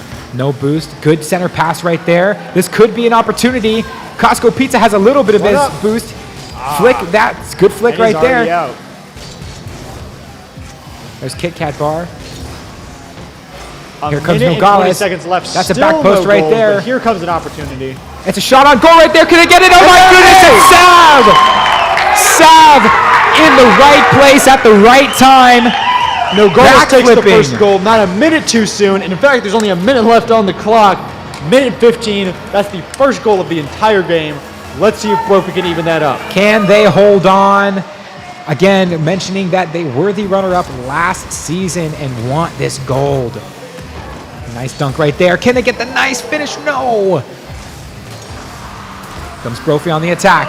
Potato, nice shot on. Gonna go high. Weird bounce Perfect off that opportunity. bottom post right there. Sav Nice taking save. control. Clear the ball. He's got to clear this. Good fake right there from Nice Sav. fake. He wants all of it. Kit Kat Bar, nice clear to the center, but it's going to be picked up by Nogales. Gonna bounce off the ceiling. Too much pressure right there from Yep. Costco Pizza. This is on target. It could go high. Is there anybody to follow up? It's a bounce pass shot. It goes off the top bar. Can anybody touch it? No. It's saved. Fast and And the Furious. ball is clear. Need a clear right here. Good enough right there. Costco Pizza low on boost right here. Comes Fast and Furious 20 trying to get seconds this left corner on the right here. clock. He needs one goal. He's just got to sink it in right now. Here's an opportunity. Could this be a freestyle? A nice bounce pass over. But they save it, but can they clear it? A good clear Here right it there from goes. Nogales with 5 seconds five left. seconds remaining. It's going to go high. It's going high. It's going to stay in the air. Good block right there from Potato, and it's going to go far. And it touches the ground. Nogales takes game 1, 1-0. Only 1 point on the board, and it was only scored with a minute and 15 seconds left. That just shows how tight this series is going to be. Oh, if yeah. only one goal is scored within 5 minutes of time. Oh, 100%. Because last games, they were close games as like 4-5. Oh, 2-3. yeah. This is 1-0. This is like defense is on lockdown right 100%. now for both of these teams. It's, again, I mentioned it earlier, it's who makes the first mistake. Yep. I was saying the same thing where it's like and it's also just who gets the first momentum with that goal. That's but right. Honestly, it's like there wasn't any time to turn that momentum into anything else. We had a minute left. Because it was 4.5 minutes of dead time. Yeah. But again, it was very exciting. We'll get into game 2 here very shortly. And, oh man, Nogales with a nice 1-0 lead in this best of 7 series. Nogales has now won 4 rounds in a row. 4 straight rounds for Nogales. Oh no! Nogales already takes a point? With We only barely have one the screen up. miscommunication from Brophy. Was the that a left minute on the corner. clock? I mean, a second on the A clock? second off of the clock. And Brophy just didn't have that left corner go. That could be devastating considering the game we just saw where 1 goal was all it took. Here comes Potato freestyling. Nice shot over! Nogales is now 2-0 already. Wow. Potato taking control of that. No way that's getting saved. He had the flip reset from that ceiling. He used it correctly. That was a flip reset. Here they come again on the attack. Can they get it? No, it gets bumped out of the way. But here comes a Nogales for another goal! Back to back, 3-0 already. And 15 seconds in. every single person for Nogales has put a goal in their stat sheet already with only 15 seconds used in this first game. Or the second game, last pardon. game wasn't high scoring. Wow. And this could be attack right here. Now Brophy's going to need to take every chance they get if they want to bring this back. They need to lock down, communicate as much as they can. Oh, are we going to pause? We're going to take a quick pause real quick, folks. Stick with us. We will announce what's going on. Oh. So we did have a controller disconnect within that first second of the game, which is why that first open goal happened. So we'll figure out rules and regulations to see how we continue. So stick with us, folks, as we'll announce very soon what is going to happen. Because that is crucial. We're going to have to find some ruling on that. I don't know exactly. I do believe that I think the other 2 goals might count or something like that. We'll see how our TO over there in the black collared shirt takes advantage of this. So Thankfully, we do have our TO up on the desk already, kind of just teaching them the rules. Like he's like, here's what we're gonna do. Yeah. Here's the rule. I met him earlier. He's a great guy. Oh yeah. So yeah, hang with us, folks. We'll figure out how to proceed forward after a controller disconnect.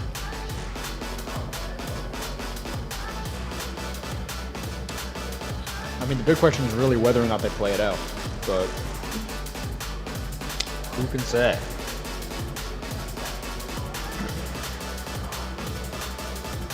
This is a momentum change, if anything. Oh, 100%. Like we're saying, is that If this game does get reset, Nogales was coming off of 4 straight round wins and then got 3 goals, like with not even a minute off the clock yet. yeah. So it's going to be very interesting to see if we'll they kind of switched figure- up at all. I'm very curious on how we'll proceed with this because that is momentum. I mean, what happens is like if Brophy manages, if this is a reset of a game, it's a whole new, it's a fresh slate. Yeah. It's just like it's an accident. It just happens. Yeah, it literally It just sucks. happens. But it would be like 3 goals erased off Brophy's record. Yeah. Well, I mean, we'll figure this out sooner than later, Yeah. folks. Stick with us, obviously. Again, presented by Nova Home Loans. Find your home. They have a home for you. But yeah, again, thank you to all of our sponsors and everybody who's, helping make this event possible. We have a ton of sponsors across. I think across all 3 games we have like 14. 14 total sponsors. That's awesome. pretty Every awesome. single one of those businesses, thank you so much for helping us out. Yeah. I know one of our sponsors is Oregano's. Yeah. That's awesome. I personally love Oregano's pizza. You mentioned that earlier. I You're did like, have you ever mention had it earlier. oregano's? I was like, what? Yeah. He's like, I love oregano. I mean, me and my family, we used to come out every summer, and that would be like the first pizza place we would eat at. I don't know who discovered it or anything like that, but Oregano's has a special place in my heart, as do every single sponsor here. Cane's too. Cane's. Maybe I'm just naming all the food ones because I just love food. I just love food. I can't stop eating. Yeah. So we'll figure something out soon. Just keep with us. Yeah. Okay. It Yep. So shouldn't just getting take word. too long to get We that are going to rolling. restart the game. Okay. So stick with us. That I makes think- sense because, like I said, it wasn't even a minute in yet. so- Yeah, we were only 15 seconds in and 3 goals. I mean, it is a possible thing to happen. I mean, obviously we saw it, but again, controller disconnected, so we have to make sure everybody gets a fair advantage in a state championship game like this. This is a lot of pressure right here, and you got a gold medal on the line. Nogales, they want that gold medal after coming runner-up last season, and Brophy, you wanted And after to being up in the set. First. yeah. After Brophy, wanting to add more to that resume of theirs, that they got. I mean, I wish I could show you guys, but it's just so much stuff. But yeah, we're going to be restarting game number 2, just to confirm. We'll get that underway shortly as we get the controller issue fixed. So just hang tight with us while we wait for that to start up. So yeah. Yeah. Do you have any words? Anything you want to talk about? No, I think we kind of already covered it all. Why don't we cover Smash? I don't feel like we didn't talk about Smash. Tell me about Smash. That's what I was trying to say. Like 2 conversations ago. Yeah. Where I was saying that obviously Smash is the stuff I'm most well versed in, but it's a really nice change of pace doing Rocket League. Yeah. Because like I said, as much fun as I had playing Smash, not every game is so fast paced. Not every game is so interesting. Very true. Very true. Sometimes, especially if you do the big tournaments, it's like sometimes you're in the early rounds and nothing's really happening. Oh yeah, definitely. So you kind of have to make the content yourself. That's true. However, with Rocket League, it's literally a mile a minute. Oh yeah, but Smash, they brought a lot of good content. Oh yeah, today it was a lot incredible. of good stuff. Like I said, it's only ever in those early rounds where it's slower. Like here, Yeah. it's like this is basically just like what a top 8 would look like. Oh yeah, it was perfect. And for those of you folks that don't notice, GCU we host a Firefox Friday. Yes. Not happening anymore because we're not anymore, but we're going into the summer.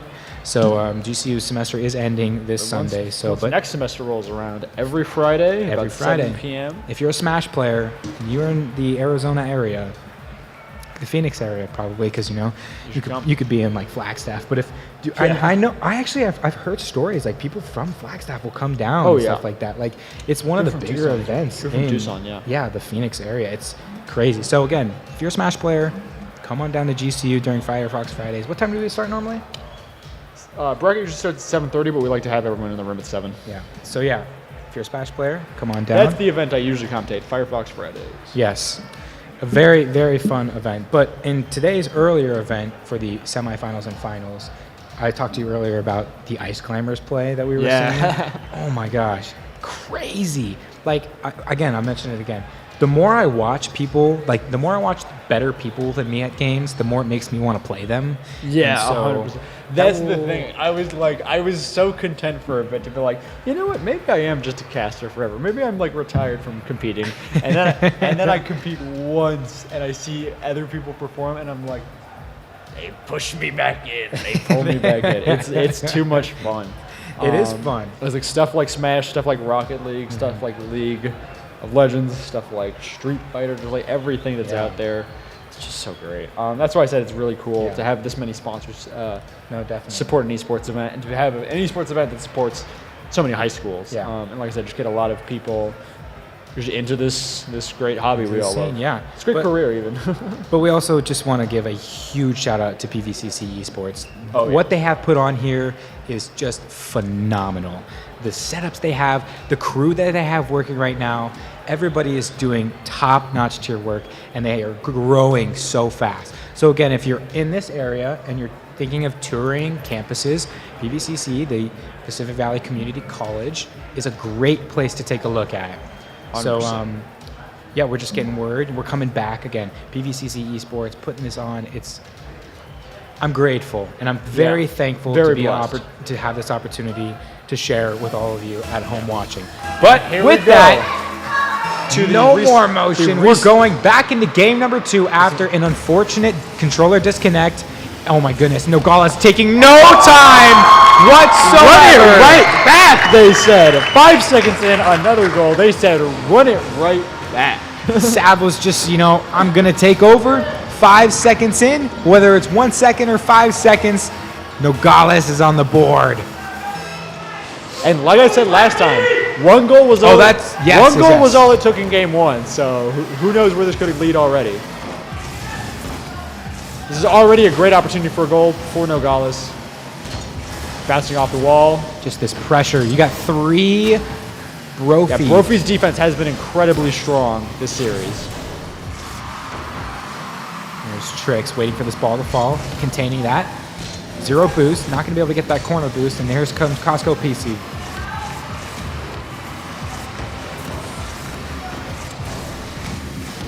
Flying to the skies, Kit Kat's bar. Opportunity right here for Brophy, but a nice clear right there for Nogales. Good bump right there for Nogales as well to put out of position. All out of Furious. And pre-jumping that is Potato from I don't even know where. Good clear right there from Trixie. Touch again, back in. Center ball. Potato waiting for the clear. It'll go over towards, I believe that was, yep, Trixie. So a quick goal, 5 seconds in, and nothing yet.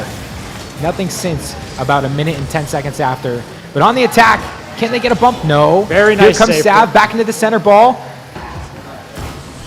50ing over Trixie's head. Nice clear ball to the side right there to give it to Potato. All the way across.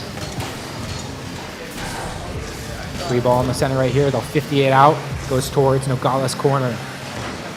Good clear right there. Maybe Nice another clear. touch coming out from Sav. No. Potato will have to turn around. Here comes Trixie in the corner. She's gonna, no, they're not gonna be able to get that 100 boost right there. All out of boost once again. Kit Kat. They are starving for it.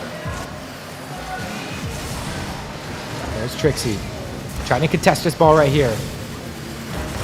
Oh my gosh, great Close save save. right there coming out from Nogales. Fast and furious, trying to put pressure Another on. great save. This And is no pressure. boost.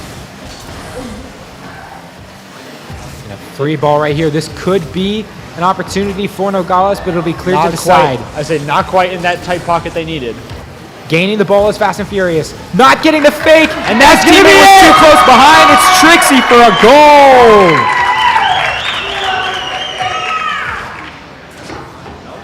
And it went off the backside of Brophy. 2.5 minutes remain. 2-0 lead for Nogales. They are eager for this win. They want it. Sav clearing it out. Demo by Trix. Missed ball. Backflip that up. Sending it up. Give no space. There's another opportunity to score. Fly ball. Clear out. Trix getting the touch to the right side of the field. Brophy trying to gather. There's Costco Pizza, but hits it right back to Nogales. Brophy has been absolutely starving for boost for so much of each of these rounds. On the attack. Costco Pizza could get a center. Oh, hits it with his backside of his car. All 3 players are up for Brophy. This gets a nice stop right there. Needed that. Shot on goal right there. Both players for Nogales jump. Double commit. Could be an opportunity, but no. Trix gets that ball in the air. He's going to intercept it. Control. 0 seconds. Nice pinch off the center roof right there. And a nice shot. Oh, just far to the right there. Just too far. 1 minute and 30 left on the board. And Brophy just clearing that out right there. Just barely missing. Brophy needed to take control right there as the center ball comes in. Here's an opportunity to shot.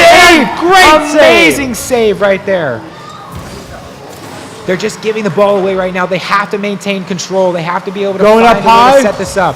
This will come out from a clear. Oh, and this is the save, but I mean the shot misses just as much. There's Sav.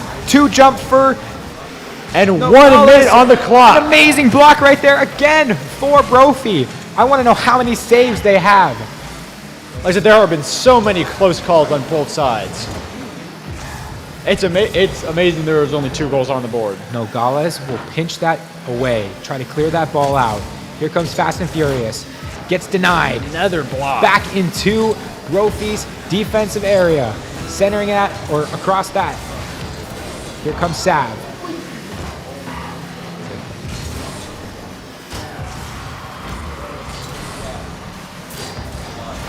Gotta be careful when you're that low on boost. Oh no. Another opportunity. And another save for Fast and Furious. Only 10 seconds remain. Where did the time go? 50 right there goes in favor of Brophy. They need something, but it's not going to be enough.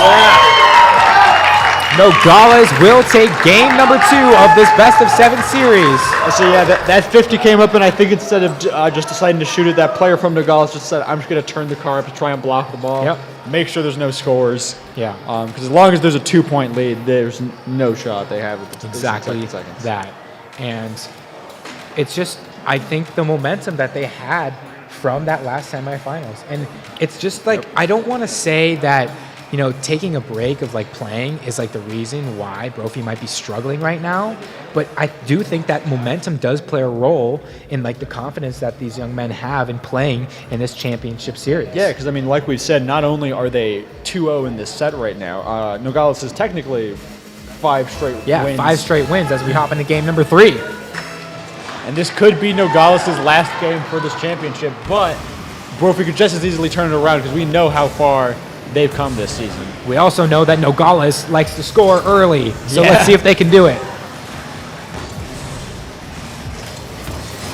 Nice. Avoiding that demo right there was huge from Trixie. Trying to get this bump. It's a center ball and an opportunity again for Nogales. This could be another goal, and it's an amazing double touch from Potato. Wow, my jaw is on the floor.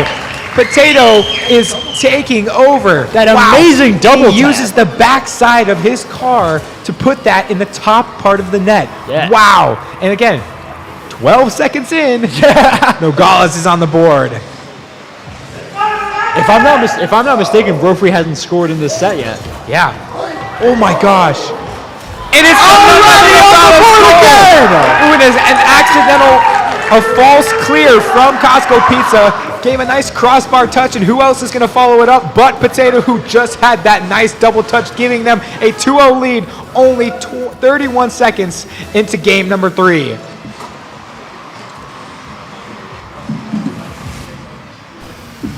Flying to the sky. Nice 50 right there from Costco Pizza to give Brophy a little bit of control. Fast and Furious following it up. No boost. Tries to get at least one touch. Gets it over one. Can they get another goal? No! No, just barely missing it. And some strong defensive play from Nogales to boot, and they are about to clear the ball. Passes it up to his teammate. Taking it Taking about into as the high as center. you can. Kit Kat bar will follow. Costco Pizza getting another touch right there. Sav hitting it back. That's a clear ball. I say almost. Oh I my say gosh. almost a clear shot to the goal. And sometimes that forward first attacker right there fakes out a long goal shot like that. Yeah. And it makes the defender miss because he thinks he's going to hit it. And there's a fake right there. Can he get a flick on this defender? He gets it. Is it going to hit? Go too high? It does. But he got the ball on. And there is Brophy. Just what they needed. Just what they needed. Brophy and Fast and Furious make it work. All of Nogales defenders are not in sight. Nowhere to be seen. And Brophy on the board for the first time this set. Brophy, yeah, exactly that. And oh my goodness, just taking control. Potato has a hat trick with 3 minutes and 37 seconds remaining. Like it's nothing, they return that goal All in three kind. players. 3-1 in Nogales' favor. Wow. Here comes the kickoff. Whose favor will it go? It go towards Nogales, but Brophy will be able to control this. 100 boost for Already sending it. two in the corner right there. Got to spread out a little bit. There comes Nogales, just putting so much pressure on. An opportunity right here. Can they put it in? No. Oh, just so This close. could be an attack for Brophy right now. This yeah, is an open net right now, but not going to happen. And an opportunity actually right here. Can he get it over? No. And a great clear from Sav. Amazing. Needed that. Another good clear right there. And another Mid open boost net. stolen. Off the corner. And it's going to be what great save. Need to touch this right now. Is that in? Not quite. Too far to the right. Just so much pressure right now from Nogales. This is what you need right here, Costco Pizza. Take a little solo play. Not enough boost to work with. And it looks like this could be a separate solo play for Nogales, but no, back to the corner it goes. Like I said, a shot on goal and almost in. Like I said, Brophy's just been starving for boost for so long. Every time. They got it past one. Can they get it to go? Yes, There they it is. can. Tied. Not tied yet, actually, because I forgot Nogales responded so quickly. Brophy still needs another score on the board. Yes, and Costco Pizza noticing that turn on the defender from Nogales and taking advantage of it with half of the game remaining. They are down by one, and can they bring this back? I sure hope so, because I love me in overtime. Potato driving backwards on the wall, trying to do anything that he can to get a touch on this. Two defenders, one defender. Can Almost they get in it? there. Oh my goodness, so close. Golden opportunity, though. 50 right there. Free corner ball right here. Could be a center. Is it going to bounce in? No, it goes off the post, but it's free. It's in! 4-2. Nogales up once more. And It's Sav. still a cool, back to a 2-goal game. That's right. Potato just barely missing that one, but who else to clean up but Sav? 2 minutes, 7 seconds remain. A 2-goal lead for Nogales. Nice. Right there. Fast and Furious getting a nice save to the corner. No boost right now. This is where you need to communicate, hey, I have no boost. And he probably does. Might have got a flipper set off of that, actually. Center ball right there. This is an open net. Oh, So too far to the close. left. Potato following up, leaving no space for Brophy. Gets a nice shot double. right there. Almost misses that no more. reset. That's a good center right there. No one's going to be able to touch that. And actually, I was wrong. Nogales able to touch that. But Brophy's got pressure. Brophy's got boost right now. But a good clear. Could it be a redirect? Off the sidewall. Into the center. Close. Nice clear right there from Fast and Furious. The redirect was needed. Shot off left. Potato. No boost for Potato. No boost for Fast and Furious. Got 100. Center ball from Sav. Goes up for it ceiling. again. Another touch. Might be able to hit it back center. Trixie, pardon. Trying to create opportunities for their teammates, but Brophy is able to clear it. There's a demo Got around. right there. Fast and Furious, they need a nice 50 to get this center ball. Won't go. 1 minute remaining. Another demolition Another right there. Sav gets it over one. And that's a big goal. It's 5-2 with 50 seconds on the clock. 3-goal game. Potato with 4 goals in game number 3. That's so unfortunate. That car from Brophy was going for the ball and just hit the car out of the way instead. That's so the right. ball just kept going home free. He was too quick. Kickoff will go to Potato. Has an opportunity. Can he make it a 5th goal? No. Brophy on the attack. Nice clear right there from Sav. 38 seconds and still 3 goals left to make up for Brophy. Costco Pizza might jump. Gets a touch. Touches middle. Nice clear right there from Nogales. Fast and Furious trying to follow up. 30 seconds remain. 20 seconds remain, actually. 3-goal deficit for for Brophy. This could be Nogales finally coming back from being the runner-ups and taking the gold home. If there's only 10 seconds left to decide it, this is gonna get a great bump right there. Just getting under the skin of Brophy. Say they're just keeping it on the floor. And it that touches down. Look at these young men perform. The pressure and their score. Look at these stats right here. It is best of 7. I forgot. Yes. This best of 7, guys. So we are not done yet. 1 game away is Nogales from a full sweep in both the semis and the finals. Can they do it? The game will be coming up shortly. Maybe they can. Let's take a look at some highlights right here. This is this first goal. Again, only like 21 seconds in. And Potato, a beautiful double touch right there. I say they do a wonderful job, just goal after goal, keeping Brophy off the board so sharp, and they're going right into the next game. 5 minutes remaining in a possible championship win for Nogales. Nice, can they come out with it? Nice fake creating or can for another teammate. Brophy reverse sweep? I love that kind of story. Potato, nice center ball right there. Good clear right there from Brophy, but what else is going to be happening? Trixie going to be making sure that doesn't go. Back pass, maybe take a little bit of control right here, take it to the corner, get the boost. Just like that. Flip reset. Flip reset! Almost got it. Nice pass right there. Nice fake right there. 1 bump, not going to be enough. There is an opportunity for Nogales to fall. Pinch backwards. So much pressure from Nogales. They're just keeping it all up in Brophy's business. They're jumping from half court. They have all the boost and all of the control right now. It might not look like it. That's the thing I keep mentioning. Brophy has just been so behind in their boost control. Where just every time we cut to one of their players, they're like 0 to 12 boost. And there it is. Costco Pizza managing to put one away. And Brophy for is now taking a wonderful pass right there from Fast and Furious, recognizing the player on the wall and seeing that the other player is playing a little too far up on the post. Brophy finally taking the first goal of the game. Let's get this kickoff. Just a minute in.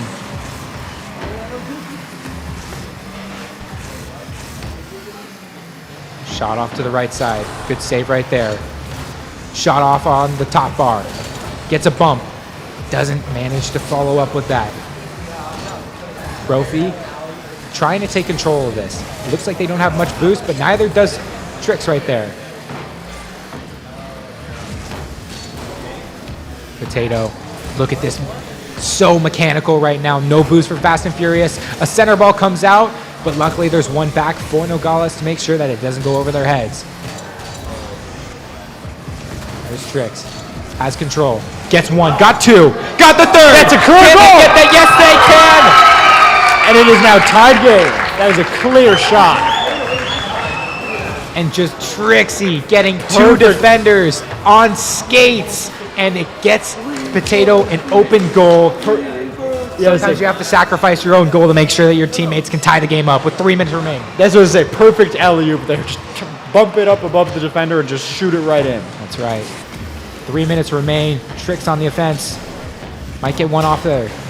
Trying to center this in. Oh my goodness, that would have gone in right there. That was an incredible redirect for Potato, but an even better save from Brophy's defense. Fast and Furious trying to do anything that they can to make sure that Brophy does not fall to another deficit late in this game 4. Potato, no boost. Doesn't get the clear. He's gonna have to go all the way back for boost. Nice defense nice right save. there. Back to Nogales. Can he get the double touch? Not No. yet. Gonna take this boost away from Brophy right there. And you need to be able to clear this right now if you're Costco Pizza. It doesn't matter if it's on net. That's exactly what you need. You just need time to let your team recuperate. Good defense right there from Fast and Furious. It'll go to the left side. Nogales following up. One to the center. Available shot! And a goal! Sav is on the board with his first of game number 4. A 1-goal lead, and Costco Pizza just accidentally side flips, allowing the opportunity to be there for Sav. 2 minutes remain, 1-goal lead for Nogales, and possibly the championship. Sav taking to the skies, got the flip reset, isn't going to be able to follow up, but almost got a redirect from his teammate. I don't know who that was, but Potato, it sounds like it could have been him. Tricks. Faking right there. Got one. Got a crossbar hit. Not going to be able to go in. Very close save from Brophy. Potato following again. So mechanical. A great center pass. Not enough again. And they'll just take their time. Nogales has been gain very, control. very strong. Exactly what Brophy needs to learn right here is gain control. And is it a redirecting goal? No. Sav also taking control. No. And it's an opportunity. No. Oh. Brophy is having 2 open net opportunities right there, but not enough boost to make that happen. Like I said, that's the recurring thing. They've just Here comes been Fast and behind the Furious. boost. Whereas Nogales has been just doing really strong in their game of passing back and forth, just setting up their teammate for a goal. Just like 1 minute. 1 minute remains. Over the head pass right there. Off the top. He didn't jump for it. And he got another one. That's 2 goals to make up now for Brophy. They need to do what they did back when they got themselves to finals in the first place.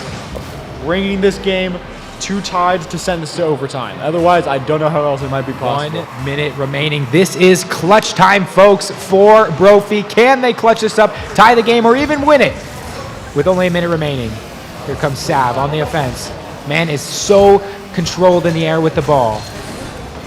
Almost got a nice redirect right there. Brophy needs to take this attack. There it is, a possibility right here. Can they get the double? Can they follow up? No!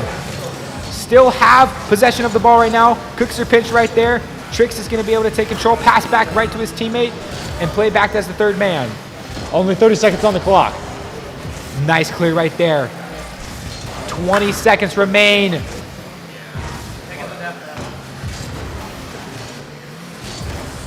Costco Pizza. This is when it needs to happen right here. Good center ball right here. Still not 10 seconds not able remaining. to secure that double. 3, 2, and the ball's in the And air. that will do it, folks. And it's your over. 2023 state championship for Rocket League Nogales.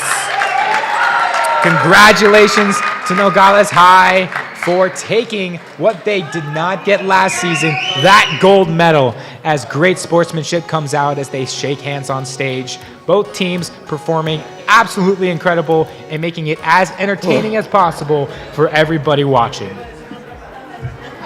Breathtaking games.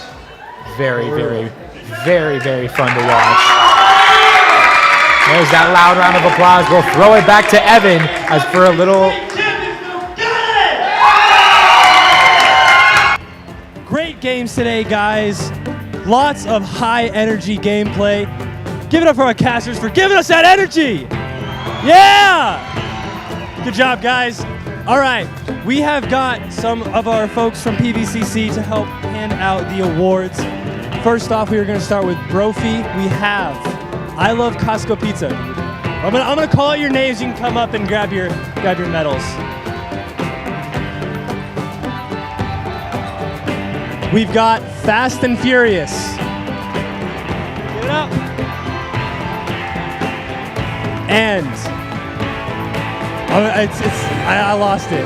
What is it? Kit Kat Bar. That's it. Okay, sorry about that. Kit Kat Bar. Good job. I think it's Kit Kat something. Give it up one more time for Brophy High. Congrats, you guys. Good, thanks for coming out. Next up, we have the state champions for Rocket League. We have Trixie.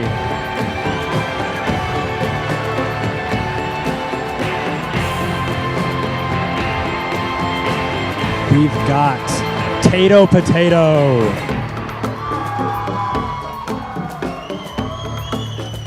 And last, but certainly not least, we've got Sav.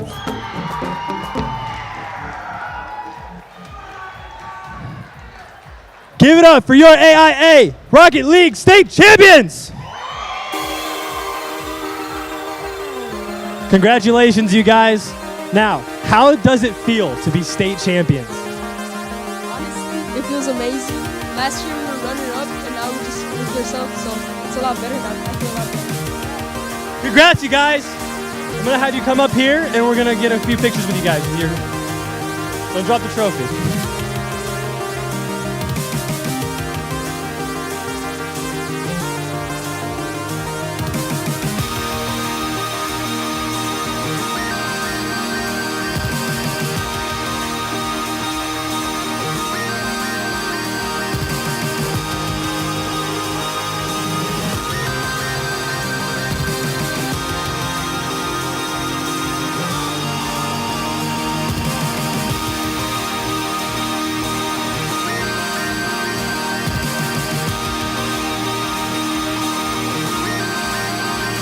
Alrighty, folks, and there are your 2023 state champions for the AIA League.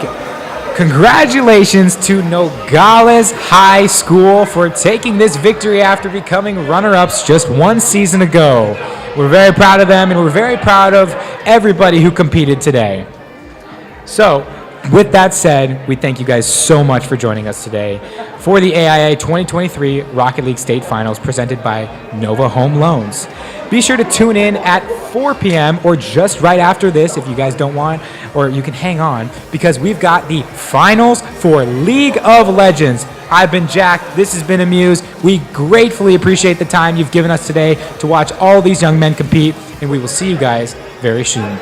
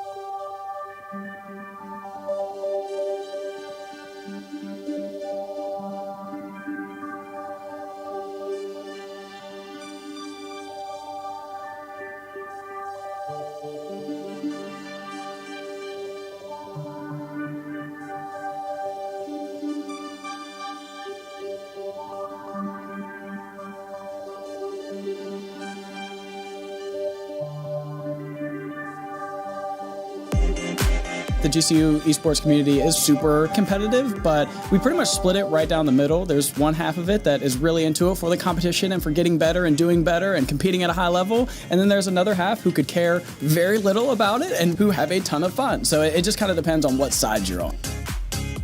We have about 14 competitive teams competing across 14 different games, and we're looking to add about 3 to 5 more in the next couple of semesters. We have also one of the largest student communities on campus who just come here into the esports arena to play for fun, hang out at student events, and enjoy, I guess what you could say, one of the best nightlife activities on campus. The esports arena at GCU is a central hub of our gaming community on campus. We have over 70 gaming PCs in here, and for consoles, we have over 36 Nintendo Switches and a variety of PlayStations and Xboxes as well. Every kind of gaming community, you can probably find it here at the esports arena at GCU.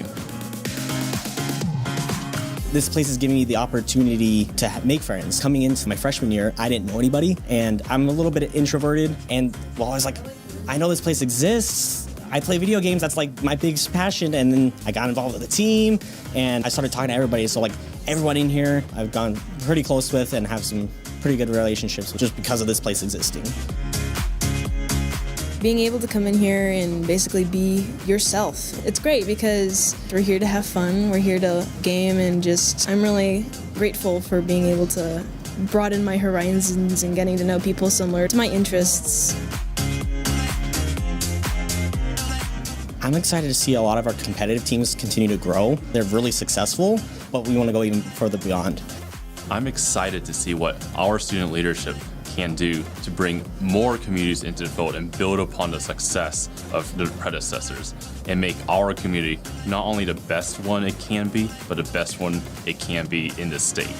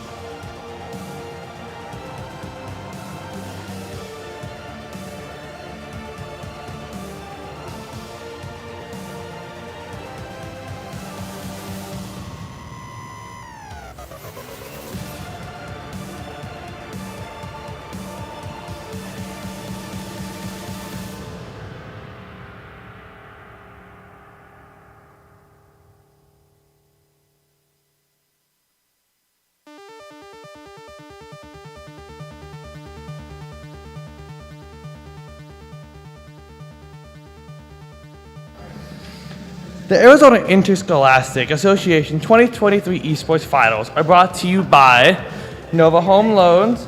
Nova Home Loans will get you your home, and by Paradise Valley Community College, Grand Canyon University Esports, Banner Sports Medicine, and Barrow's Pizza.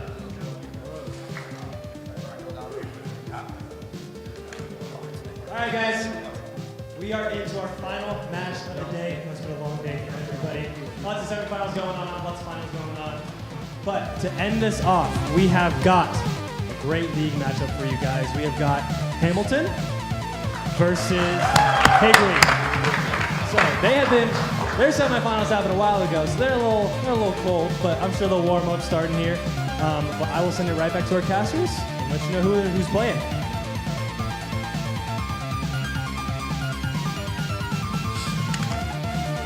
Welcome to the Arizona Interscholastic Association 2023 Esports Finals presented by Nova Home Loans. I'm Michael, with me is Ben, and we're here to bring you the state finals of Arizona High School League of Legends. Let's take a look at the teams today. We have Hamilton and Higley, as Evan just announced. And both of these teams are undefeated so far this season. So we have both of them coming in 12-0. They both just won their semifinals. They both are looking really strong so far. Both of their finals were actually semifinals were 2-0, so the other team did not take a game off of them. So we have the Nightmares versus Hamilton, and some of the lineup actually did change for this final game coming up. One of the players from Hamilton did have to step away, so we are going to be using a sub. It is Tyler the Tyler stepping in for Bone Chill. So that's going to be the support role. We're going to see some of the players moving around. But besides that, they have the rest of their starting roster, and then Higley also has their roster, so it will be Dreamcatching, Sparkly Shark, I Love Kitties, Jeek, Gonti, and then for Hamilton, we have Bappymon, Scion Kip, Catfisher, Jitters, Tyler the Tyler. And I gotta ask you, Ben, how do you feel coming into these finals? What do you think of these players? You watched their semifinals with me. You're a little bit familiar with them. How do you feel coming into this? I am extremely excited for these games, as both semifinals were completely explosive games. I mean, both teams kind of were showing off their own style, their own champion pools, a lot of bands going back and forth. And both games, I feel like all of them were actually much closer than I was initially expecting. I mean, both teams had some hard-fought wins that were going back and forth. And the fact that neither team lost a game is very impressive to me, and showing the stakes that are really coming into these finals. Yeah, I gotta say, we have, for this game, the fundamentals of League of Legends, are really important, because when you look at it, we have a 5v5, and for this 5v5, at its core, we're looking to break the enemy nexus, back to the basics, that's all it comes down to. But when you're looking at the map and you're looking at some of these things, it could get confusing. So if we look at what we have, what to look for, there's players, they have their own champions with special abilities. There's over 150 champions in this game, so there's lots of different characters, lots of different counterplays. We have mages, assassins, tanks, bruisers, all the works. And with these teams, they want to get objectives, they want to take towers, they want to do all that stuff to get their lead. They have gold and items to build, and these are all just little things that build up to them winning the game. And then as we look at the game progressing, it's going to be a little bit slow to start. This game, I think Jack had mentioned it earlier, it's a bit slow to start. When we get into the later mid to late game, it's going to be a lot more fast paced. We're going to have people beating each other up like it's crazy. Possibly a pentakill, that'd be fun to see. It's always super hype when we get quadra kills, pentakills in this level of league. We're in the finals. There was over 100 teams in the AIA league brackets. Both of these teams coming out top of their groups, undefeated to this point, and I'm really excited to see how these finals pan out. We had some really close games in the semifinals that could have, maybe even changed the finalists, but here we are, we have these teams, and I'm really curious to see how this best of three goes. And I'm extremely excited, because with it being, it is a best of three, but it's just 2 games to win. I would love to see it go best of 3, get some fighting, get to that game 3. But I know from a team perspective, as from, competing on some things with League of Legends, competing on some amateur style teams, it feels very good to get that early, to get that 2-0 and not have to be worried as much. Yeah, I'm sure both of these teams coming in pretty confident. They haven't faced each other thus far. They're undefeated. They both have to have, a little bit of an ego coming into this. And I think we're going to hop into draft here in just a second and start seeing what these teams pick, ban, etc. And I do know that for this series, Hamilton is going to be on the red side and Higley will be on the blue side. So we'll be able to better see how that pans out, what their bans look like. As I know, in the semifinals, both teams just chose the same bans and stuck with them, and it worked for them. So really curious to see how that works out.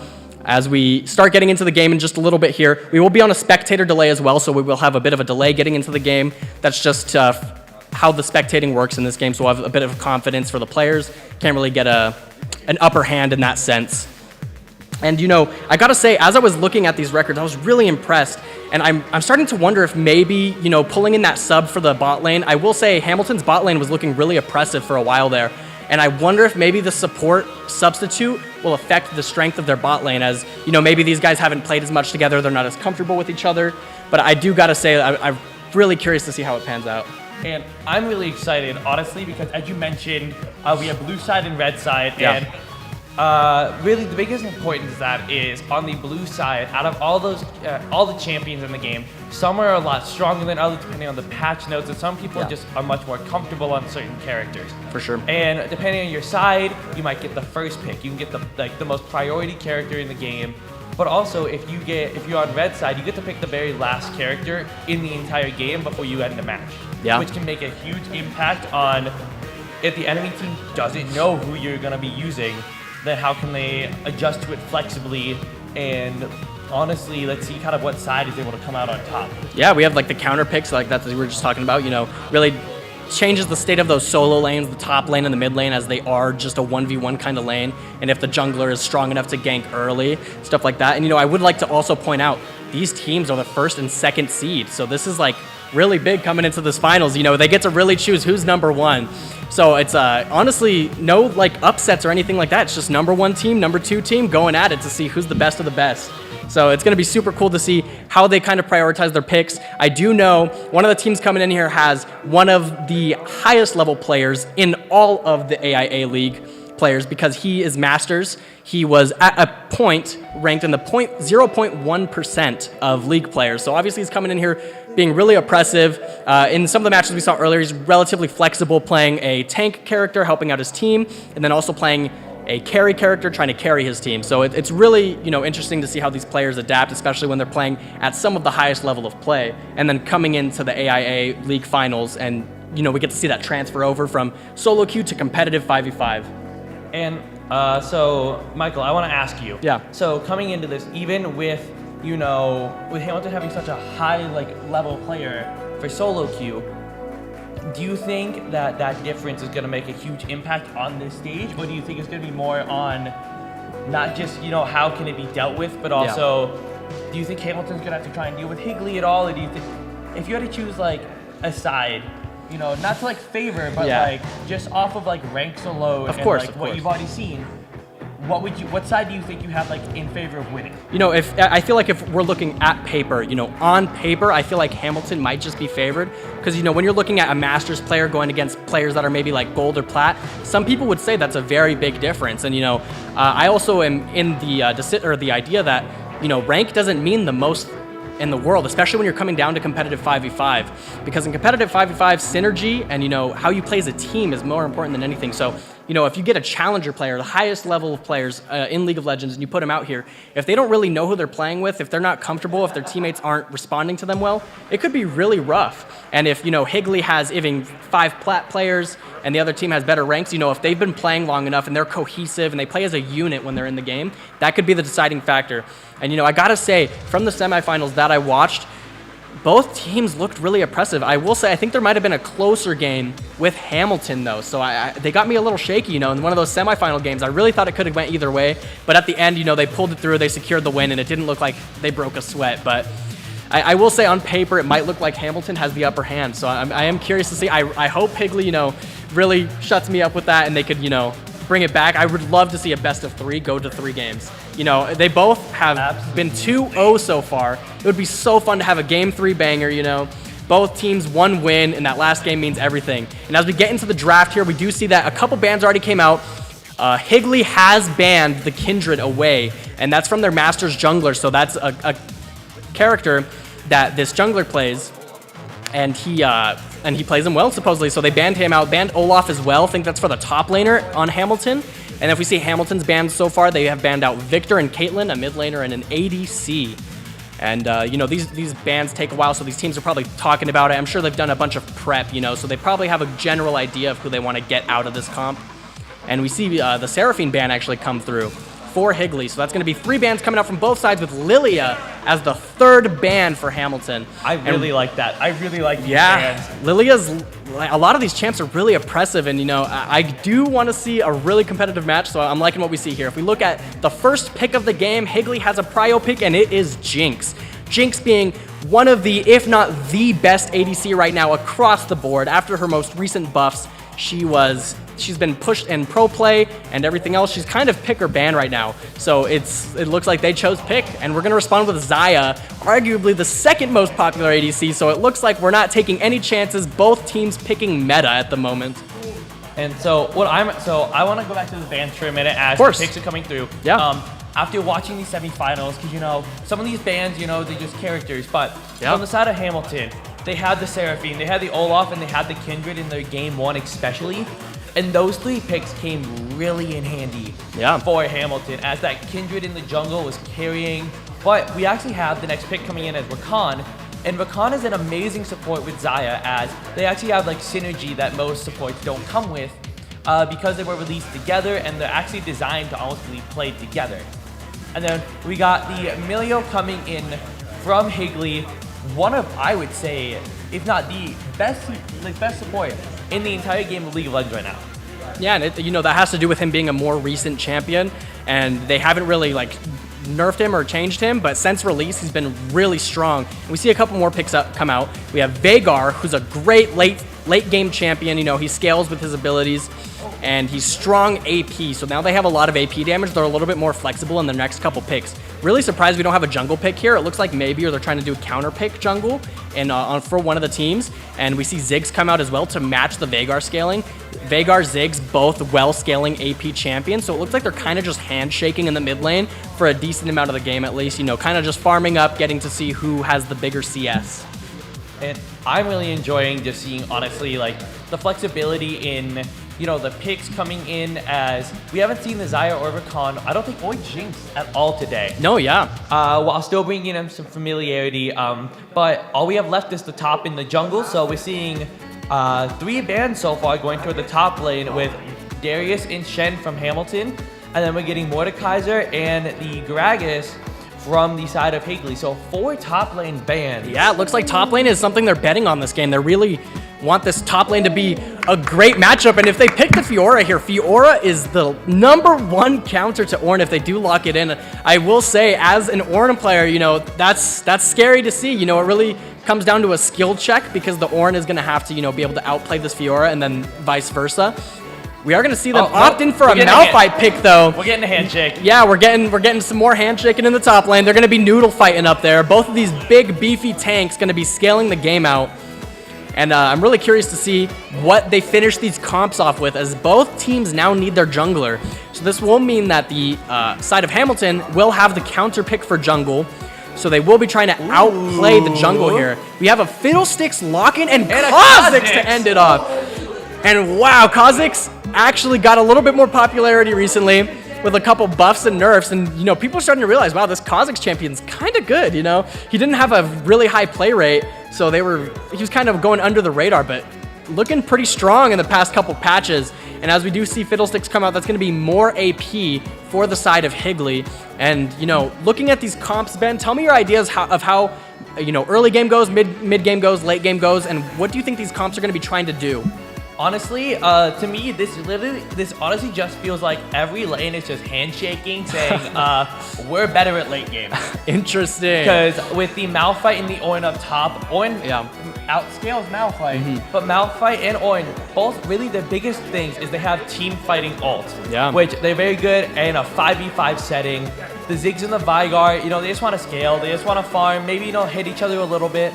The biggest matchup I think that's going to make the difference is going to be this Fiddlesticks versus the Kha'Zix. Yeah, I think it's going to come down to, you know, skirmishes in the early game if they do decide to go for them. If not, you know, it's going to come down to how like oppressive these junglers want to be, because I'm wondering if maybe we'll see some invades, whether it be in the first 5 minutes, the first 10 minutes, etc.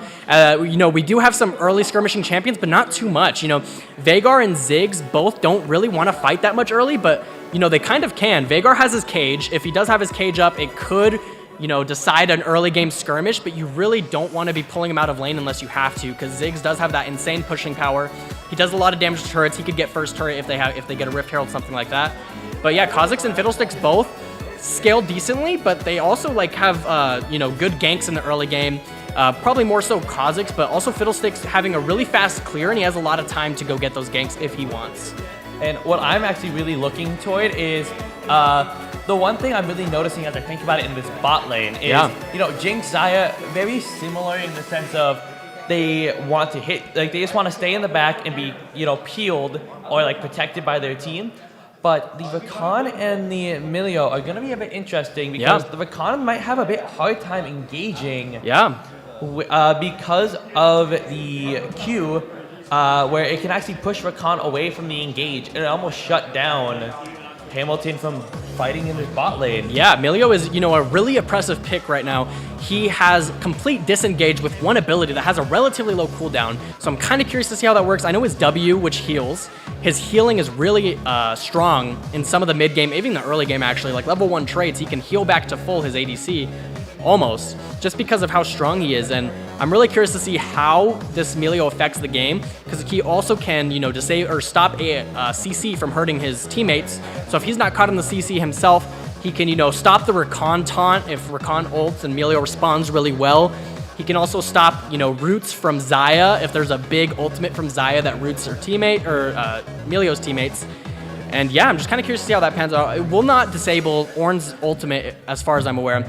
But also, Malphite on the side of Higley going to be looking to get a good engage on this Ziggs, Kha'Zix, even the Xayah if the Xayah doesn't have her ultimate, or even if he's out of vision, catch her by surprise, get a knock up, and maybe the team jumps this Xayah. So it will be really interesting to see how these fights are set up. I do think Higley has a better time trying to catch people, so I feel like that's going to be what we have to look out for. Once the champions start hitting level 6, Malphite's going to be able to jump over a wall. Fiddlestick's going to jump over a wall with him, and if Veigar cages in the right spot, they're kind of just stuck in this little circle of death. But if we look at the side of Hamilton, they're kind of a little bit better in just a straight front to back, as Ornn is going to be that frontline tank. We have Ziggs to poke from far away, and then Xayah Rakan to kind of defend from engage, but also Rakan being able to engage. So the engage slash disengage is good on his end.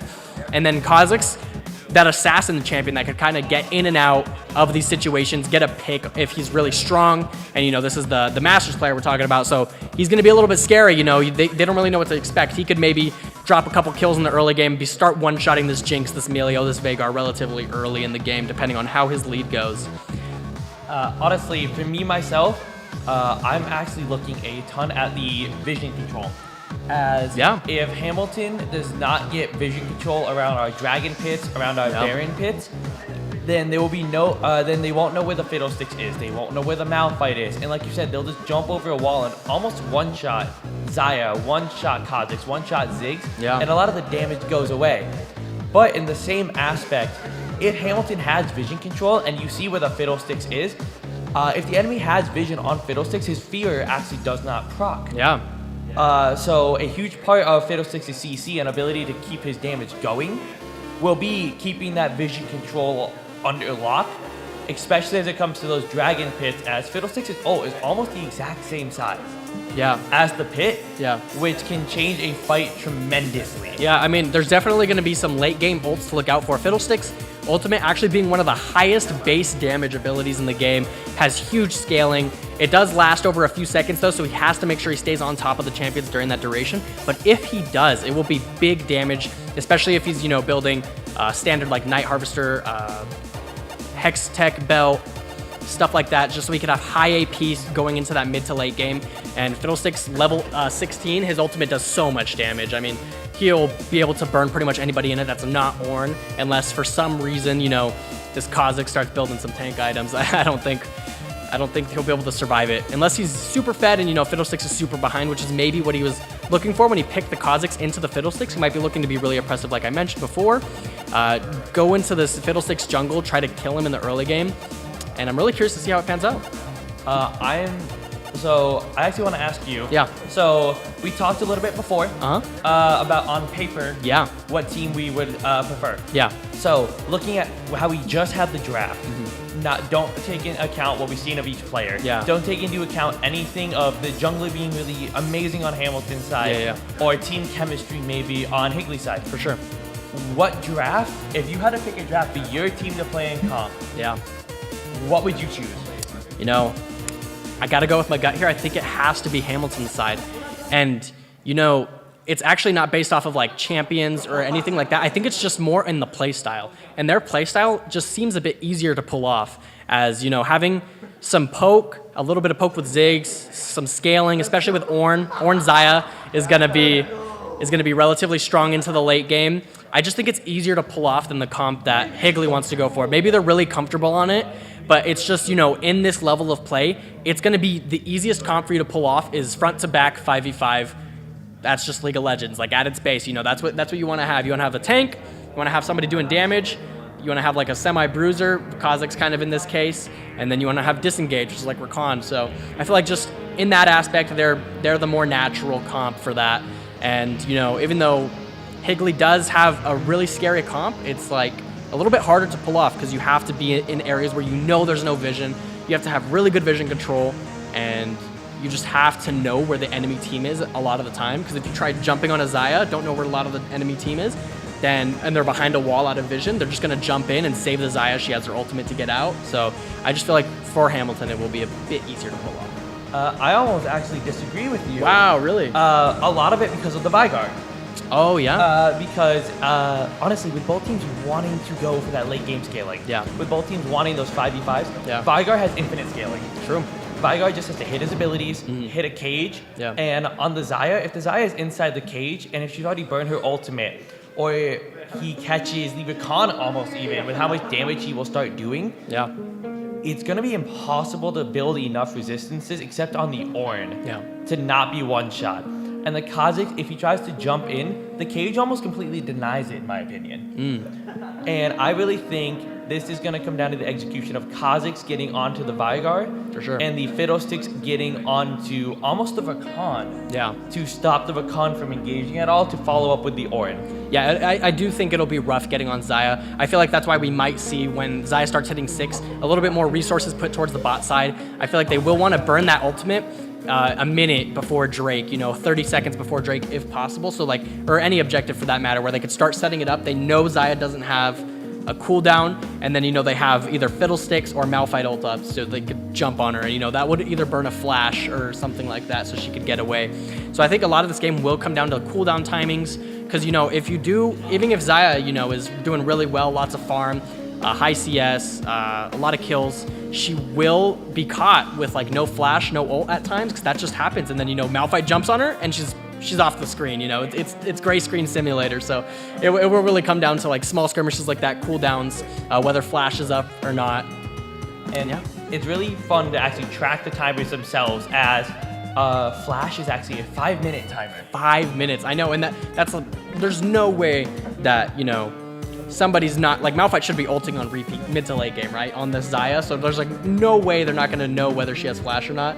You just have to, every time she flashes, you keep that in your head, 5 minutes from now, count it out, and that's why it's great to be spectating. We're going to be seeing it from this angle. We're going to be able to watch all the timers. We're going to see if, somebody's 5 seconds away from getting a flash and they just don't get it in time, and, they get caught, and it's the worst feeling ever, because you're 5 more seconds and I would have been fine. It's just it's heartbreaking at times. So, and it's honestly insane thinking about the timers of cooldowns. Yeah. Because if you think about it, we just finished watching Rocket League. Yeah. Each match is about 5 to 10 minutes on average. Yeah, it's a big change of pace but for an entire Rocket League match, you have one of your most crucial summoning spells. Yeah.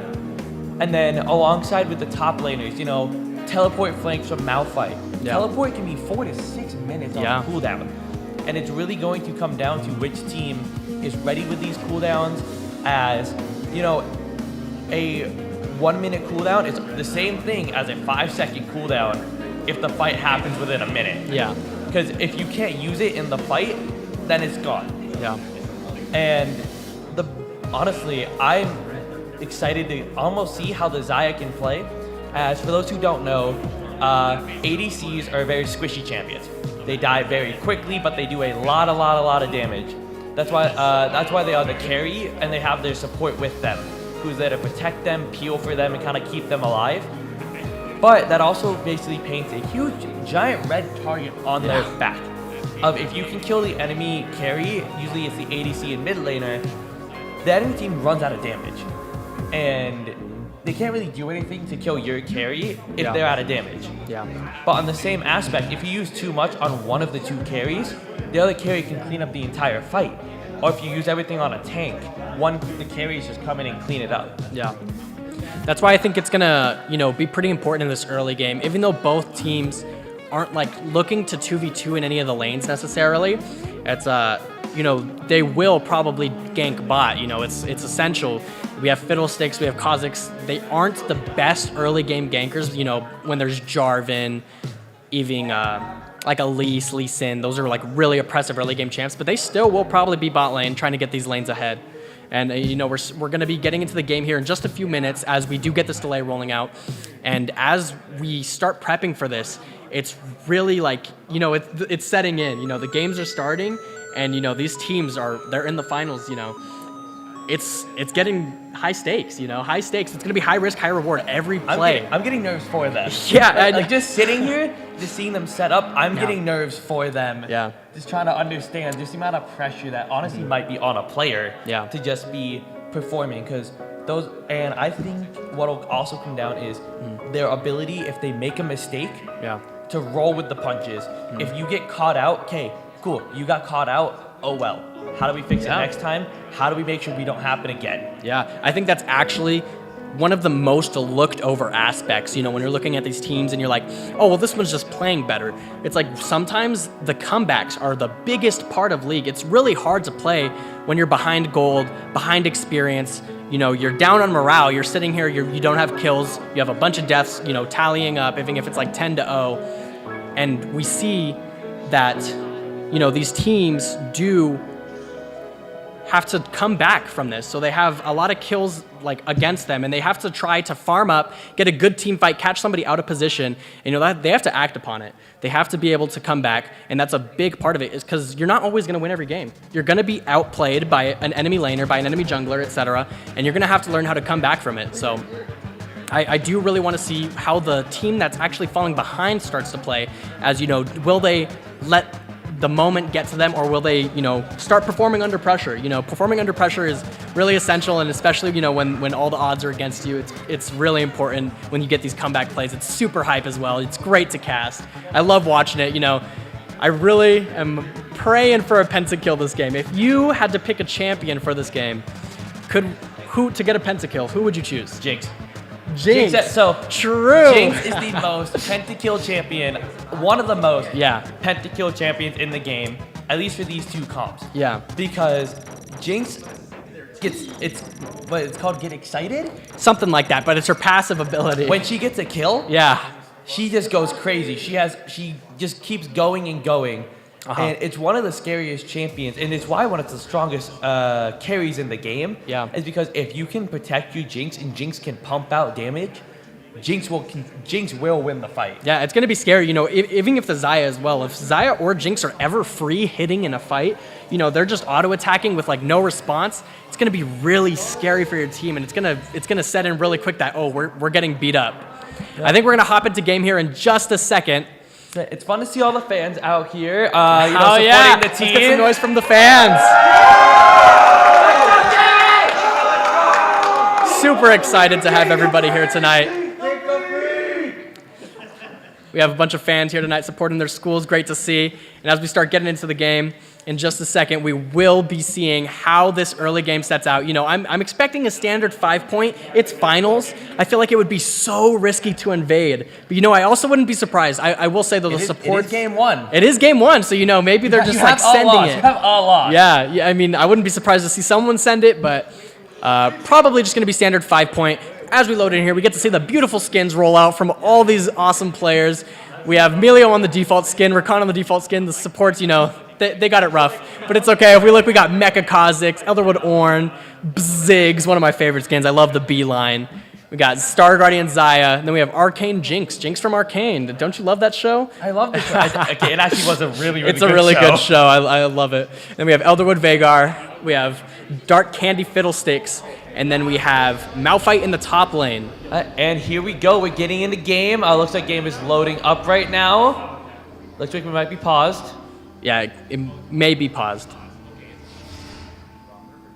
Oh, I think it might be spectator bug. We might have to actually... Do we have the spectator bug? We might have a spectator bug. Back? We might have to close client and reopen by spectating one of the players.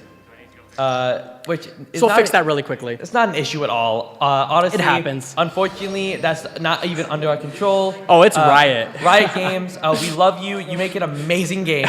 We absolutely love you. Yeah. Can you give us access to the spectator feature that you use for pro play? Yeah, it happens. It's actually really rough because there's no way to know if it's going to happen. You just kind of have to spectate a game and then hope it works. It's really rough, but luckily you could just go find one of the players, click spectate. You'll get back into the game shortly. And it'll fix the bug. But yeah, nobody knows why the bug really happens. It just happens on occasion. We already spectated semifinals today. So we did 4 matches, didn't run into it. Get to the finals and it happens on the first game. It's whatever. We get through it. We move past it. And then we'll get into this match and see what goes on. And I completely agree with you. Back on the skin lines. Yeah. The B skins. Oh my goodness. The best puns. I think it's BMO. Yeah, BMO. Bziggs. Bziggs. We have Nunu and B-Lump. Is that what it is? Nunu and B-Lump. That one's great. Anna. Oh, and then Yubi. I think it's Yubi. Yubi for Yumi. Man, I love the beeline. They do so much creative stuff with these characters. For a game with 150 plus characters, giving each of them a number of skins. We get to see some of them have 12 skins, some of them have 3 or 4, but still, it's gotta be fun being on that creative team. It's gotta be fun. Yeah, that was definitely on purpose. Didn't do that on accident.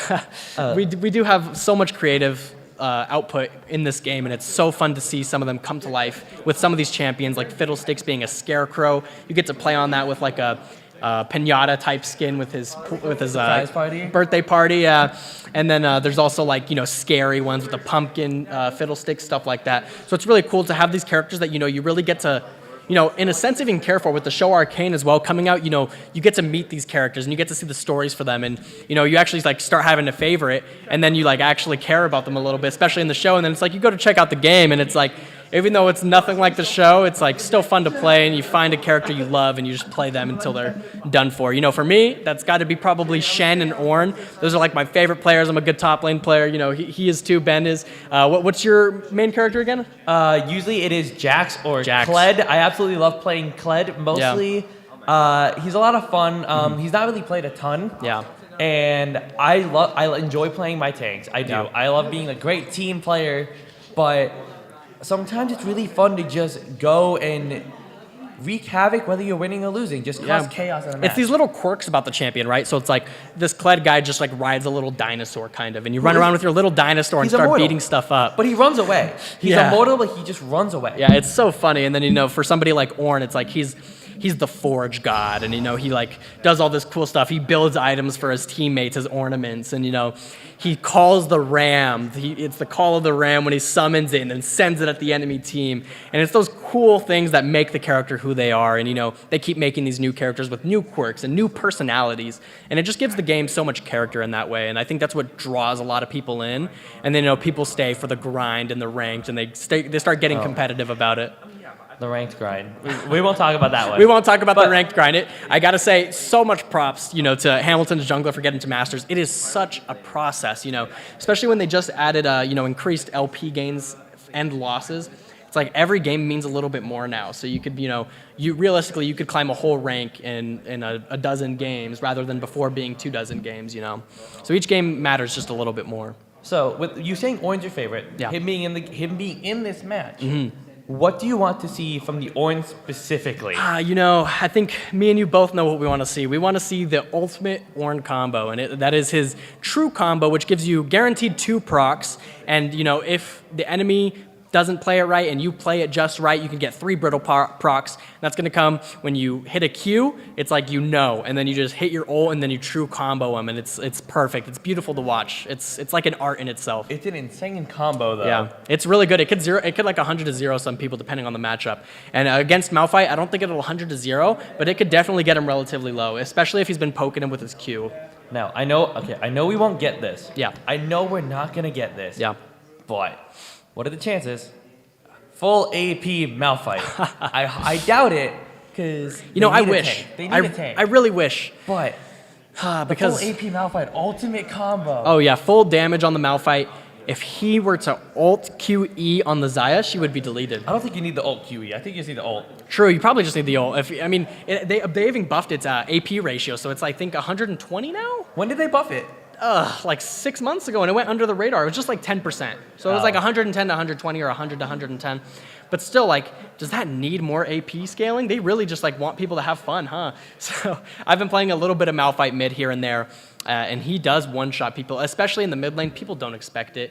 You're building full AP. You hit level 6, you could just delete probably 70% of mid laners, maybe more. Honestly, 70% of the entire enemy team. True. The only one that survives is a tank. My favorite thing on AP Malphite is you hit level 6, you have Predator boots, you just walk bot lane as fast as you can, you just run at them, you do your little rock, you wobble on over, and then you just ult right at their head, and it usually one-shots them. And it's terrifying. Oh, it's scary, especially out of vision. I will say, if I was playing in this match on the side of Hamilton, and I was like Xayah, or I was even the Kha'Zix, honestly, like you're just terrified. Anytime Malphite, you can't see. Like you don't know where Malphite or Fiddlesticks is. There's a chance. What is the joke? The probability is low, but it's never 0, right? It's never 0. That he's Never not there. 0. Never and 0. It's terrifying. I wouldn't be surprised if Malphite hits level 6 and then just walks for an in-lane gank, in the bot lane. That would be hilarious to see. I do love a good top lane roaming to the bot lane as soon as they can. It's so much fun. It's like cool. I'm level 6. Yeah. Bye. Yeah, you just leave. I mean, especially in this matchup, I think Ornn versus Malphite, neither of them really have to worry that much about, their tower getting destroyed. Because especially if you're playing against Jax, Yorick, Tryndamere, even Set sometimes with Bork, it's like, if you leave lane for about, 30 seconds? Your tower is like generous. gone. That's very generous. Yeah, I mean, it just depends on the state of the game and some of these champions, but they can destroy your tower and give their team a lead as well as themselves. But with Ornn and Malphite, they're good at clearing waves, especially if, Malphite has his W or his E at 2 points in him. He could clear the wave kind of fast, and then Ornn, maxing his W, can clear waves really fast. But they don't have too much tower damage. So they could get a couple plates, but if you roam bot lane, you're not losing too much top lane. You're just losing some farm and maybe some XP. But if that's getting your bot lane ahead, getting them kills, getting them gold, then it's definitely worth in that sense. And so, going into the top lane matchup, yeah, we almost had a Fiora. Dude, that would have been great. Since we have a little bit of time here, if we want, could we touch on it briefly? If we want to kind of talk a little bit about the different roles of each of these kind of champions play. Can we touch on them individually before I just go, I guess, top to bot? Yeah. And just kind of talk about, what each champions kind of do, because for this match, nicely, we have a lot of mirror matchups. Yeah. And so in the top, and that's actually not that common. So it's very uncommon. That's not usually common. Usually you want counter picks. You want to look for stuff early in the game, but both of these teams playing really safe in this. So because when we come to the top lane, we start with 2 tanks. Mm-hmm. The tanks, we call it wet noodle fights a lot of times, wet noodle they fights. don't do a lot of damage. But man, oh man, will they CC lock you, which is stunning you and basically not letting you move for years, it feels like, when you're actually playing the game. Yeah. In the jungle, we kind of have 2 more assassin-style champions of they don't want to be seen. They don't want to be known. They just want to pop out, one-shot somebody, and then disappear to do it again. The mid lane, we have 2 mages, which mages are more long distance. They're much more burst heavy than a carry. They kind of do 1 spell rotation. It does a lot of damage. Yeah. But then they have to kind of wait for their cooldowns. Mm-hmm. And then in the bot lane, we have our AD carries, which are which is very DPS heavy. Yeah. They won't do a lot of damage in an instant, but their damage over the will course, ramp yeah. up. And they do a lot of damage very quickly, but not quite as fast as the burst. Then we have our supports, which in this game, we have one of each. We have an engaged support in Rakan who wants to go in almost like a tank, but can get out easier, kind of start the fight. And then Milio, who is a lot more of protecting his AD carry in the sense of buffing them, healing them, and kind of keeping them more alive. Yeah, they're both like enabling their team in a different way, and that's why support is actually like one of the more versatile roles in this game, as there's just like so many different styles of supports. There's like the engages, the enchanters, and then when you get to enchanters, there's different kinds. Like there's Lulu, who can turn an enemy into a frog, and that champion can't do anything for a couple seconds. Or you could have someone like Karma, where they're shielding their team, putting out some poke damage. Or you could even have Soraka, where she has a silence, but most of the time she's just healing. Like that's like her main job, is just sit there and heal. Then you have Yuumi, who's like the special case. Yuumi gets to sit on... We don't like Yuumi. Yuumi gets to sit on any champion she wants. She's untouchable. She clicks a few buttons, but Yuumi is a special case for sure. We don't, so personally, I do not like Yuumi. As a top lane player, you I may think also feel this. A lot of people don't like Yuumi. A lot of people don't. So what will happen is the enemy champions will get ahead, and it's not like you can target the Yuumi. Yeah. So Yuumi just goes on whoever's really far ahead, and they're already hard to kill. Yeah. They're already behind. They're already hard to kill. And then Yuumi is just existing and making it worse. Yeah, it's an untargetable champion that's just going to sit there and make that person that's really fed more fed. So that's just never fun to play against. Really hard to kill. Yeah. And, that's... I actually know Yuumi did get, kind of nerfed pretty bad recently, and due to that, her play rate has gone down. But they did actually put in, a rework for her. She did get a little spike, but not as much as she used to get played. She used to be, pick ban every game, especially in some games like with Zeri and stuff, where she was played a ton. And it's really interesting to see, like I said, how these supports ended up. Melio looking to disengage, heal his teammates. Rakan looking to set up some big plays for his Xayah and such. I'm really curious to see how their feathers are positioned. Xayah throws her feathers out in these games, and she gets to, set them up in positions where if she uses her other ability, it'll pull them back through and stun the enemies. And honestly, so when it comes to each of these roles, usually it's actually defined. But we did get to see a Fiora hover. We did get to see some bans of different top laners. A lot of top laners were banned this game. Lots of top laners were banned. And when it comes to those, Fiora is known as a duelist. Yeah. Where while the tanks want a 5v5, and they don't do a ton of damage, and they're kind of just trying to scale up so their team can help win and then enable their team, duelists are the complete opposite. Mm-hmm. Duelists say, I will 1v1 you, I will beat you 1v1, and then I will 1v1 you for the rest of the game, and then 1v2 you, and then 1v3 you, and then I beat your Nexus. Yeah, Fiora is one of those scarier top laners where, if you have enough experience and skill on the champion, you can 1,000,000% 1v9 a game. You don't even need your teammates, right? You kill everybody, especially with Fiora's kit. She has vital procs, which do true damage. She can heal herself with her ultimate. She has a CC immune ability that actually puts your CC back on you and stuns you. She's just terrifying. She's one of the most terrifying. She's my permaban. Oh, yeah. She's a permaban for me. She's somebody, especially as a tank player, you never really want to see. She's real scary, does a lot of damage in a short amount of time, and it's really hard to counterplay if the enemy players, good enough. So I wonder what maybe the thought process was. Maybe they were just looking to have Malphite. They kind of wanted a more traditional team fight. They kind of needed some beefiness in the top lane, and they thought, Malphite might just be the answer we're looking for instead of Fiora. So I'm really glad they went with the Malphite, because looking at their team composition, they would have been forced into a tank jungle. True. And with Hamilton already having shown that they can do bruiser jungle, that they can do carry junglers, I think it was a lot safer to go, hey, let's make sure our jungler has the ability to be comfortable so that they will not fall super far behind. Yeah. And right now, we're working with the spectator bug to get the gameplay up as soon as possible. Our players are in-game. They're playing really well. And honestly, just even being up here and being able to kind of watch them, it's actually already kind of just the anticipation of what is going on. Oh yeah, it's eating me alive, man. It's driving up. The top lane is not driving me up. I'm gonna be honest. Oh yeah, I'm sure. I know what is happening. I'm sure the top lane, they're smacking each other. The other guy's smacking them back. Then they walk away.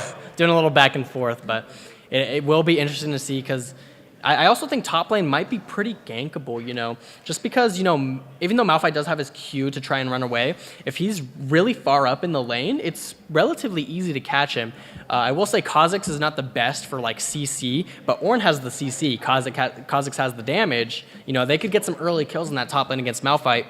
And I think vice versa. If Orin is in a bad position and, bursts his W, uses his Q, uses his E, and he like tries comboing the Malphite, all Malphite does is Q him, and then his Fiddlesticks runs in and starts beating him up. Just kind of runs in. Well, and honestly, one of the most important parts, I think, is those vision control. Because Fiddlesticks can literally jump over a wall with his ultimate. Yeah. So if Oin is out of position, Fiddle can just pop out of nowhere and just gone. Yeah, and it seems like this spectator bug has really messed up our client, so I don't think we're going to be seeing this match, but we're going to be going into a break, and we will resume for the next match, and we'll update you guys with all the goodies. We'll even probably, bring up some of the stats so we could see kind of how that last game went. Man, that's kind of unfortunate, though. Yeah, it is really unfortunate. I was really excited to see it, but it will be interesting to see, how they can, come from this game and move into the next with that knowledge. And I'm curious to see, what the stat page looks like, which players did the most, which players didn't do that much, and, how they change the draft depending on that. Maybe next game we'll see either less traditional drafts or more traditional drafts. Yeah, and we'll actually be able to tell, honestly, from the bands, I think, next game of who is outperforming everyone. Yeah. But, so we're going to go to a break, and we will catch you guys for the next game and some highlights of this one.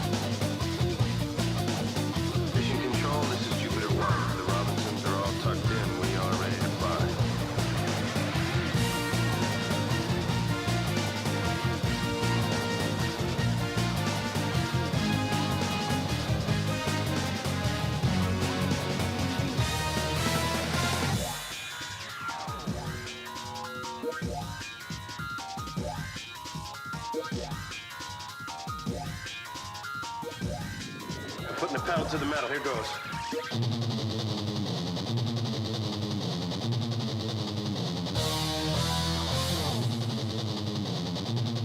This Cold War just got hot.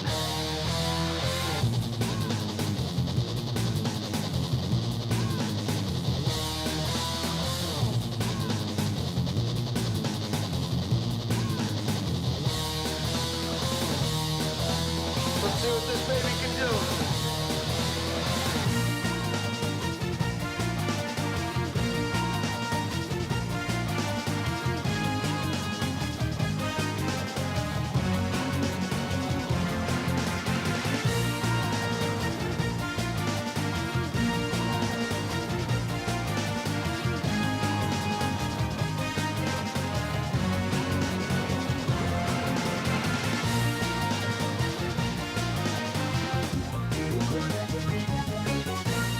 Okay, last one to kill a bad guy buys the beer.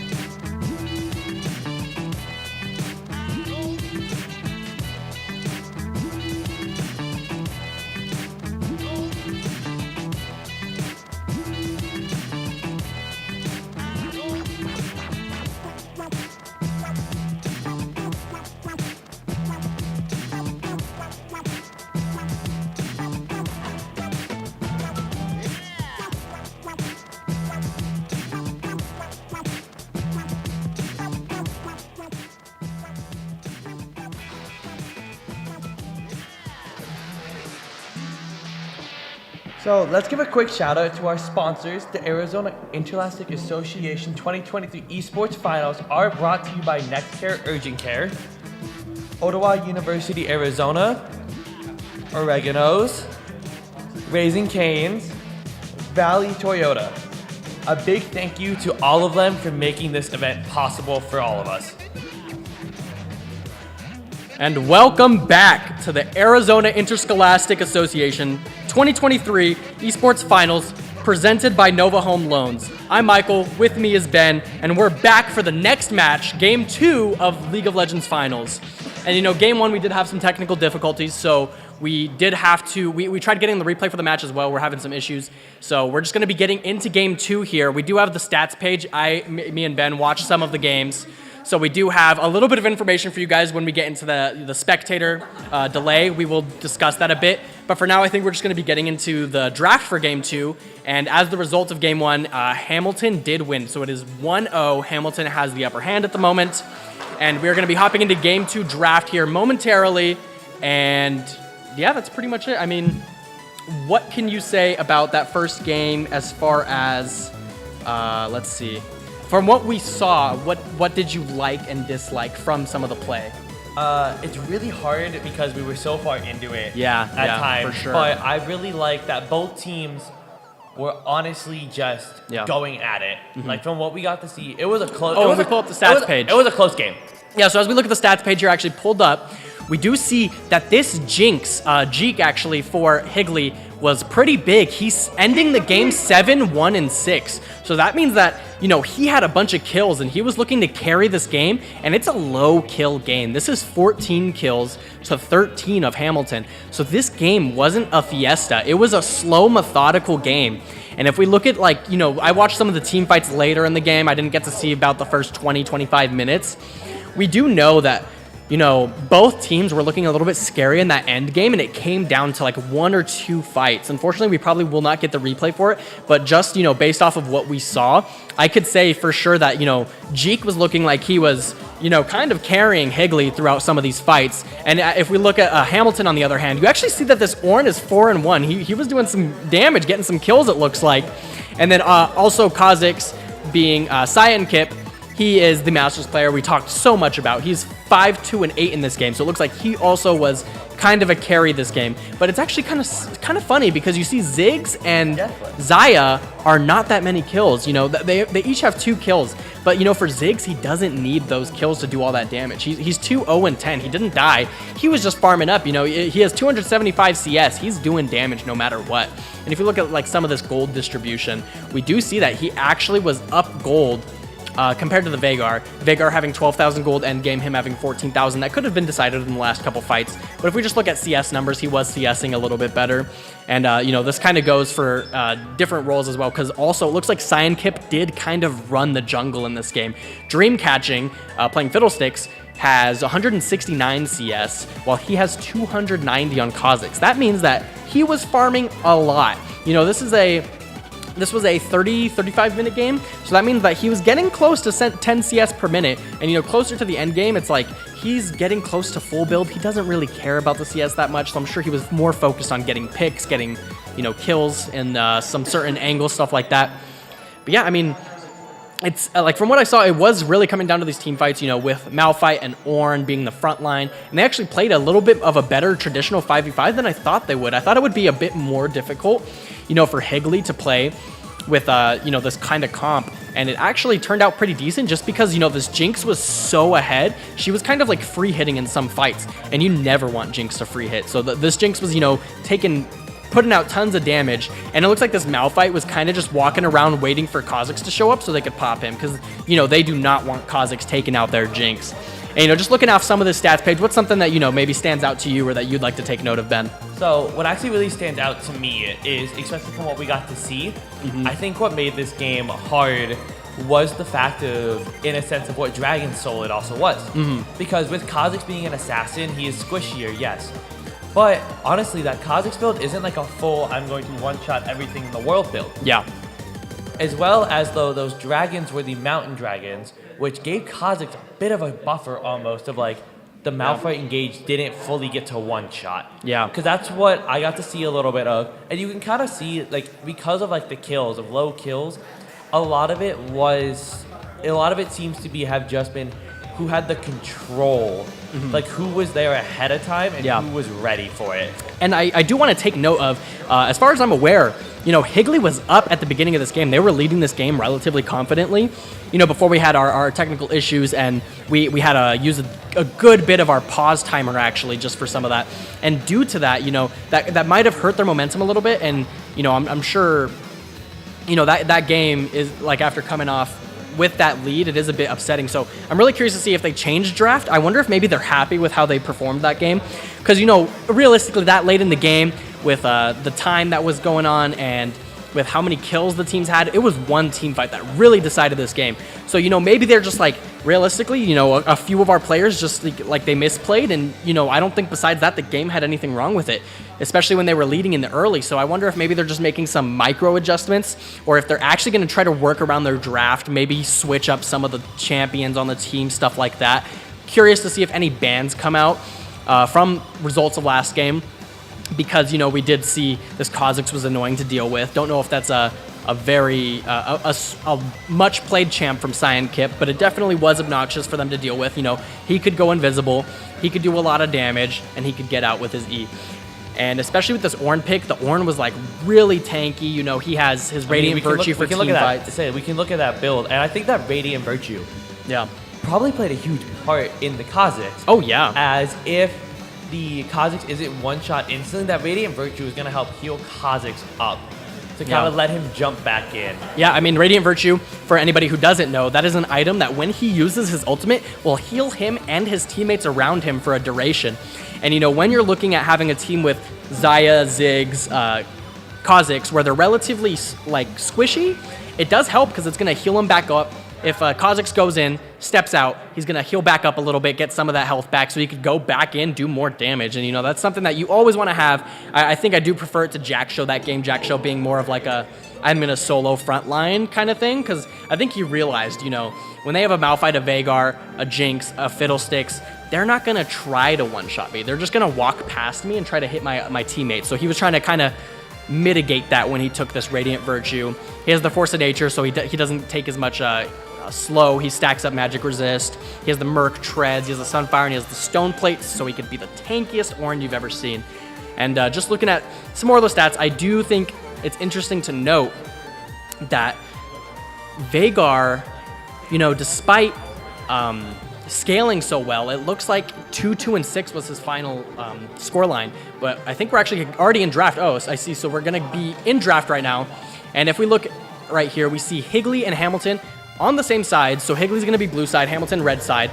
And as far as bans go, it looks like they kind of ran him back. We have Kindred, Kha'Zix, and Olaf banned by Higley, taking that away from Hamilton. Hamilton banning out the Victor, Caitlyn, Lilia. They're taking the same bans back. They're curious to see if teams want to run back a similar comp or something of the same nature, and they're going to lock in the Jinx. This means that we are going to see a game of Jinx by Jeek. And, after last game, people behind us saying Jeek is peak, I'm really starting to wonder if this guy is 1v9 as much as they say he is. I mean, last game, he was doing very well. Yeah. Looks like the Senna and the Ornn are actually going to be instantly picked. Nice. I'm glad the Ornn is being run back. Yeah, what do you think about those picks?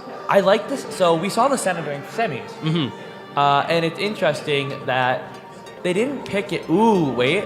Hold on, I have to see this one. So, this is the same thing with the Senna pick. Hamilton, during the semis, was running the Senna Seraphine bot lane. But in the Ornn, we have the Fiora. We see some confidence coming out from Higley. Last game it looks like they kind of wanted to be into a more safe area, but they took Fiora this game.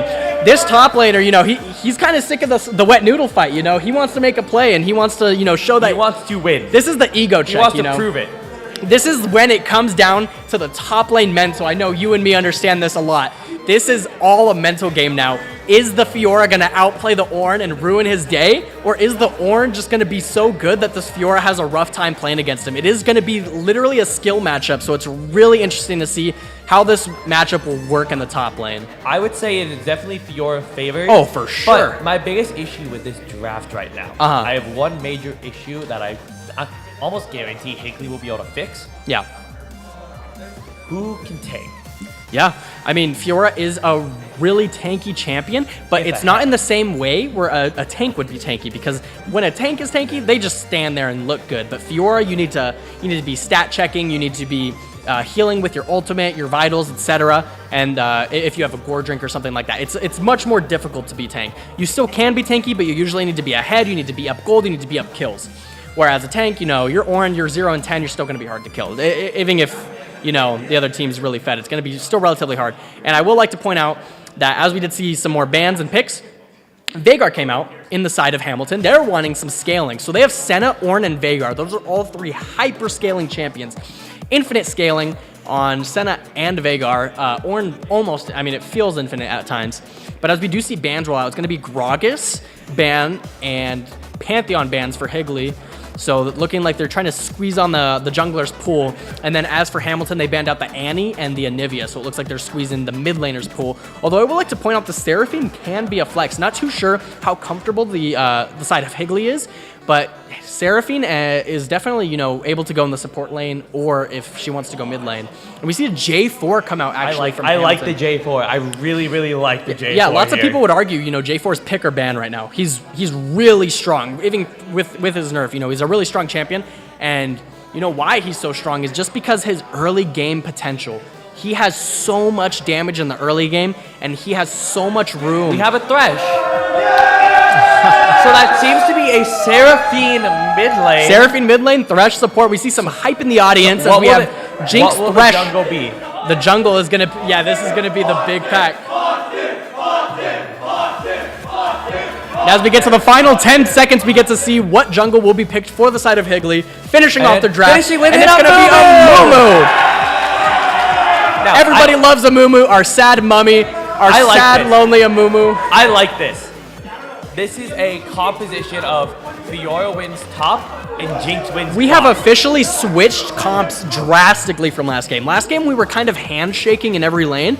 And although you could argue Seraphine Veigar is semi-handshake, this game is going to go so much differently than we thought. And we see a Cho'Gath ADC get locked in, I believe. I think that's what this is.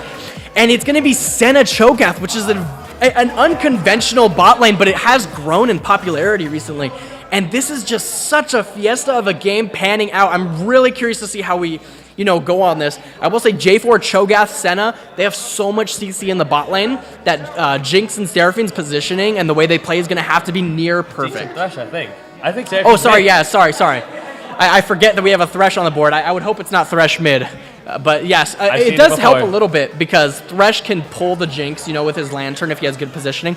But either way, I think with so much CC, Thresh and Jinx are going to have to position themselves in a good spot, make sure they have good vision. They are blue side, so they have that tri-bush against them. And then for, Higley's draft, they now have a supporting jungler, which is kind of taking out all of the top lane from last game because it's no longer going to be wet noodle fight. It's going to be Fiora and Ornn in a battle of wits and will. And it's going to be really interesting to see how that pans out, especially with these kind of early game junglers. Amumu and J4 both having really strong early game potential. Amumu more so in his CC than his damage, but Jarvan pumping out some damage.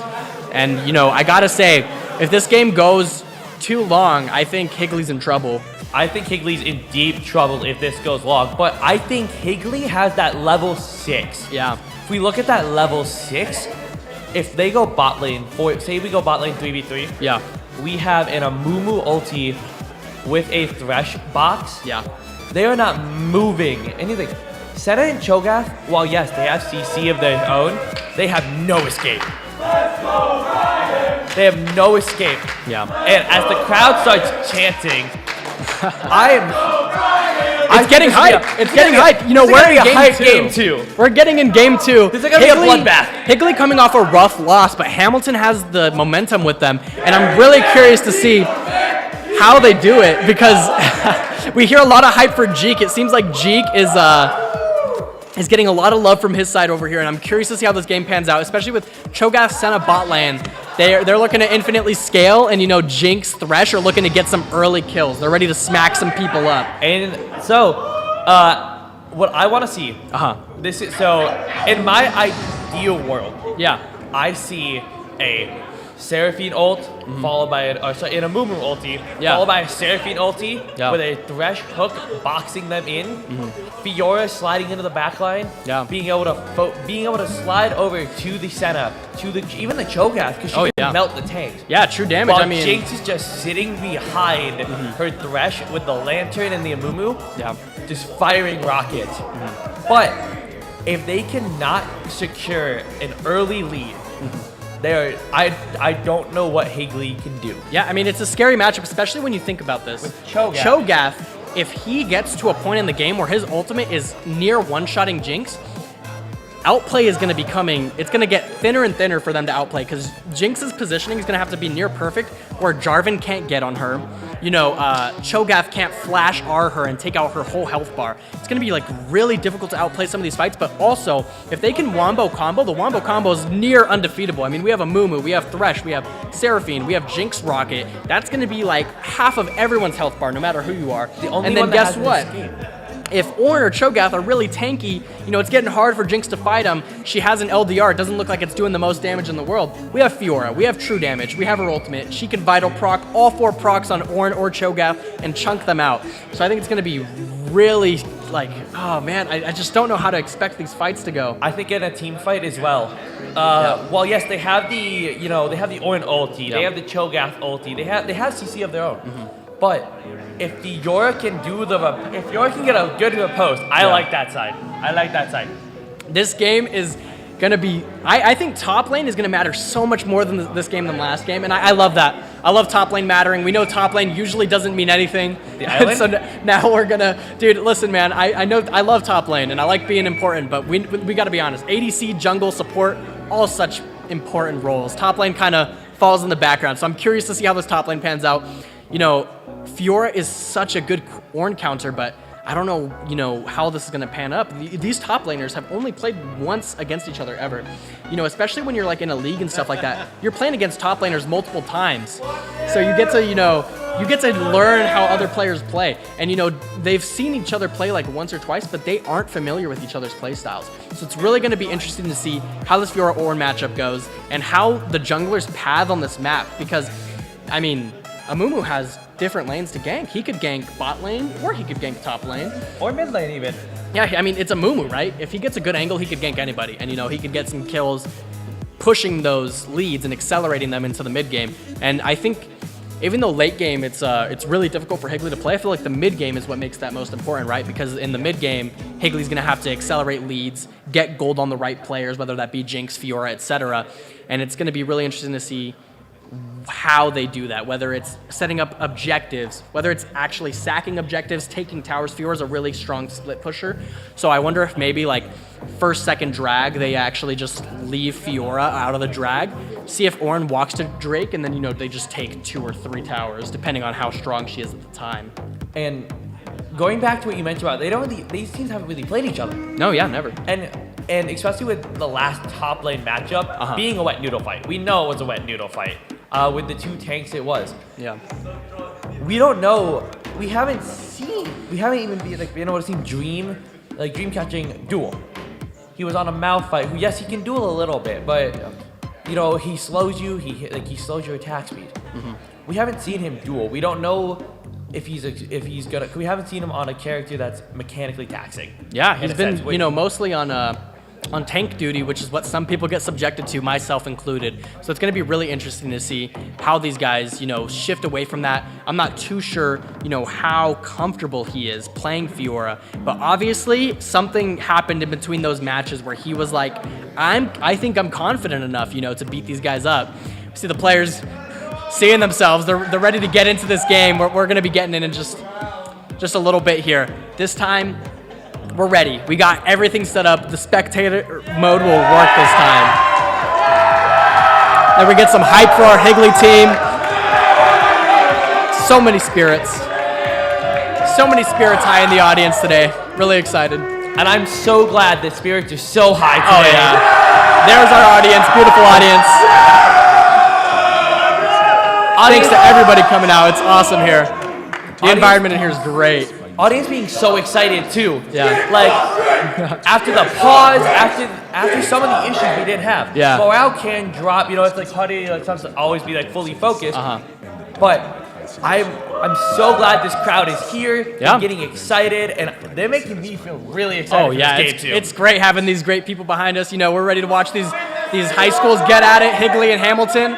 You know, battle of the 1 seed and 2 seed. It's really a battle of legends at this level. You know, the AIA, there was I read over 100 teams starting in these groups, over 100, and it consisted of hundreds of players. You know, and that's just so many people. And to go both of these teams now 12-0 coming into this final, it's just, you know, they haven't really faced adversity before, and you know, whether they've dealt with it or not, they have to face it now. You know, these are the best of the best, and they're ready, you know, coming in here. They've locked in their drafts. They're changing things around. I think they're honestly moving off comfort, because it looks like last game they were trying to be like meta as possible. Now they're trying to switch things up, see what they could do this game, and I'm really curious to see how they pan out as we start getting into game here in just a few seconds, I believe, here. And our spectator mode will work this time. I feel it in my heart of hearts, and we'll be able to check out what happens in this early game. I don't expect anything big in the first couple levels. If anything, I think a level 3 bot or top is what I'm looking at. And I'm curious to see how the pathing works for that, just because, you know, jungle pathing has become more and more important as, you know, people are getting better at the game. And especially with a Masters jungler, it's like, this guy's one of the best players. You know, you really got to be worried about what he's doing at all times, focusing on that. And so here we are loading in. Loading in, we get to see our beautiful skins once again. Looking at our Cho'Gath and Senna on the regular skins, but we got Leprechaun Vhagar, a fan favorite. We got SSG Jarvan. We got Elderwood Ornn, IG Fiora, Pumpkin King Amumu, Seraphine, Arcane Jinx, and Spirit Blossom Thresh. So exciting getting into this game. Now, once again, Hamilton up a game, so this is big for them as well as Higley as they need to come back. Now, as we get into the starter list, I want to notice something. Cho'Gath has teleport. Yeah, you know, he does not have an exhaust. He does not have an ignite. Yeah, he Cho'Gath Senna is like a big farm-heavy bot lane. They don't really want to fight. They can, but they don't really want to. Senna and Cho'Gath just want to scale up, get some farm, get some XP, so that Cho'Gath TP is just to, you know, assure that if he's missing a wave, a big wave, say they have a poor wave state, he could just TP back bot lane and catch it. So that's kind of assuring that. And if we look at more sums, so that means that for the side of Hamilton, they have 3 TPs. So they have Vhagar TP, they have Ornn TP, and they have Cho'Gath TP. So that's going to mean they always have TP prio, because Fiora and Seraphine have TP. But besides that, their bot lane has, you know, exhaust and ghost. So they will always most likely have a TP prio unless for some reason they burned all 3 at once. And if we actually look at the mid lane matchup, we get into our game here. We're ready to play. Here we got a game loaded in. But I have one more thing to point out, and I know we're getting into 5 point. Yeah. Fiora has no flash. Oh my goodness, Fiora you're is right. TP Ignite. TP Fiora Ignite. wants blood. This is an ego game. This is what we call a legacy game for the Fiora. This is do or die at this point. Your lane is arguably one of the most important. All 5 are going top. All 5 Higley are running and top as we watch this, we see a 5-man invade towards the top side with the Thresh. Curious to see how this will pan out. It isn't usually the, you know, most expected invade. You're usually expecting bot side, you're expecting top side, but they're checking these bushes and they're getting ready. But we have a 5 point, and they're in this bush waiting for it. No. Yeah. Are we getting a... we might be seeing a 5-man skirmish as they start to recall Ornn walking up. Wonder if they're going to keep going. Looks like they're actually just going to leave it. Not going to push for anything else, and they're just going to drop a ward and leave. Looks like Fiora is... Fiora positioning to get some early damage. That Ornn walking around the long way just to make sure he doesn't take any unnecessary damage. But walking back into the bush. Going to trade a little bit with this Ornn. She's going to get the Vital, and she's going to do some damage on him. And that could actually be really useful in the next couple minutes, as that Ornn has tanked a little bit of damage. His regen's not going to be a lot. Probably going to have to either burn a pot or wait for his next few levels to regain that health. Now, so we even said, you said you might not expect a lot of blood. I see this Fiora going for a level 2 all-in. Oh, for sure. And if you look, Jarvan is starting topside. Yeah. Amumu's starting bot. Amumu's pathing top. Yeah, these jungles are not going to be meeting, it looks like, in the next couple minutes, as, you know, Jarvan's clear and Amumu's clear not quite matching up. I'm almost wondering, you know, is this J4 looking to fight so early in the bot lane? There's going to be a trade coming out.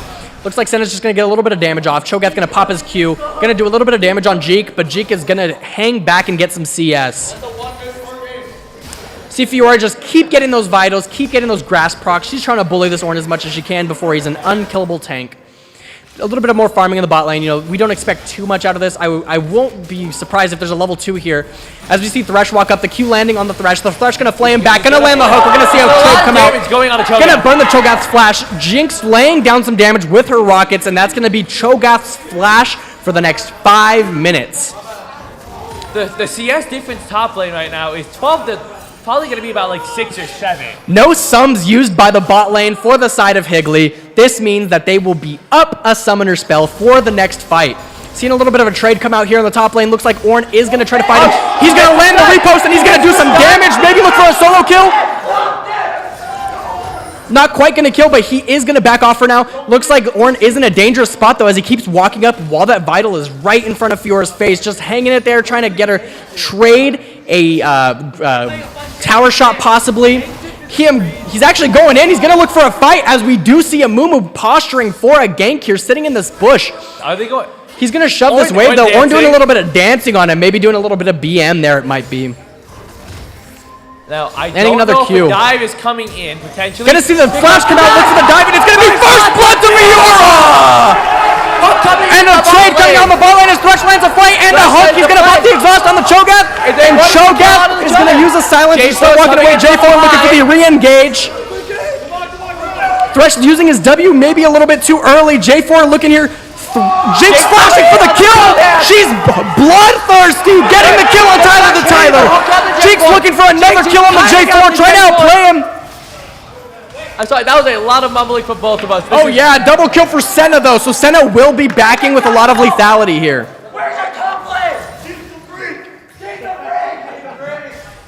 Alright, so see TP coming out from Cho'Gath, and this is what we were talking about. You know, he wants to be catching this wave. He does not want to be missing XP ever. We take a little bit of a look at the gold. It actually does look like Jinx's gold is similar to Cho'Gath's, Senna's. So Senna is actually, you know, with that double kill, looking pretty strong in this fight. But we do see in the top lane, you know, Fiora's looking strong right now. She got that first blood. She's kind of bullying this Ornn, and I'm really curious to see how these next upcoming fights go. And as we look at the first backs, we see a Caulfield's hammer. Oh, let's get actually a look at the replay here. This top lane dive. Yeah.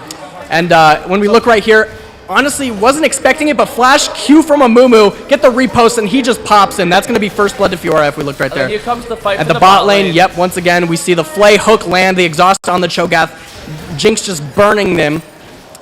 So now, I'm wondering here, yeah. They see the J4 behind, and what I'm seeing here is the Jinx knows that she's most likely dead. Yeah, she goes for it. Jinx could have flashed out, but the Jinx, I think, knows the value of getting ahead. And the hook is huge from Thresh there, keeping him alive for just another second or two. And it honestly almost got, you know, Jeek another kill. If he did get a double kill, you know, this would have been a huge play from Higley. But it was just a bit of a trade there with the 2-for-1. But, I mean, they're still in a relatively, you know, strong position. Senna did get Swifties on her first back, so she's actually not, you know, opting in for like a serrated Dirk, something like that. But if we, you know, do look, Thresh actually ganking the mid lane.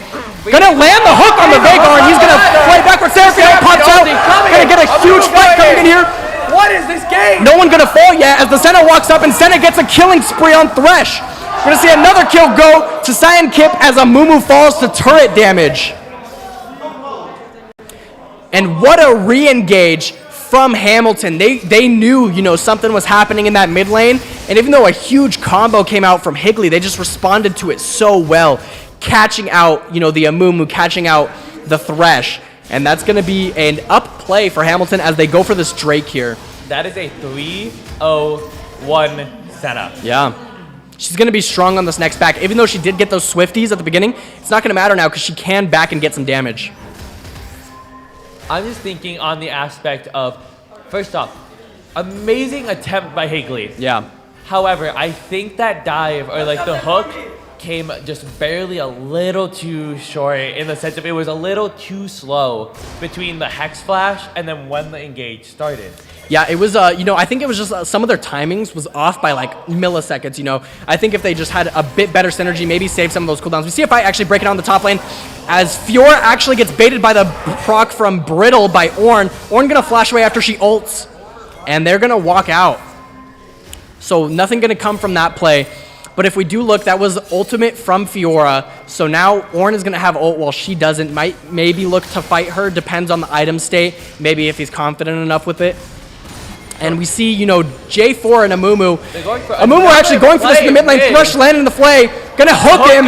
Looking for the fight. Exhaust pops on him. I don't think Vigard gets out of here. And Dream catching kills and picking up the kill on Amumu. This game, we wanted a bloodbath. It is a bloodbath. Both teams, are looking for this early game advantage. Even though Hamilton can scale, they're saying, you want to fight, we'll fight. We'll go and we'll take these skirmishes and, hope for the best. Some of them going in their favor and that one obviously not. But as we keep going into this mid to late game, I think this Thresh is just going to roam like a monster as we've seen so far. Like they know Veigar's mobility isn't the highest. They're just going to keep going after it. They know his flash is down. They're going to keep getting after him. And so what I'm looking at here is so I love the aggression from Hilly. I love it. However, it's not panning out as they desire. Yeah. Because my biggest issue is, well, yes, they're getting kills. Well, yes, Jinx has 2 kills. Fiora has a kill. So Hamilton is getting these kills on the Senna. And the biggest issue I see with that, and the only issue I see is if they can't turn that around. See a little bit of a skirmish come out on the top lane as we see Ornn and Fiora fighting it out. The repost not quite going to land.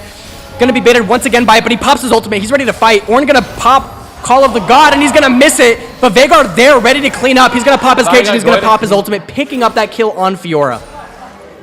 So, like I was saying, I love the aggressive plays. However, if they do not work out for the side of Higley, if they accelerate this Hamilton draft to late game or to mid game with a late game build, I think the game is going to be very, very unplayable. Yeah, I will say, in the favor of Higley, they have a lot of CC where even if they have a fed Senna, with the right combo, they don't have the escape that, Jinx does with Thresh, with a Mumu CC.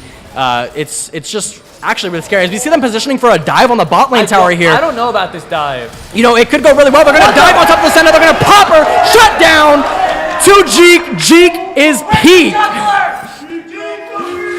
Looks like we have Jarvan going in. Gonna see a flash come out from Seraphine in the mid lane as Jarvan pops his ultimate on top of her. That's gonna be a cooldown in the favor of Hamilton. That shutdown went to Jinx. Yeah. That shutdown went straight to where they needed it. And to respond, they're actually gonna dive on this mid turret, gonna take the kill and drop the Rift Herald. That's gonna be a good kill for Catfisher. As you know, on Veigar, he's gonna start doing damage with some kills. And let's take a look at this replay here in the bot lane. So that's what I want to see mid lane. The second the Hex Flash went through, Amumu was already CCing. So they don't have time to react to there's no way. There's no response to that. But I do appreciate, I'm on this Higley, let's go, Higley, go, go, go. Hamilton making sure it's even.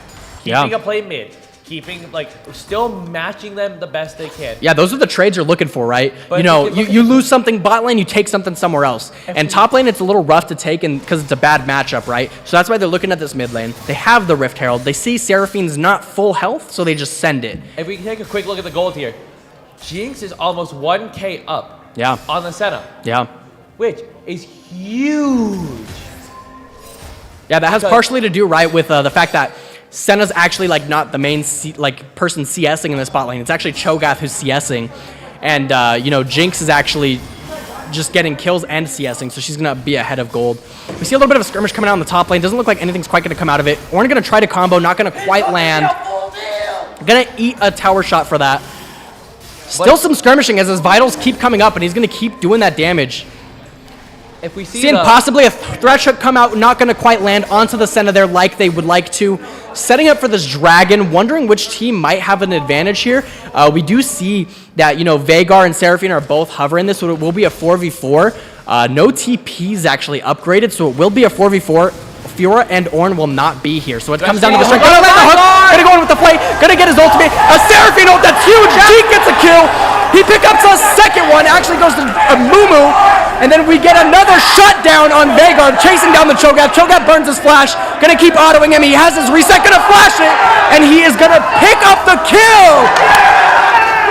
That will be 4 kills in the side of Higley. That is the combo we were talking about. Yes! Land those ultimates, pick up those kills, and you know, these guys are looking scary. I want to break this down just to say how impressive this is. First, there's 3 members here. This is almost a max range Thresh This hook. Thresh is carrying. Into Seraphine. Oh my goodness. Seraphine charge. Yeah, this is what we like to call play the game simulator, where you see how long you can play the game. With that CC, I mean, you're not playing long. It's rough. And you know, this perfect flash from Jeek right here just shows that he is a force to be reckoned with. He takes out, you know, Cho'Gath, and he finishes the play 4 for 0. And in the top lane, they're still hanging out. They're looking for this mid tower, though, to trade some gold back. They want to get back in this game. They can't let them get too out of hand. But as we look, they start positioning with a Hex Flash. Not going to quite get anything out of it. Veigar just going to drop his cage. J4 going to EQ out. So they won't get anything off of that play. The blood is not where I expected. Yeah. The blood is not where I was expecting it to be. Fiora or No, yeah. One of them dying all the time. I mean, this Thresh is landing every essential hook he needs to. I gotta say, if you're Hamilton at the moment, you're getting scared of this Thresh, right? You're like, this guy is a psychopath. He's landing everything. So you have to be really careful with where his positioning is, and you have to play around it almost perfectly. Oh, my man is not scared. He says, I got Jeek with me. You know, we're good, man. He says, I got a Mumu with me. We dive you. Yeah. We don't need to wait. We're gonna see a hook land again. Here comes the hook. Gonna maybe try to take a trade here, but they do see the 3 of them now. Gonna try to get out. Jeek actually trading back, not too scared to send some autos back their way. He's saying, dive me, I dare you. And we see them just shove this wave out. And I gotta say, man, I'm hopping on the Jeek hype train at this point. You know, he's playing well. We see a trade come out from this top lane, though. Fiora just trying to take some turret platings. Not gonna quite get hit by the tower and just gonna walk out. So what I want to look at here is if we get a minute, Yeah. I don't know if we will. No fighting for a minute, yeah. I want to ask you, what's the game plan? Because we see that is a 5-1 Jinx. Yeah. That is a Kraken Slayer boots build. See a little bit of a skirmish, maybe come out on the top lane, not going to quite land the Mumu Q, so they will just walk out for now. But yeah, upon what you were saying, I will say that I think for Higley, they're sitting here and they're saying, protect Mr. President. Mr. President, get down. We have Thresh W. We have everything else. Top lane's just going to keep smacking each other. Don't know if they're going to quite look for a kill. Amumu's not pathing towards them, so probably nothing coming there. But yeah, and then if you're Hamilton, you're like, we need to scale up. We need to get this shut down. We need Jinx out of the game. Seeing a little bit of a fight come out actually on J4. Going to scare him away, make him EQ. He's going to land his Q on top of him, though. Pop the ultimate, and he is going to almost take him out. J4 going to flash and jump over the wall. Looking for a re-engage on the Veigar. He drops his cage. We get Seraphino and Threshold, and they are going to take this Veigar down almost. And that's going to be the kill. 2 I Love Kitties on Seraphine. And you know, Higley is making this game theirs. Seeing a little bit of a trade come out on the top lane. Ornn getting a little bit, you know, scared up here. He's going to get reposted, stunned for 4 seconds. Fiora going to pop the damage. Not going to quite kill him, but just going to take a tower shot and walk out. They're trading for this Rift Herald. And you know, Higley is looking violent this game. Gonti is ready to Dude, go. Gonti, oh my goodness. Oh man, what a game so far. It's leaving me speechless at times. I gotta say, this is a great performance from Higley. Hamilton playing really well, responding really well in the beginning. Oh, we're seeing both towers get pushed right now. Bot tower gonna probably fall, but we see Thresh walking up, looking for the flay. He's gonna flay him backwards, pull the W down for the Fjord, and they're gonna try to kill. He's gonna try to call the one, and he's gonna kill him. Sparkly Shark picking up the kill.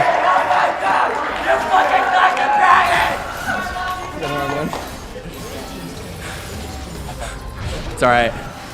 Sparkly Shark picking up that kill, finally getting a kill under his belt. You know, he's been hitting so many hooks, playing so well that he wanted some gold. He said, give me a little bit of gold. I want this kill. I am the carry now. Yeah, I'm the carry now. But, you know, we got to respect the objectives on the side of Hamilton. They are trading objectives relatively well, taking that bot tower in response to the top tower.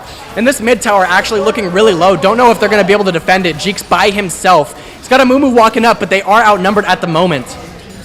Gonna drop the mid turret, that's tier 1. Amumu gonna land the Q, but gonna fall into the cage, so not quite the best Q to land. Get his health bar chunked, and he's gonna walk out. And as we start moving into this mid game, you know, both teams sitting on mythics now, it's gonna get real scary because this combo from Higley is terrifying. But if they burn their combo and don't kill everybody, then they're out of combo, you know? We see them setting up for this Drake. Gonna be a Cloud Drake that Hamilton starts hitting. Gonna pull it out though. Try to bait Higley into a fight, it looks like. Gonna land the cage on top of the Fiora. She's not quite gonna fall. They're gonna go for a re-engage. And Seraphine's gonna pick up the kill on center. J4 looking for the ult. They're gonna flash out. Looking for the Thresh drops his ultimate. Amumu with the re-engage. And Jeek is getting a reset. Veigar drops the cage, but the fight is still going. Gonna see Dreamcatching pick up the kill on the Veigar, and this dragon is looking like it has Higley's name written on it. Jeek still chasing down this Cho'Gath. He's saying, you're not getting away with this. Gonna keep following him. And we actually see J4 looking for the steal. He's gonna go for it, and he's not gonna get it. Probably gonna fall here. Trying to stop the stacking, and Jeek with the snipe! Looking for the dive on this Cho'Gath. They're not done yet. Their team is positioning to dive him here. Cho'Gath trying to run, gonna get the TP out. Tower's gonna fall. Oh, red turret destroyed. We're gonna see a kill actually fall onto the Thresh. Another TP coming out, and now Higley's in a scary position. They have to get out. We're gonna see a Mumu fall to the Senna, and you know, Jeek is so strong, they need him out of there, you know. We do not want our carry dying right now. Jeek sending a W to scare him off. The Call of the Ram coming out. Perfect repost by Fiora, and that will be the end of that play. Wow. I haven't had a minute to see what's going on. I love it. Anytime I try talking about items, these guys are like, watch, let me build 4 more after I get kills. I know. I'm sitting here like, all right, I'm like, okay, let me and say man, something. what a change of pace from our last game. You know, last game it was a 35-minute game, total of 30 kills coming out. And you know, we're already like almost passing that at this level of the game. It's looking scary. You know, Seraphine has actually picked up some kills, and she's got Leandries. She's going to be doing damage. Jinx, still huge. Actually has, you know, Kraken Slayer PD at this moment. We get a quick replay of how this fight panned out. We see so much CC land in favor of Higley. And then the Oin is trying to go in. Hamilton is trying so hard to start a fight, but they realize we just got to get out of here. And the hook from Sparkly Shark. Oh my goodness. This man, the crowd said it. This man does not miss. He does not miss. And I love the enthusiasm from Jeek at the end of that play, chasing down that Cho'Gath. Oh, we see another fight coming out actually right here. Gonna get a hook, and Sparkly Shark picking up another kill, showing why he is similar to a goat, some would say. It's going to be Baron from them. And we see J4 maybe positioning to try to steal. We know he tried to steal the Drake. Got out-smited, unfortunately, but, you know, he might make it this time, you know. It's a 50-50. We see Sparkly Shark with the huge hook, engage, Seraphine popping her ult, and they're going to go. Jinx sending the rocket and hitting Cyan Kip. I love Kitty taking out the Ornn, and it's going to be a double kill for Jeek.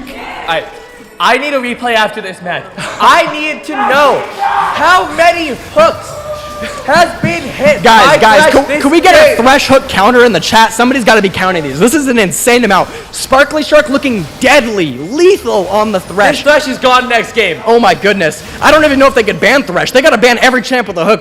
We need Nautilus gone. We need Blitzcrank gone. We need, you know, even Renata gone. Even though it's a really bad hook, it's still a hook. We got to keep them off the hook, champs. Jeez, man, this is a 20-minute Baron. 20-minute Baron right on spawn. Mid-turret has not been broken, and Baron has been taken. I gotta say, this is a huge game. Sparkly Shark taking the tower shots, diving for the kill. Sparkly, calm down, dude. He's about it. He's saying, I don't care if they kill me. You guys kill this guy, and we're good. And now they're taking that mid-turret. Cho'Gath trying to maybe defend it. Doesn't look like he's quite going to be able to. Vigard kind of poking him off, and that will be tier 1 in the mid lane gone. Sparkly's putting Senna in the lantern. This is a Thresh accurate. This is a lore accurate Thresh. Lore accurate Thresh, that's right. See Jeek picking up the red buff. He's got double buffs. He's got Baron. He's getting a reset for some items, and he is ready to run this game. He is on his hero arc right now. Him and Sparkly Shark are really running this bot lane. So they might Fiora maybe getting caught out right here. Gonna pop her ultimate. Look to kill this J4. Not gonna quite land the riposte. Gonna get knocked up by the Ornn, and it. The healing coming in. Oh my goodness, still alive somehow. How is Fiora alive? And even though it's a rough death, you gotta be saying J4 used his ultimate, right? You gotta be saying J4 popped his ultimate. We could still do something because J4 can't now hop on the Jinx. He can't now hop on the Seraphine. It's gonna be a little bit harder for him to engage. So they might be positioning for the next objective. We know Drake is gonna be coming up in the next minute or so. We have trap landing, and Jinx is gonna coming in. A W, and that's a double kill for G. What is this Thresh? Sparkly Shark picking up another kill.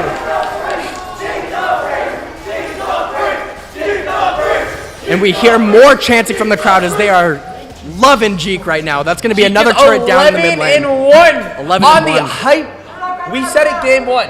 The most hyper of the hyper carries. Hyper carry the game.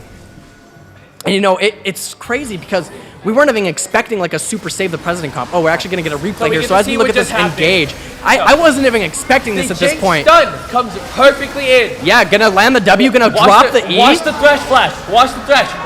Thresh gonna flash Flay, and then J4 engaging at just the wrong time so that he does have to fall there. Man, and they are playing so well cohesively this game. Higley was looking good in the first game, but now they're looking like they are on the same wavelength. Like everybody is in sync, dude. I feel like I'm watching Power Rangers right now. They're in the giant robot and they are beating up the villain. It's crazy. And if we get it as we get closer to the late game, we do see that Higley has 3 Drakes. They're 1 off of Soul. It is going to be Cloud Soul. So that's going to mean they're going to have slow resistance. Looking for an engage actually onto the Thresh here. They want this guy out of the game. They're sick of him. He's going to walk away, flay him away. So tanky. Yeah, they're not going to be able to kill him at this point. He's got 3 kills, 18 assists. 18. That's a lot of assist gold. That is 21 out of the 23. 21 out of the 23 kills. That's like, I'm no mathematician, but that's got to be 90%, right? 90% kill participation. This guy is doing everything. Landing another hook onto the Cho'Gath. Gonna play him backward. Jeek picking up another kill on the Cho'Gath. I'm gonna land in the Q, popping the ultimate onto the J4. J4 gonna try to run away. Is he gonna be able to get out? Gonna EQ out just barely, but they are still hitting this mid lane. They're not Red turret destroyed. Seraphine positioning in a pretty bad spot. Gonna flash, not gonna quite be able to get out, but we are seeing them hit the mid lane turrets. We're gonna see Amumu try to get out, but he is caught. Jeek's landing the ultimate, popping J4, and Jeek is ready to kill. Chasing down the Senna, and he's gonna kill him, picking up the double kill, and Fiora's behind the turret. Fiora's ready. Triple kill! Making this bottom tier 1 fall, and wow! What a series of events. There's an inhibitor gone mid. We didn't even get to see that. Dude, as far as snowballing goes, these guys are playing out of their mind. They have... Jinx wants more. They are feeling themselves, like they are so in the moment, and they are ready to end this. So, this is over a 10k gold lead about. It's so not a surely, 10K gold lead. let's take a quick break before, everybody starts dying again. We're looking at this. They're 10k gold up. 10k gold up. They're ready to close this game out. Jinx is huge. Amumu and Seraphine are huge. Thresh is landing everything. They're ready to put this one to bed. How do they do it? I don't know. Okay. Oh yeah. So how does Higley end? Yeah. How does Higley put this to bed? There's one man. Voice crack. Holy. There's one man ready for this. I think we know who. It's on a Thresh hook. Yeah. And a Amumu ult. Yeah. And I think the game is done. Do you think there's any way back in for Hamilton right here? They're gonna need a miracle. They need Thresh running at him, gonna pop the E, Amumu gonna land the Q, and he is CC'd forever. Senna popping her ultimate. Thresh gonna pop his ultimate. Seraphine landing the huge ultimate. Jeek gonna take out Jarvan, gonna get the reset. set. Kitty's gonna take out Senna, and they're gonna run him down. Gonzi picking up and killing the top lane. I think that's game. Jeek is chasing Orn. He wants him gone. I think that's game. I think this might be game 2. They're gonna start hitting these towers. They do have 2 up Cho'Gath is still. stopping the minions. Cho'Gath is stopping the minions. Cho'Gath is sitting mid, stopping the minions. Not gonna quite look to end there. It is 5v2, but I guess they were worried about maybe wave clear from Orn and Cho'Gath. So I guess they're just gonna opt in for this top Cho'Gath inhibitor. is holding all the minions mid. That's who the supers are. Yeah. Maybe they just weren't confident in the Thresh tanking or something like that. Gonna see a re-engage coming from the Orn, and they are all back up. Gonna Saphira pop the repost, not gonna quite land. Thresh gonna play him back into the team, and as we look here, they are ready to get back into this. Despite losing a champion, they're ready to fight. You know, Jeek is looking to end this. Landing the hook again by Sparkly Shark. Gonna flash out of the Vagar cage, and Jeek is going wild. He's looking to end the game. He's gonna pick up the last few kills of the game. And if we take a quick look at scoreboard as it falls, he is ending the game 19-1 and 11. Goodness. Wow. 35-14. What words do you have for this game? Okay. I have 2. 1. The crowd was right that game. Jeek carried. Jeek had 30 kill podcast. Jeek is those ults. We're sniping. I have a bit of a wild statement to make. I think Jeek might be a freak. Crowd, what do you think? Is Jeek a freak? I don't even think they could hear us at the moment, but it's okay. They're going crazy in their own way. That's 1-1. We are now in a game 3, sudden death. None of the past 2 games matter. This last game is where all of the glory lies. This is for the AIA State Championship Final. And as we start moving into this game 3, I'm so curious to see what they changed. You know, Hamilton, with a pretty good game 1, they looked like out of whack that game. They need to come back into this confident and ready to, you know, make some moves. And so what I think is Hamilton needs to slow that game down. Yeah. I think we said it. Yeah. Higley needs to explode. And they did. And my goodness, did Thresh explode. Yeah. Really impressive performance that game. I mean, if you're Sparkly Shark at the end of that game, like you're sitting there and you're really confident with how you're playing. He's got to be, you know, playing to his ADC's best ability. Because when you're a support, you know, realistically, if you're playing the best in the world, it sometimes doesn't matter. You know, support is an important role, but you can't carry on support. But that game, he made it look like you can carry on support. I think he did. He really I honestly don't remember him missing a hook. Maybe I'm just crowded by adrenaline, but I don't remember him missing a hook. Maybe in the early game, but the rest of that game, he was just so confident with it, and it landed every time. And he's like, I think it was maybe, and he's like, it didn't matter if he hit the hook. Yeah. And I think one of the reasons he hit so many hooks, he flayed. Yeah. His flays were beautiful. As seeing so many Thresh players. Yeah. That was some beautiful hooks. Yeah. And I think my biggest fear for Hamilton is the momentum. Yeah, for sure. Because that was not a nail-biter game as much. That was not like game 1, but it was more of a nail-biter. That's going to be a game that, you know, stings, and you need to come back from it. That's a game I think you find where it started to go wrong, and after Jinx was getting like so far ahead, you said, okay, we messed up here, we fix this. Yeah. We cannot fix the ending. They need to get back into it, and let's fix where we were wrong. Yeah, and when we look at some of the highlights from that game, like when we pull them up, we get to see how this team made it happen. Because remember in that early game, you know, Hamilton was responding really well to some of those early game plays. They were, you know, countering, getting stuff on the other side of the map. But there was just a certain point where Higley just kept hitting him. Sometimes, you know, if you're a team like Higley where you're getting that momentum, you want to like maybe be like, oh, they're trading stuff. Maybe we slow down. They were like, no, we send it. We keep going, and we keep hitting them harder than last time. And, you know, it worked out for them. You know, Hamilton was trying to respond, but there was a point where it was overwhelming. They couldn't deal with it anymore. And the Jinx was just unkillable. And that's why, you know, the combo from Higley was just so scary, because even if J4 ults on the Jinx, I don't think they could kill her. It's hard for them to kill her, which is huge, right?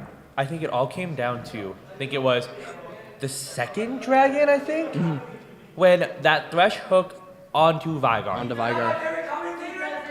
That Thresh hooked onto Vigar. Yeah. Starting that, was it a triple kill, I think, almost? Yeah, with it Jinx? was huge. I mean, that's the Thresh hook into the Thresh ult, Seraphino Amumu ult. I don't even know. I don't think there was a Amumu. I don't even think there was an Amumu ult. Dang. Amumu off. Okay, we're giving so much credit to Thresh. Yeah. Amumu was hitting those bandage tosses too. Amumu was hitting crazy bandage tosses Amumu as well. was terrifying. Yeah, I gotta say, I mean, there was even a point in the game where we saw, Amumu solo kill, almost solo kill. J4 had to flash, jump over a blast cone. But I mean, if he didn't have flash, I think Amumu just kills him there. He almost one-shot him full combo. It was a little scary. I thought he was for sure goner. That's a tank, by the way. Yeah, that's a demonic tank, embrace. by the way. Demonic embrace is, that's the AP tank item, and it's gonna be doing all that for you. And I'm excited to see. I know it is loser's choice for red or blue side. So Hamilton's sitting here. They're wondering, do we choose red or blue? Which one do we feel more confident on? Maybe they have a strong blue side early pick, and I'd like to see if maybe they do have a B1 pick that they're really confident on and they really want to get. But also maybe they don't think red or blue was the problem. They think it was just like maybe the draft. So they're like, we like red side still, but maybe we messed up on like one or two of the picks and we just fixed those. I think the biggest issue with Hamilton's draft. Yeah. I think they put too much into that late game. Yeah. And then drafted Jarvan. And I don't mean to misspeak because I know there was like an LCK game recently where I watched a video on it, and it was how, especially in pro play, meta for so long has been scaling. Because guess what? In pro play, you're expecting the best of the best players. And if you just don't misplay and you guys scale, you should win, right? But there was recently a game where they opted into full early game. It was Akali, Elise, like Draven in the bot lane. They were full early game. And, obviously the other team's like, whatever, we pick scaling, Sivir,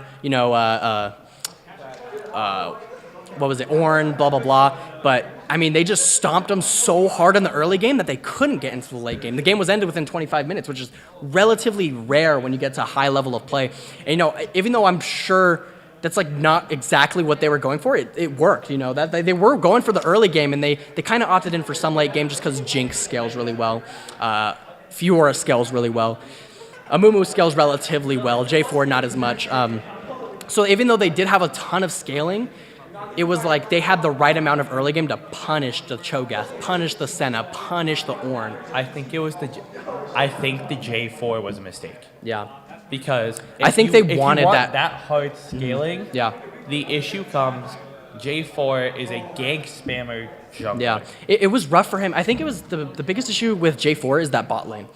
You can gank as J4 against a Jinx Thresh, but it's is difficult. So hard. Yeah. Because you can get flayed out of your... And as we hop into Game 3 draft, we see some bans coming out fresh. Looks like Hamilton did choose blue side. They have a B1 cooked. They are ready to first pick something, and I'm so curious to see what it is. And if we look, they're taking Jeek off Jinx. They're scared, That Jinx was unkillable. And, I'm wondering if maybe they think, if he's not on Jinx, if he's on any other ADC, we could deal with it, right? I'm not too sure all of Jeek's pool, but they must think, whatever else he has cooked, it can't be nearly as deadly as this Jinx, right? They also have the Caitlyn gone as well. So they're making him play something that he's obviously not super comfortable on. We have a Victor ban coming out, and they're going to first pick Lilia as, red side, they banned Kha'Zix, Kindred, and Seraphine. The Lilia is up this game. And it looks like they're taking the Lilia, assuming it's going to be a jungle. I've seen Lilia top, but I'm not expecting it. I'm expecting Lilia jungle, and that will probably be, the jungler for Hamilton on the Lilia. So, and as we get into the Amumu, it's a run back Amumu. Do we get the Thresh? The Amumu run back, he was feeling confident on that Amumu. Missing. He hit, I think, as many bandage tosses. And Amumu kind of got a nerf a while back that took him a little bit out of meta more than he would, I think he should. But that doesn't mean Amumu's gone, Just because he's not as good doesn't mean he's gone. And that's like a thing that happens a lot, especially in the higher level of play. And we see Misfortune get locked in. I actually was just talking about this earlier with you. Misfortune, I think, is slept on. Xayah and Jinx are so oppressive, right? Instantly. But Misfortune is scary in the late game. I like the Xayah. I like the Zaya. Zaya Rakan, you know, they're trying to match the Mumu, you know, ultimate. They want Zaya to be able to avoid CC. I think that's kind of what was annoying them last game is we have no way to avoid the CC. If we eat the CC, we eat it. And, you know, in that game 1, they chose the Zaya to get out of CC, so I guess they're just, you know, trying to do that again. They'll probably pick support here. Oh my goodness, a Mumu support, and it's J4 jungle actually for Higley. I mean, you were right. They picked support. We just thought wrong numbers. Yeah, I mean, and as we see, you know, that's going to be the bot lane and the jungle is picked for both teams. We're going to see some mid laners get banned. We have Ziggs banned for the side of Higley. Curious to see how Hamilton responds. They could ban out mid lane, but they also could ban out top lane. Maybe if they want to pick Ornn here and they want to like ban out the Fiora. I don't know exactly what they want to do. It does look like that's what they're opting in for. So I guess they're not going to ban out the mid laner. Maybe not too scared of what he has in his champ pool or his counter pick, something like that. It is a lot harder getting counter picked in the top lane, so I don't blame him for that. Now, what's confusing me is the Seraphine ban by Higley. Because the charms were landing. The ults were landing by Higley last game. Yeah, Higley, I think, banned Seraphine just because they didn't want Hamilton to first pick it. I assumed one of their players plays it, and they just didn't want to see it. They actually banned out the Ornn as well. You know, I don't blame him. Ornn is just a tank, but that's the thing is everybody just says, you know, Ornn's just a tank. That doesn't mean he's not super annoying. His kit is so overloaded at times, it gets so obnoxious to deal with. Seeing an Annie ban come out from Hamilton, Higley will now respond with their blind pick. Is it going to be mid lane or top lane? I really start to wonder because top lane, I think the counter pick could be more obnoxious, but you know, mid lane, if it's sometimes the mid lane picks, depending on the pools, could just be really obnoxious. We're going to see Malzahar pick, so it looks like they will be counter picking top. Curious to see what Hamilton does, as you know, they are going to have a few champs up that I think their top laner plays. Going to see a Veigar hovered for the side of Hamilton, and it's going to get locked in. I don't know about the Veigar run back. And Olaf, that's going to be the top laner that, you know, Hamilton has had banned for the past 2 games. And, you know, it's finally in. This guy likes playing Olaf. We saw it in semifinals. He got Olaf both games. One of the games, he did get a pentakill. So, you know, keep an eye out for Ziz Oh No. He is going to be, on Olaf this game. A little bit scary. And we're going to see Darius locked in. Oh, Hamilton, sorry. Bappimon is going to be on Olaf. This top lane. Darius picked by Dream Catching. Sorry about that. Dream Catching picking the Darius and Bappimon taking Olaf. This is going to be a really interesting game as I think pre-6, Darius, actually it's so hard. It depends on stacks. It's really a skill matchup, actually. It's going to be... It's a really weird It's skill a really matchup. weird skill matchup because, you know, Olaf avoids CC, but Darius just loves beating people up. They both love beating each other up, so I'm curious to see how the matchup goes. I think it comes down to if Darius could get his Qs right, if Olaf lands his axes right. And as we start loading into this game, these drafts are looking so interesting. I will ask you, game 3. Who do you favor? What draft? I'm not talking about players. Yeah. I'm not talking about what we've seen. Yeah. Because obviously we've already seen, you know, amazing hooks coming out from players like a Mumu like that. Yeah. Which draft itself do you pick? You know, 5 players. 5 players equal skill.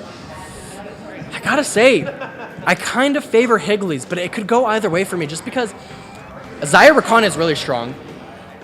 You know, but Jarvan is so strong. Jarvan and Mumu, I mean, with the synergy we saw last, I guess it's hard to say, but Jarvan and Mumu, their synergy can work really well. And even though I don't mean to play on bias, last game the synergy was going great. We see Jarvan, we see a Mumu, they could definitely just combo with their ultimates. And when, okay. And, you know, as we move into this game, I'm really curious to see how they use these comps and how they move into them. And it's really interesting as we just really want to get these comps in and see how they pan out.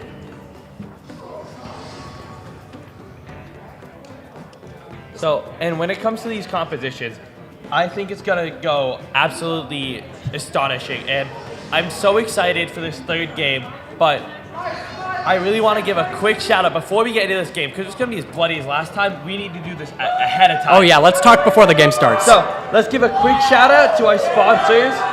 The Arizona Interscholastic Association 2023 Esports Finals are brought to you by BYPVCC's Music Industry Study Program, Union 32 Entertainment, Playfly Esports, Generation Esports, and a big thank you to all of them for sponsoring this so we can have an amazing Game 3 for our final match.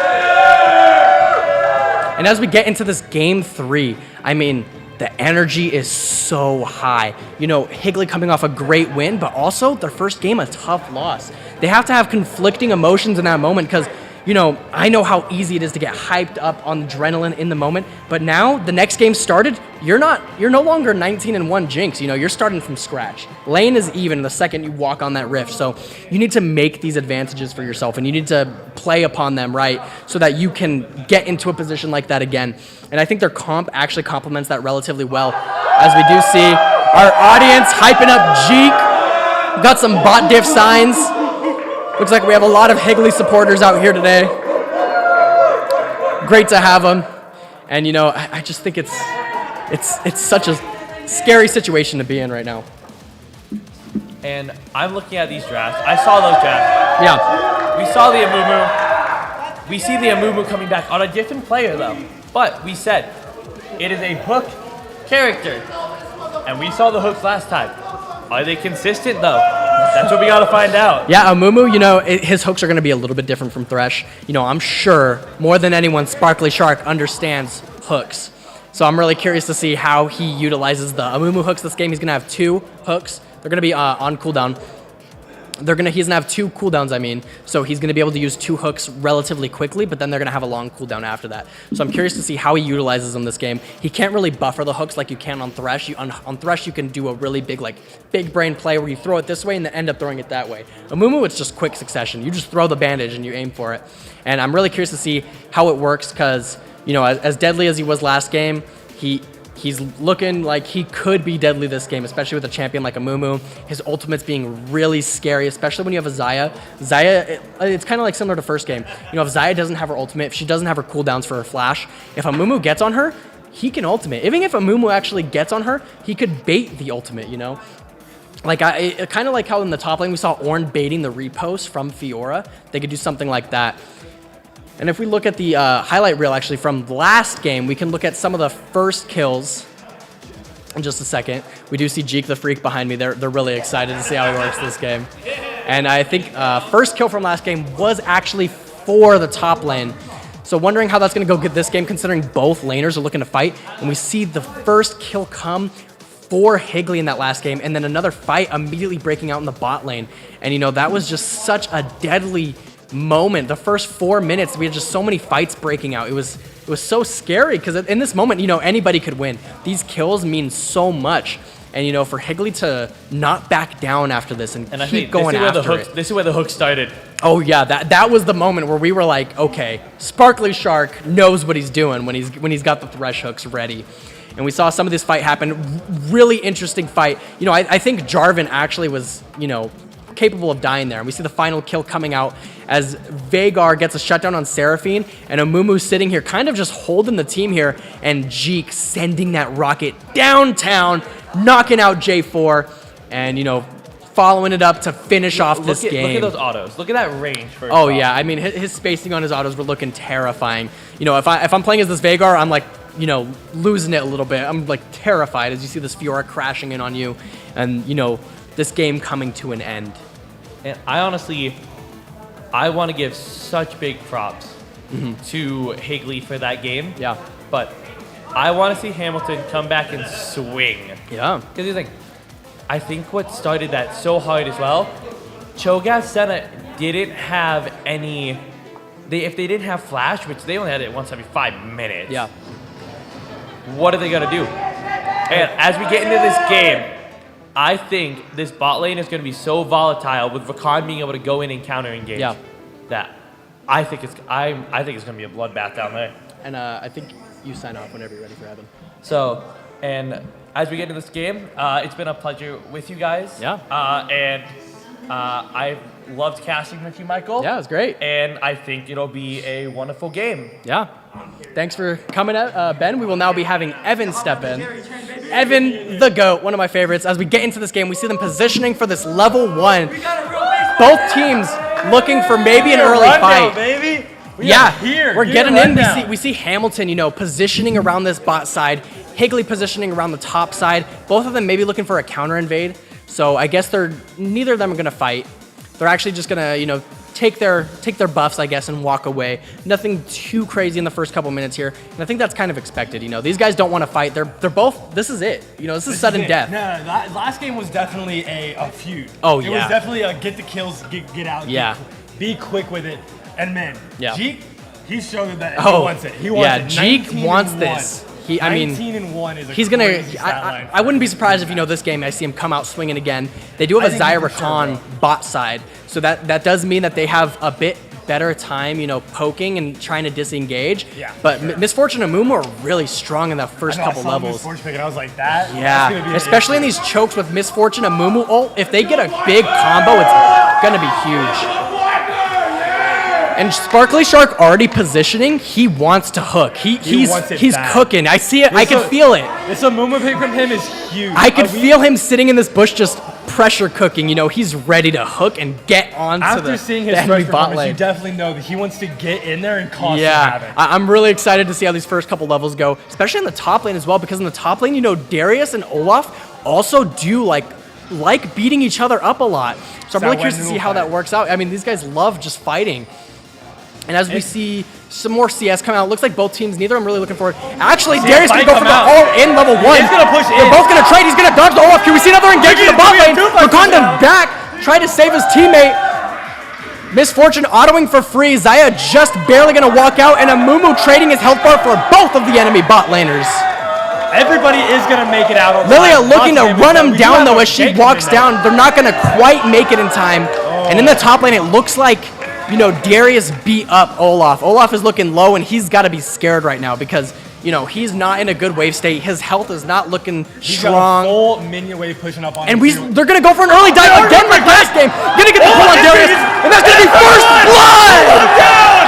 Going to J4. And they're just going to do as much damage to this tower This game is officially underway. And that kill went to the jungler, maybe not super desirable, but you know what all that means is that jungler is going to be stronger now going into this early game. He's going to be looking for these early ganks, and he's going to have some damage under his belt. Huge fight coming We got a quick replay, going to miss the EQ, but Gary's going to land the E and then smack his Q, and then Jarvan's just going to auto. Already low enough from that fight with Darius early And I feel bad. This is 2 games in a row. You get first blooded by an early game dive. It's just so rough. I got to say, as a top laner, that's the worst feeling in the world. I know it, man. And you got to be trying to recover from that. And, I'm sure they're going to be looking for it, maybe in the spot lane, maybe in the mid lane, as they start reversing their clears. Jarvan pathing to his bot side. Lilia looking towards her top side. We see bot lane just pushing in standard as Zyra Khan start walking back. We see Malzahar and Veigar kind of farming it out in the mid lane. Kind of expected from them. We saw it last game. Veigar likes farming. Malzahar, we haven't seen him yet, but he also likes farming, let me tell you.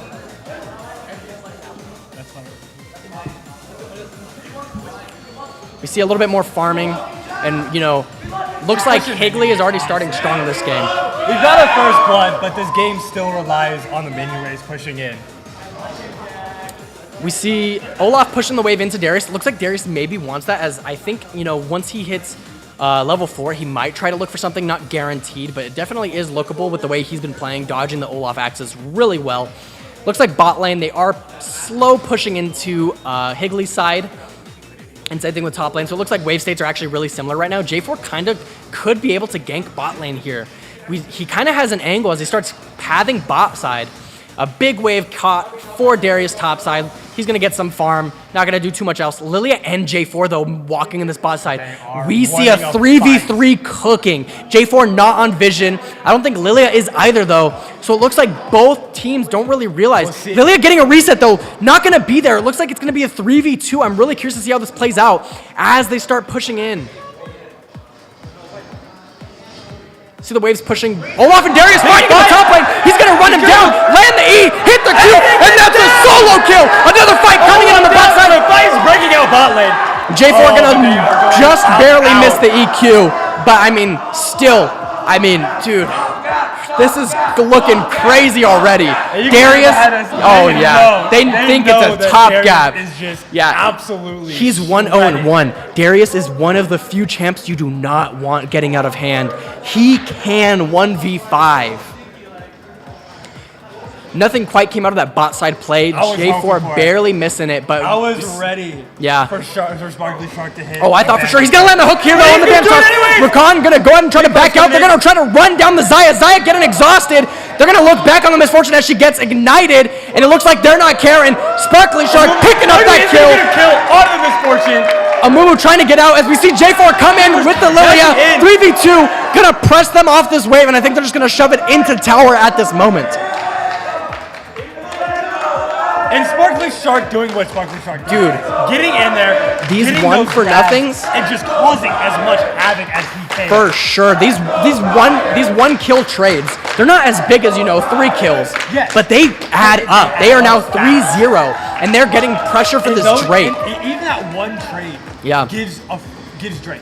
I mean, if you look at the top lane, Darius is already up like 600 gold. That's like almost half an item at that point. I mean, it could be like half of a small item for a legendary, so he could be hitting his mythic a lot sooner than this Olaf. And especially with the wave and the state it is, Olaf can't do anything. If this Darius chose to freeze, it would be so difficult for this Olaf to play.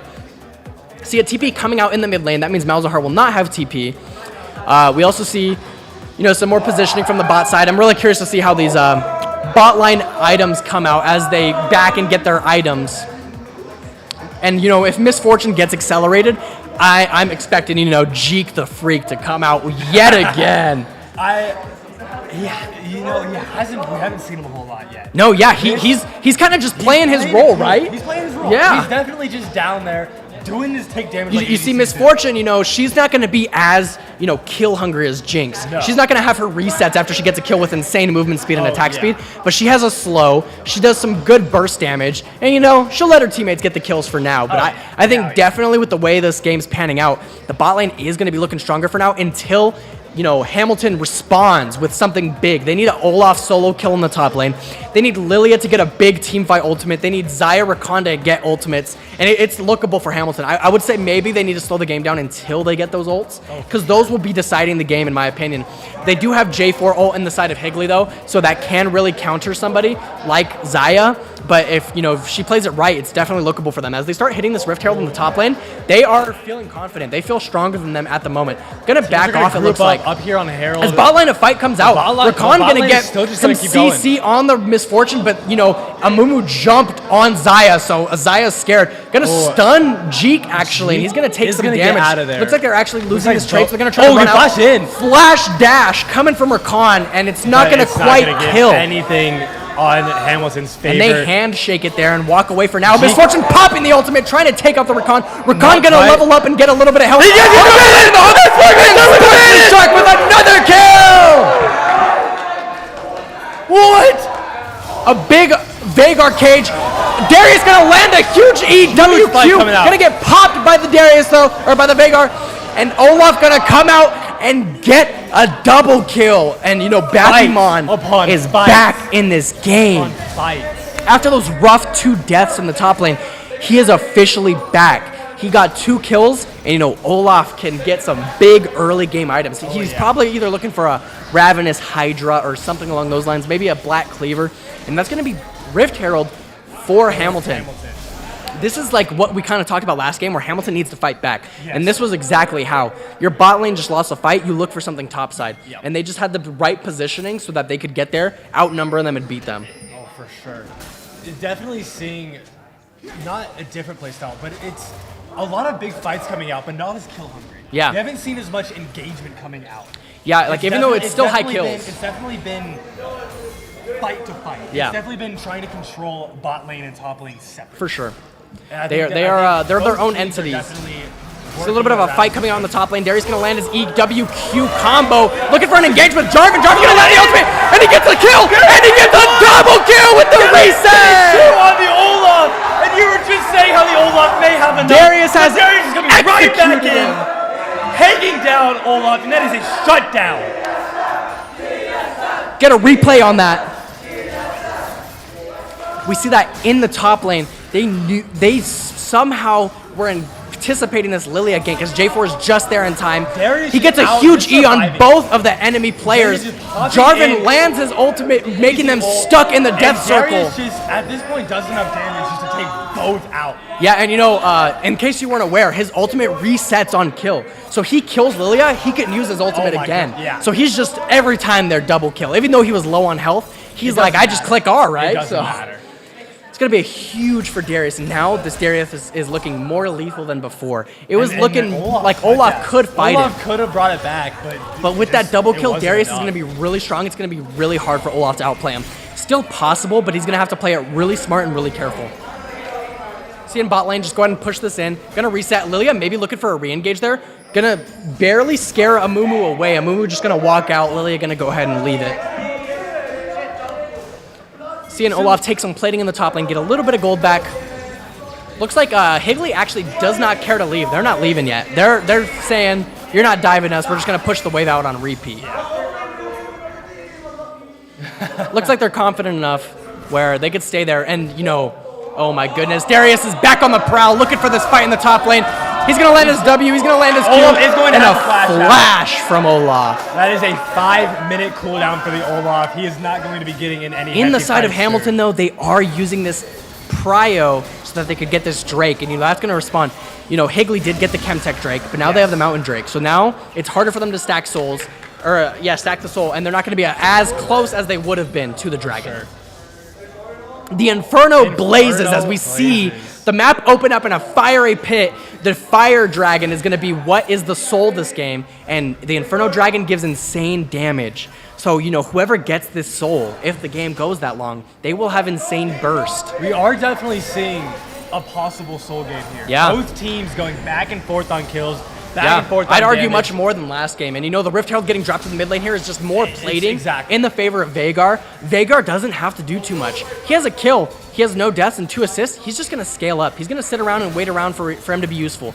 Gonna land this Veigar cage actually, and they're gonna do a lot of burst damage. Lily gonna pop to sleep as Amumu falls asleep. Gonna get popped, gonna have to flash out, and he's gonna fall to Veigar. Shut down in the favor of Hamilton. Plus, we see another fight coming out. J4 looking for the ultimate engage. Malzahar gonna pop his ultimate on Lilia. Lilia's gonna fall. Gonna chase down this Veigar. Not gonna quite pump enough damage out. And that will be 1-for-1 in this mid lane. We have seen J4 back and forth. Dude, bot lane, top lane. this guy, mid. I mean, He is he's all so over fast. the place. He's getting everywhere. He's fighting everyone. He does not care. He said, these hands are rated E for everyone. I'm getting everyone. I feel that. So now, you know, right now, see, that would have been a big play for Hamilton, but Higley just keeps responding. And you know, this is that play style I was talking about, where they could slow down, but they're like, no, just hit him again. Hit him again, hit him again. and we saw that last game when Higley gets going. Yeah. It's hard for Hamilton to slow them down. Yeah. Hamilton's trying their best, but They're doing Higley much is better this game. recognizing they are doing way better. Higley is trying to speed this up as fast Yeah. as they can, though. And you know, when they see Amumu leave that bot lane, they have to respond to it in some way. They have this vision actually on this tri-bush that Amumu just cleared because, you know, Sparkly Shark likes walking around. He likes going for little strolls down the river, seeing what he can pick up. Good old Amumu stress, just walking back and forth. Yeah, he goes on his little strolls, his lonely strolls, as he could go find his teammates and save them. And, you know, popping his ultimate on an enemy player usually means they're dead, unless it's Olaf, because Olaf does not like CC. And we see Darius just go ahead and knock down this turret in the top lane. That's going to be first turret for the side of Higley.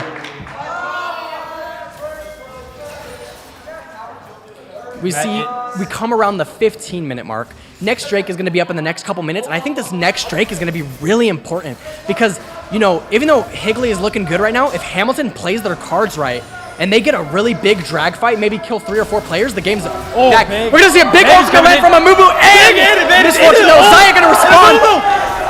And it's going to take the kill. It's going to fall. Amubu's going to fall. Damage, but it doesn't matter because Misfortune is getting the double. Jeek. Oh, Lilia coming back though. They have Veigar and Lilia. They're gonna pick up the sleep on the Misfortune, and Misfortune will fall. Shut down for getting a double kill. Hamilton. They don't want G getting anything. They don't want him getting as they far are as they much. can. They're on top of Jeek's head this game. They know how lethal he is, and the second they see him positioning to take something, they have to respond. J4 going in this top lane. They're gonna go ahead and lab the ultimate onto the Olaf. Gonna cancel it a little bit early though. Maybe get him to lead. Olaf used his ultimate though. He does not have a counter to CC. He does not have a tower. Darius is gonna run down. Pop That is going to be assassinate him. for Darius onto Olaf. They just can't. Olaf just cannot respond. Yikes. The J4 ult into Darius just having enough movement to flank. if I'm Olaf, I'm thinking, I hate J4. Exactly. This champion is never getting in a game against me again. I am banning J4. We see them actually pressuring into the enemy jungle here. Amumu not gonna have his ult, just gonna go to the Q and run out. Veigar dropping a perfect cage, but Darius gonna land the E. Gonna go ahead and try to use his combo, but not gonna be enough as Veigar has the burst damage to shut him down. Rakan running in, trying to get a big play on their team. Malzahar gonna pop an ultimate, and we're gonna see Litters pick up a kill on I Love Kitties Malzahar. Taylor the Tyler picking up a kill on Sparkly Shark 2, and that's a big play for Hamilton, getting that gold back. And you know, a free Herald never hurts. Just like that, the game is back on. We're gonna see them grab this Herald. You know, Jeek's down there in bot lane, no teammates left. He's just gonna have to wait. I'm surprised they took that. I'm surprised they looked for that without Jeek there, because you know Jeek's combo is going to be really useful because he has his ultimate just to spam damage in there.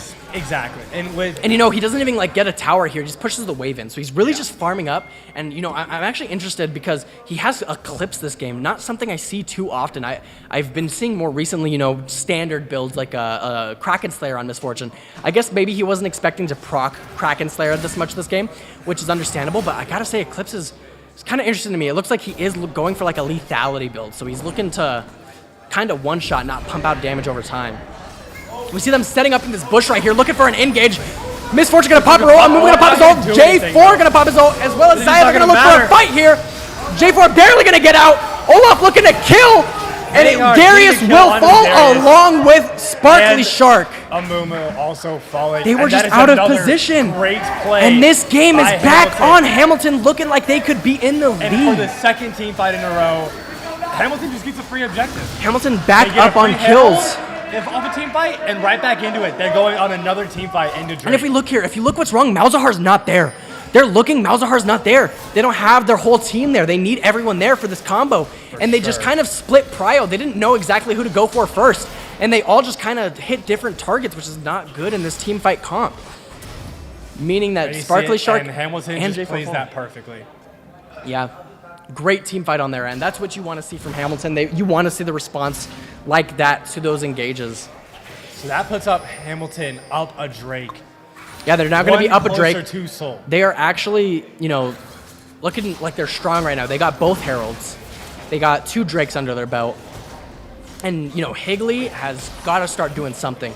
It's been, you know, it's been fun, you know, kind of doing your own thing, but they need to 5v5, and they need to 5v5 well, because obviously they're not letting it slide. Hamilton looks like he's going to Hex Flash there. Trying to get a little sneaky pick there. But yeah, Hex Flash, try to scare the Rakan away. Nothing going to come out of it. Still just 2v2 in the spot lane as we see Lilia come up for the gank on Darius.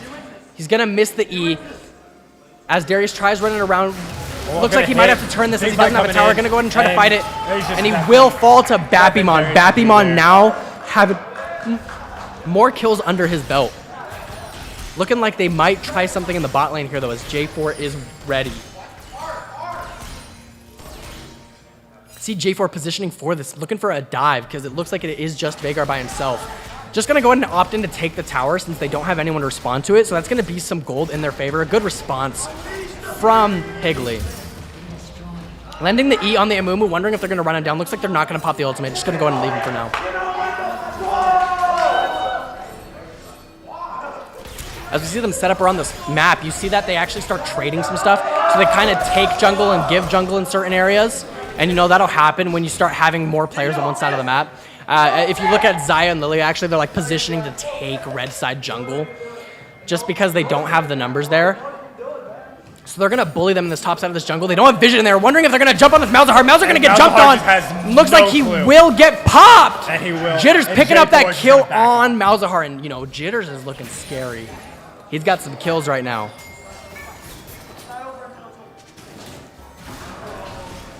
And they're going to start hitting Baron.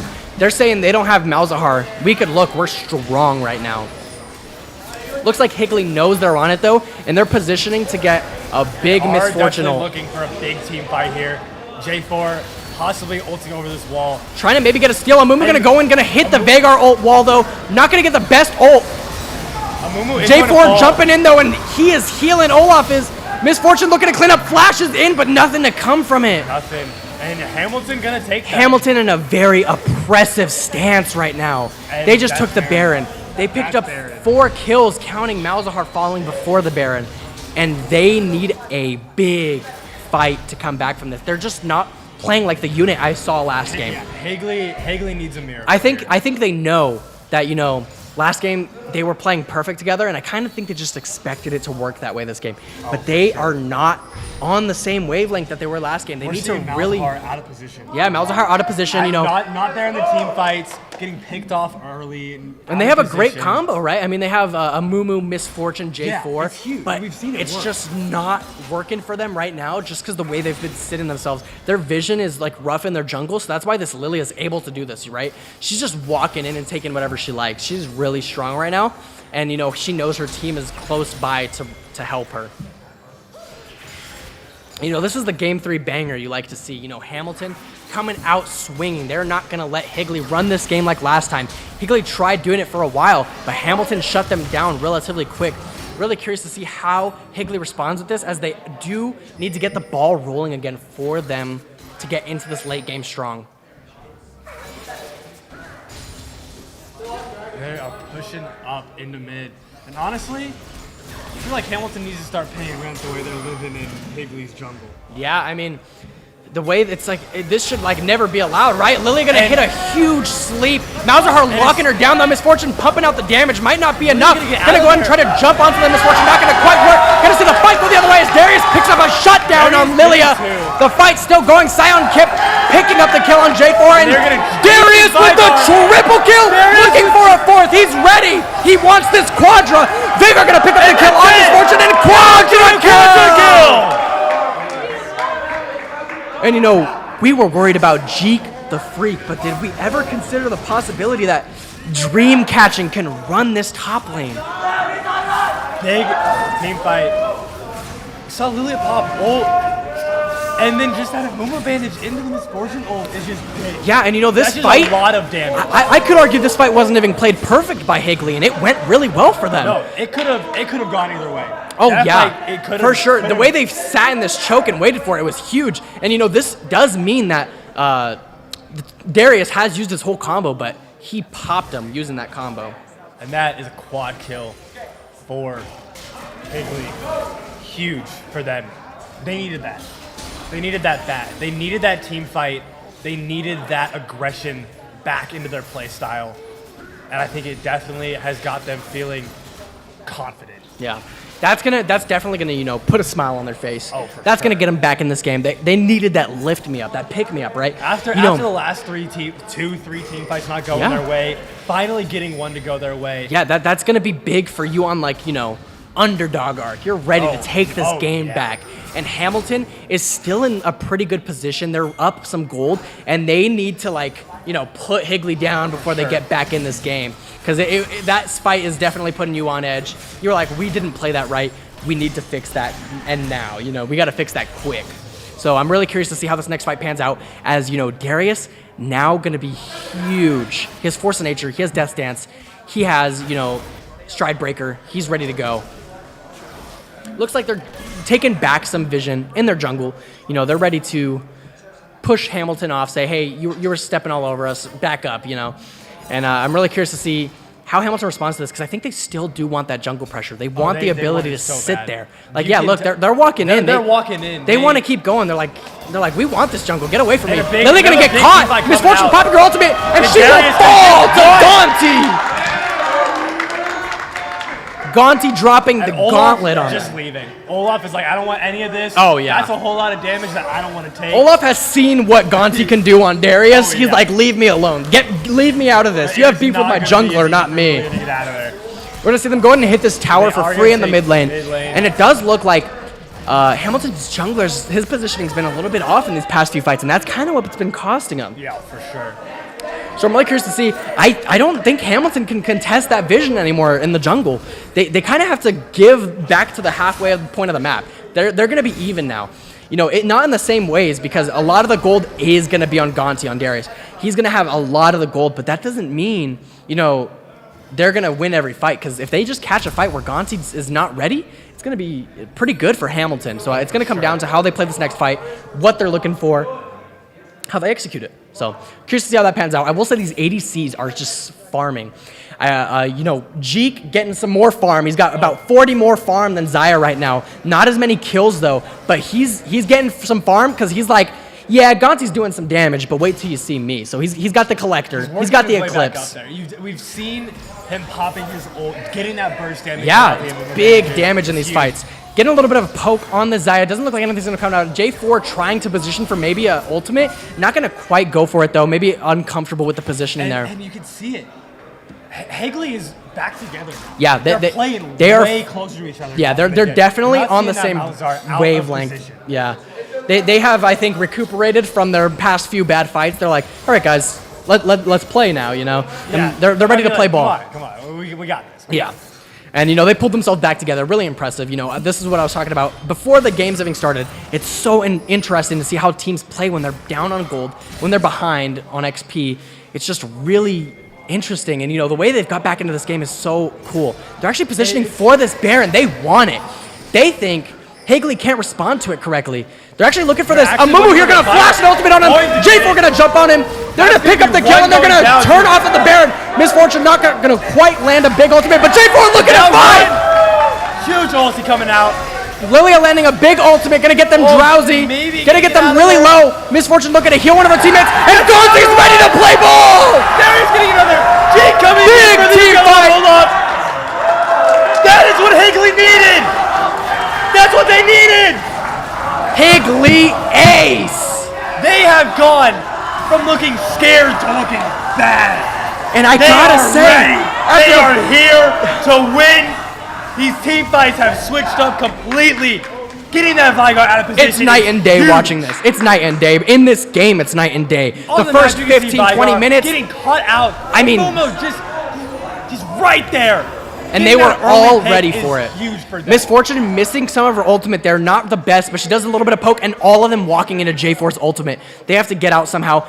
Olaf kind of stuck there, just has to eat the ult. Really chunked. Misfortune saving her teammate with the heal, and Gonti walks in, ready to kill. And that's just it. We did see the Leandri's burn kill, you know, one of Higley's side, but after that fight, they are so ready. You know, the kill's still looking relatively even, but you got to see the gold deficit. They are up gold. It may be even on kills, but it's later in the game that Higley is getting these team fights. The objectives are more important at this stage in the game. They're getting that Baron because of that team fight. We see them positioning for this Drake actually kind of out of position as Gonti's not there yet. He's not ready. And you know, Gonti's really oppressive. He's got to be ready for this fight if they're going to take it. Looks like they're actually just trading the Drake for mid lane. They want to get some gold back. They don't think they're ready to fight yet. So they're just going to trade for the mid lane tower. They're going to be like, okay, we'll take this. Well, this is what we could get. Maybe try to look for an inhib, but maybe just walk out as they are going to be walking up. Higley's ready to fight. They're getting that first turret. Gonti's fast. Gonna miss his E. Gonna have to walk out. Looks like they're just gonna take the cage, take the tower, back up. Take the tower back up. Maybe look like they could get a re-engage back in this jungle, because you know this is what happened that one time. They sat in the jungle waiting for an opportunity, and they caught the Malzahar with his pants down. So you know if they could do something like that again, it would be really big. Just not even like they need the kill that much. It's just big for team fight potential, as they could just get into the next fight knowing Malzahar's uneasy. And that is true. With that Drake, Higley is one-off soul. Yeah, and dude, this is the game 3 of your dreams. They are one kill or one Drake off of Soul. The other team has a chance to come back. They were doing really good in the mid game. So, I mean, you got to think about it this way. Even though the combo from the red side is so strong, Higley, Hamilton has Lily asleep. They could get a 5-man sleep. Put everybody asleep on Higley's side. They can't do anything. They could have Veigar cage, get a huge 3-4-man stun. They could do so much still. Xayah could position a crazy ultimate, get some huge feathers, do insane damage. This could still go either way. Hamilton just needs to recuperate. Trying to get some turrets. Hamilton really not utilizing gonna their be able to Baron contest. in the smart way, you know, just getting some Getting some pre-turn. Yeah.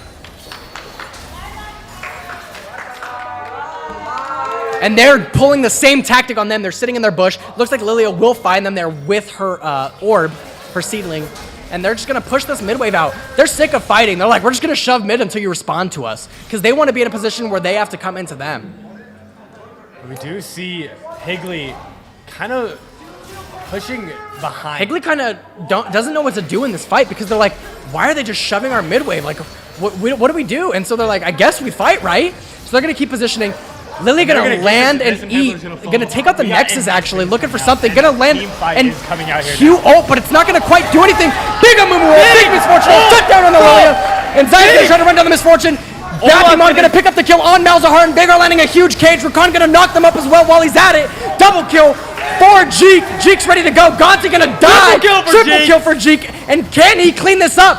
We see kills for both and shut down to Vagar, and that's a guy you don't want to mess with.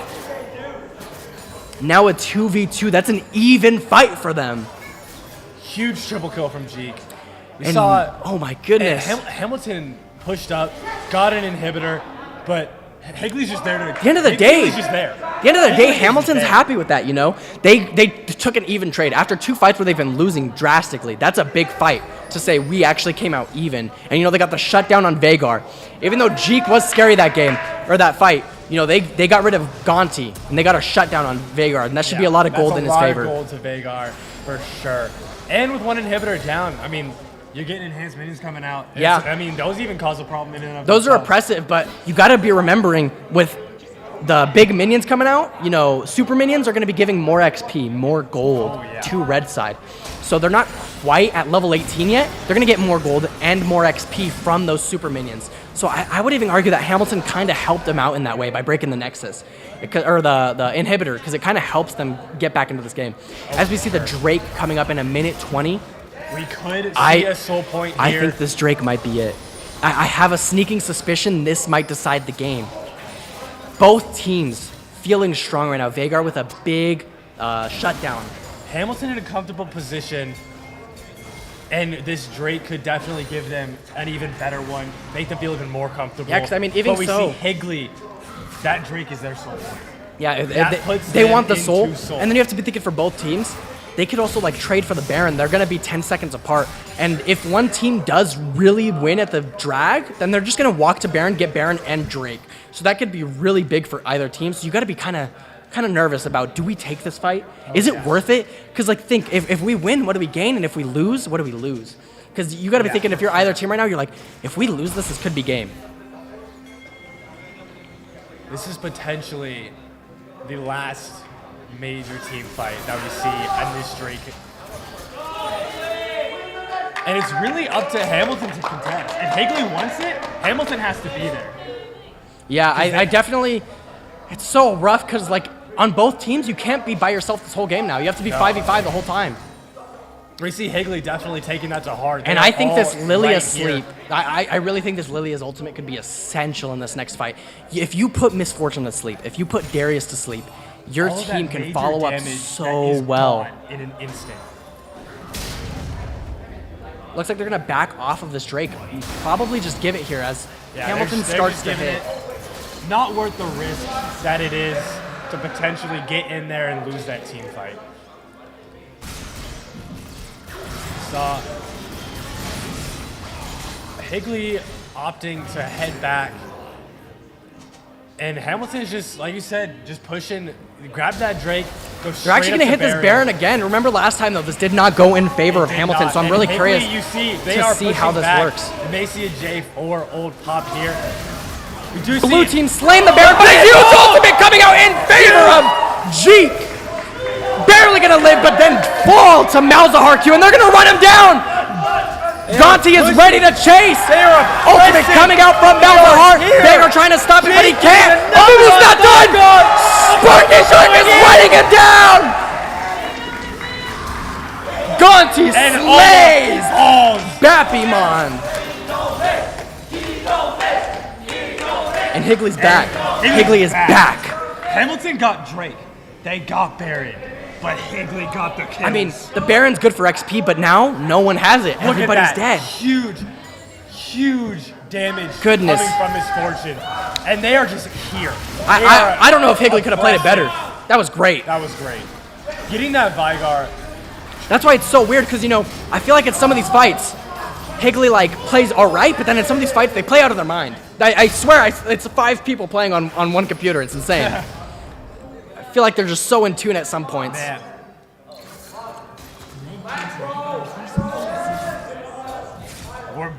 You see them just trading some stuff in the top and mid lane now.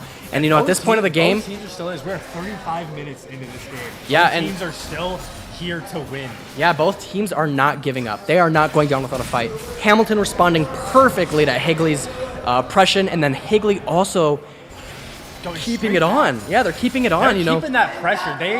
They're not letting Hamilton get anything for free. Yeah. They're going to either cause some damage, or they're going to make you waste whatever you got. And as we're looking, as this game gets closer and closer to ending, this is the last dragon. Another fight. Seeing an engage almost come out, Jarvan gonna have to flash. He will not have that now for the next fight. Because the next fight's definitely Drake, right? I mean, unless they take some random fight, Drake is up in 2 minutes and 32 seconds. That's gonna be essential for the end game. I mean, this has to be like the last fight, if not close to. It 100% is, because they're not base racing this in 2.5 minutes.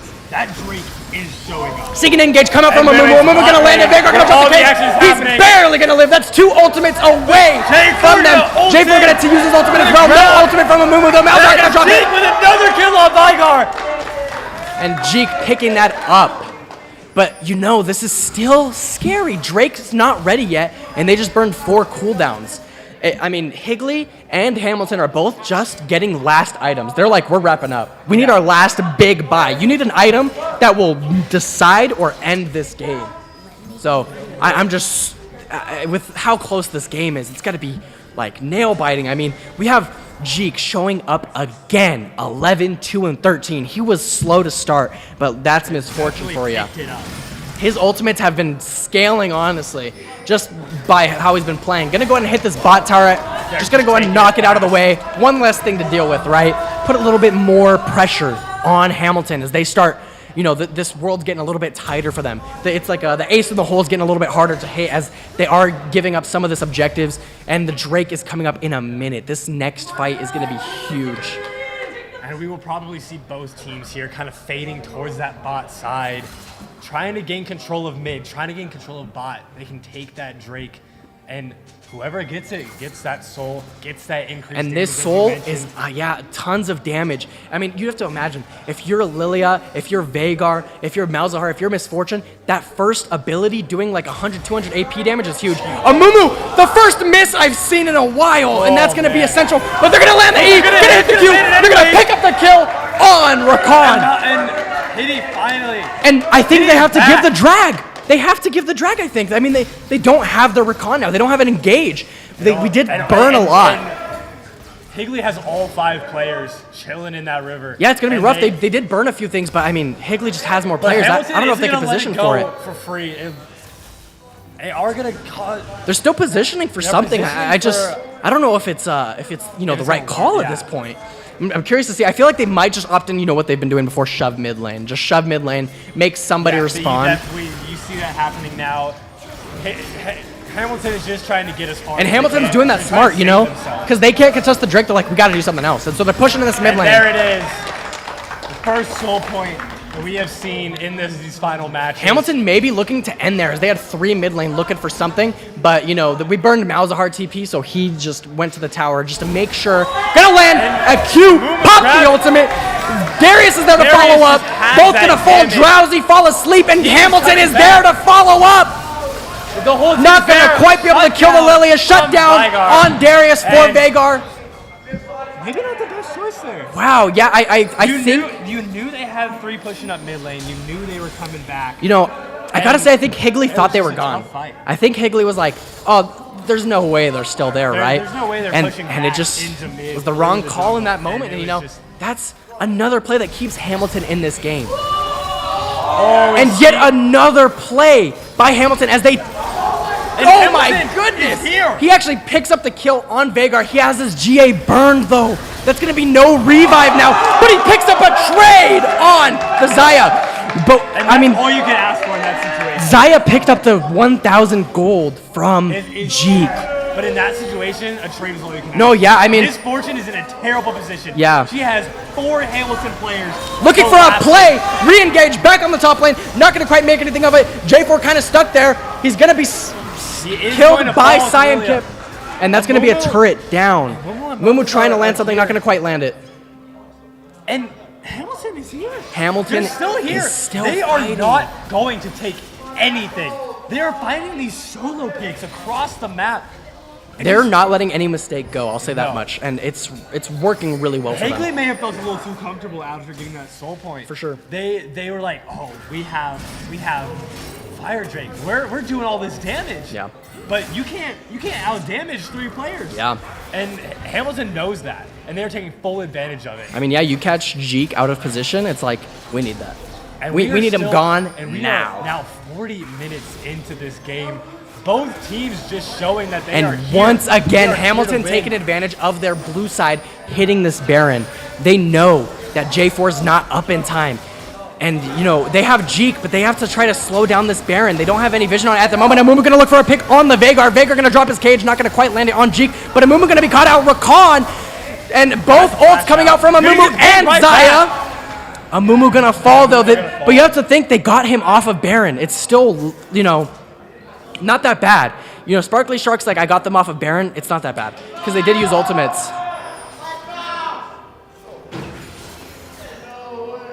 And as we see Hamilton position for this, they're pressuring the Nexus, making it really difficult. Gonna land the Lilia ult, gonna put them to sleep. Darius gonna get caught, uses... pushing heavy into Darius not quite gonna fall. Higley's J4 gonna hop area. back in, gonna try to pick up the kill. Gonzi getting a kill on Ult is gonna Babymon. fall. Shut down on Malzahar by... And Hamilton, Johnny this Kip. could be it. Hamilton is here. That's 1 turret down. Vhagar's breaking these turrets, but they're low. They have to back up. You know, Jeek is back, and he does damage. Hamilton backing out, but they are looking hot. They have one of those main Nexus turrets down. They're looking good. They're And looking it's like still they're ready anyone's to end game. the I mean, It is. we have seen time and time again, nobody's gotten an ace in a while. If No. you kill all enemy 5 players, it's it. That could be it. That with And this the- far into the game with respawns being upwards of 45 Yeah, seconds. yeah. And that's why we're talking just about these all it can ultimates. be. These ultimates are so essential. You got to land everything. You have to play near perfect for some of these fights. And it's getting rough because, you know, as the room for error grows, it's like that error can be life or death. Like we said, this game is sudden death. You know, both of the previous matches don't matter. It is best of 1 at this point. Past 2 games don't matter. And you know, at this point, it could even be a base race. Of course. We see, like, Hamilton has an advantage as they do have 1 turret, 1.5 turrets almost down in Higley's area. But with how much damage these characters are doing to turrets at this point, Higley could get right back in there. Vhagar and could solo take a turret for sure. So just like that. Really curious to see how this game starts coming to close. I mean, you have to remember, Hamilton is Higley has that soul, and I gotta say, I thought it would be doing a little bit more than it is right now. Maybe it's just based off of the. But you know, after they got that soul, we were seeing those like solo picks coming out from Hamilton. They're just finding all of those solos. But Hamilton opting to just finish off these last turrets, just bot lane. They're gonna back up just a bit.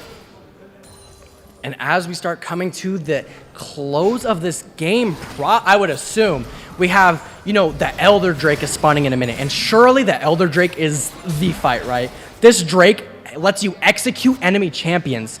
So if you get this Drake, you can execute an enemy champion under 25-30% health. And that's quite a bit. That could be quite a bit. Yeah. Especially for some of these tankier characters, like when they have that much health, 25%. Oh, yeah. I mean, how many of these fights? Yeah, how many of these fights have you seen him walk out with no health? Seen a big fight come out, Mumu gonna get the engage. Jeek gonna pick up the shutdown on Lily as we see a huge fight come out. Big Xayah ultimate. Vhagar getting run down by Jeek. Jeek gonna get a huge W though. Olaf's still in the fight. Jeek walking into the Vhagar cage and he is gonna get exhausted and burned by Xayah and Olaf. That takes that fight And you know, I think this is game. This has to be game. I think this is it. Olaf is just going to stand there and hit the turret. Entire Higley team on respawn. And must I say, what an impressive performance from both teams. Both teams.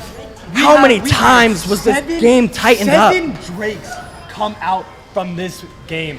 And that is going to be 2-1 in favor of Hamilton, taking the AIA League of Legends Final Championship. Huge. Now, what a game. You got to respect all players, all 10 players playing so well in this final. Now we have got awards coming up here in a minute, and quite frankly, I am having to go. Yeah, so go ahead. We'll be heading back. You guys see me in just a second, and I will be right back. And you know, what a game coming from, you know, these players. So many times this game went back and forth. I gotta say, one of the best series I've had the privilege of watching. So good, so fun. Such great players on both teams. I was really impressed in all aspects of the game. We had our supports, you know, roaming around the map, getting things ahead for their team. Top lane, you know, Bappymon responding to some of, you know, Gonti's really oppressive plays in the early game. You know, Bappymon was playing from behind for a while. It was really difficult for him. So really exciting match.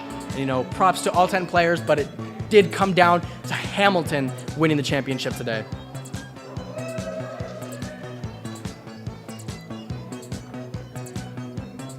All right, ladies and gentlemen, I'm back. You just heard me on casting for that last game, but I am back here for the awards ceremony for the finals of League of Legends. Let's give it up for your 2023 AIA League of Legends State Champions, Higley! And your whole crew is gone. Oh, no, Hamilton. I apologize. I am so sorry about that. I don't know what I was thinking. It's been a long night. So, we will start out with Higley for the awards. And to start out, we have Dream Catching. I'm gonna call you up and you can come get your awards. Over here. I'm lost. I'm back and forth here where we're going. Dream Catching, yep. First up. Second up, we have Sparkly Shark.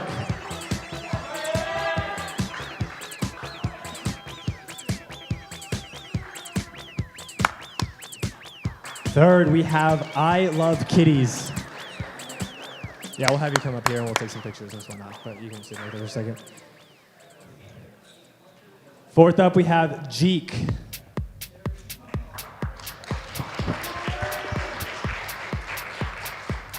And last, we have Gonti, I believe. Or was Gonti?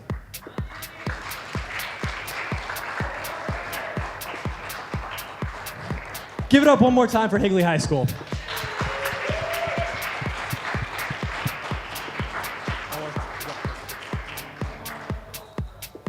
sorry, guys. They're running back and forth. Yeah, you'll have plenty of stuff to carry after this.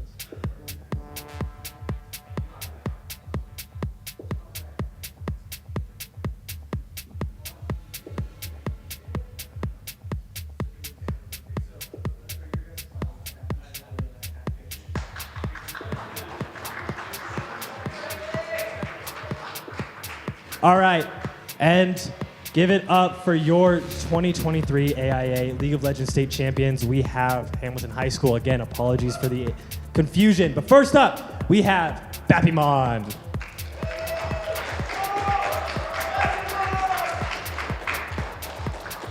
Next up, we have Cyan Kip.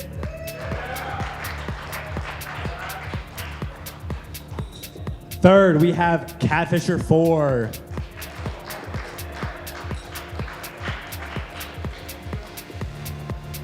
Fourth, we have Jitters. And last but not least, Tyler the Tyler.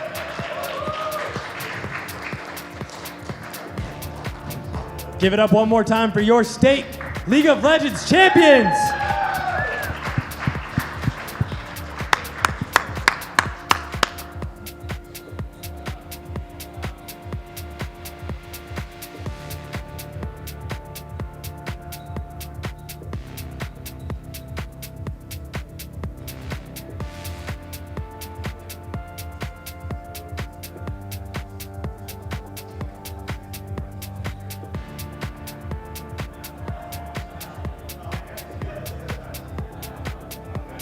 All right, thank you guys, and congratulations to both teams for making it to the main stage and to Hamilton for winning it all. And I will send it back to Michael to close us out for the night. It has been great to have you all here, and we'll see you next year.